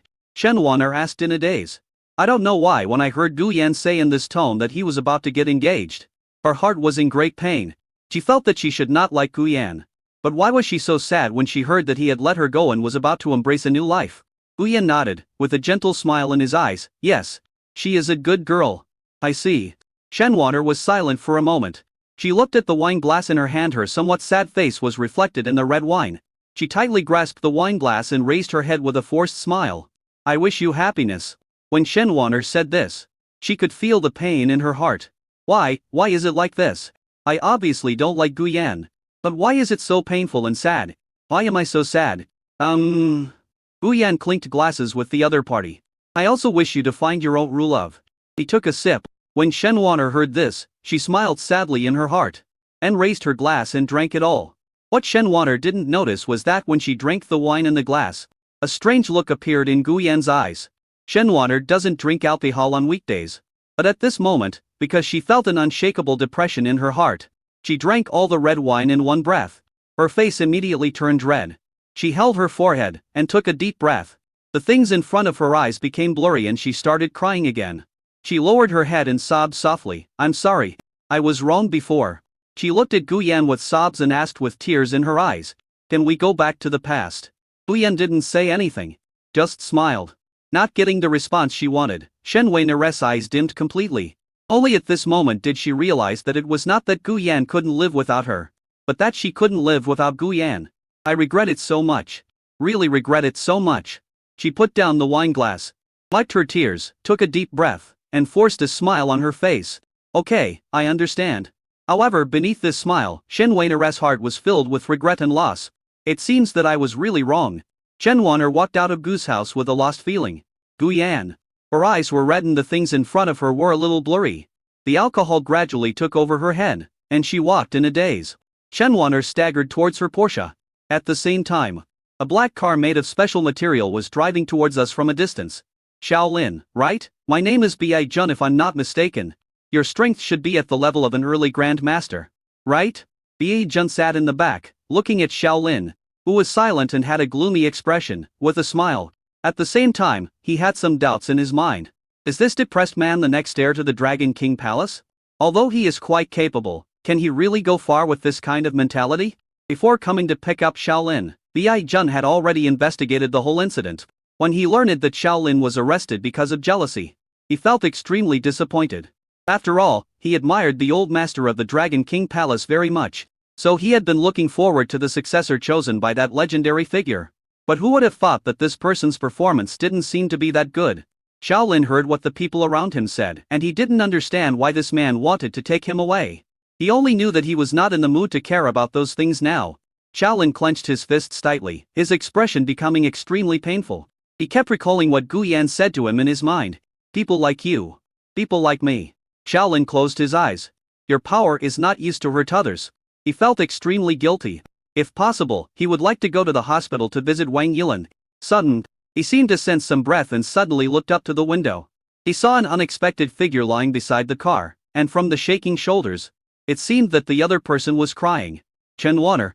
Shaolin was startled, and he quickly shouted, "Stop the car!" Bei Jun frowned and asked, "Stop the car? What are you talking about?" "Shaolin, next time going to take you to." The words haven't finished yet. Shaolin looked at the other person with pleading eyes. "Please, I saw a very important person after I finished dealing with it. I will cooperate with you in whatever you want." Bei Jun was silent. He pushed his glasses, glanced at the beautiful figure outside the window, and smiled. "Okay. Chen Wan'er is here." She was drunk and felt depressed and sad. She actually started sobbing right beside the front of the car. And just at this moment, "Boss, are you okay?" A familiar voice came into Shen Wan'er's ears. The latter was stunned. She turned her head and saw the security guard she hired standing behind her. The other person looked at him with concern. At this moment, a warm feeling welled up in her heart. She wiped her tears and shook her head. "It's okay, why are you here?" It was also the first time that Shaolin saw Shen Wan'er like this. Her face was slightly red because she had drunk some wine. His tone was a little coquettious, and he stuttered for a moment. I was acquitted. What are you doing here, boss?" When Shen Wan'er heard this, Gu Yan's words came to her mind again. Looking at the nervous Shaolin, Shen Wan'er shook her head and said with a smile, "Can you drive?" Shaolin nodded repeatedly. "Yes, I learned it in the mountains." "On the mountain? What a strange place that is." "A place called Longwang Mountain." "Okay, here you go, take me back to the company." Shen Wan'er interrupted Shaolin and handed the car keys to Shaolin. When the latter took the key, he was touched by Shen Wan'er's hand, which made his face turn red immediately. Okay. Shaolin nodded in agreement without even thinking. And the White Army. He watched the interaction between Shaolin and the woman. His lenses reflected light. "Doctor back." The White Army's tone was somewhat calm. "Yes, sir." Boom. The car started. Bei Jun took a deep breath, thinking about the interaction between Shaolin and the woman in his mind. He sneered. "Is this the young master of the current Dragon King Palace?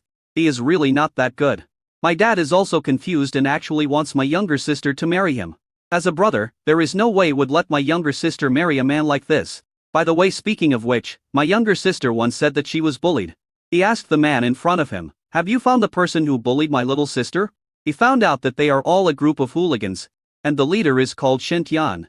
He is the younger brother of Shen Wan'er, the eldest daughter of the Shen family. He had many financial dealings with the eldest young master of the Gu family. But according to investigation, Gu Yan and Shen Wan'er have already broken up, and it was Gu Yan who rescued the young lady in the first place. Hear this. There was a hint of murderous intent in Bei Jun's eyes. Shen Tian's Shen family.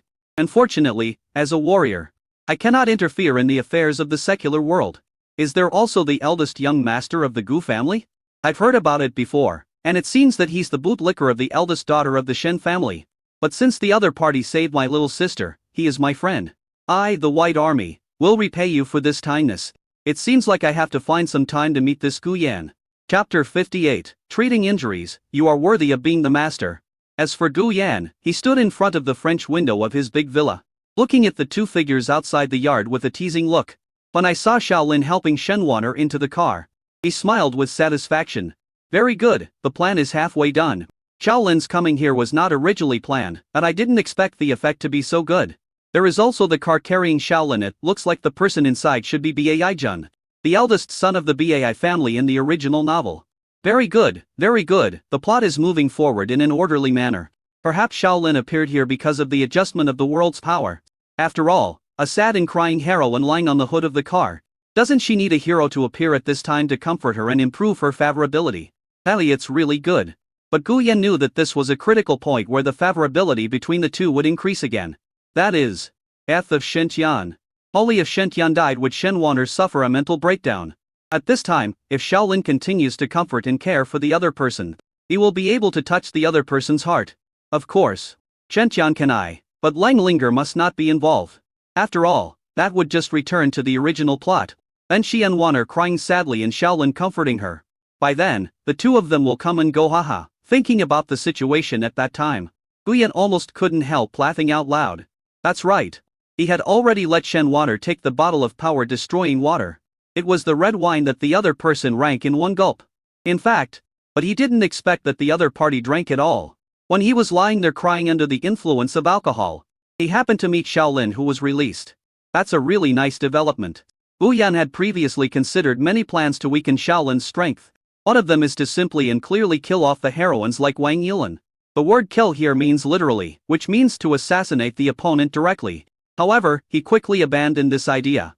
First, these heroines are women of luck after all. Even if they kill each other, they may suddenly have an adventure and come back to life. Second, many of the heroines have deep backgrounds. And with his current means and strength, he simply cannot do what he wants. Third, Linking Kyu is still in the development stage. He has created so many enemies for no reason because he thinks he is dying too slowly. Moreover, simply killing the heroine cannot completely weaken Shaolin's own strength. He will still be strong. You know, Shaolin was chosen to become the young master of the Dragon King Palace not because of his physique that was suitable for the rapid cultivation of the Dragon King Jade. It's the other person's pure, passionate and never give up heart. Therefore, to attack someone, you must attack their heart. Uyen intends to use these original heroines to cause irreparable psychological damage to Shaolin.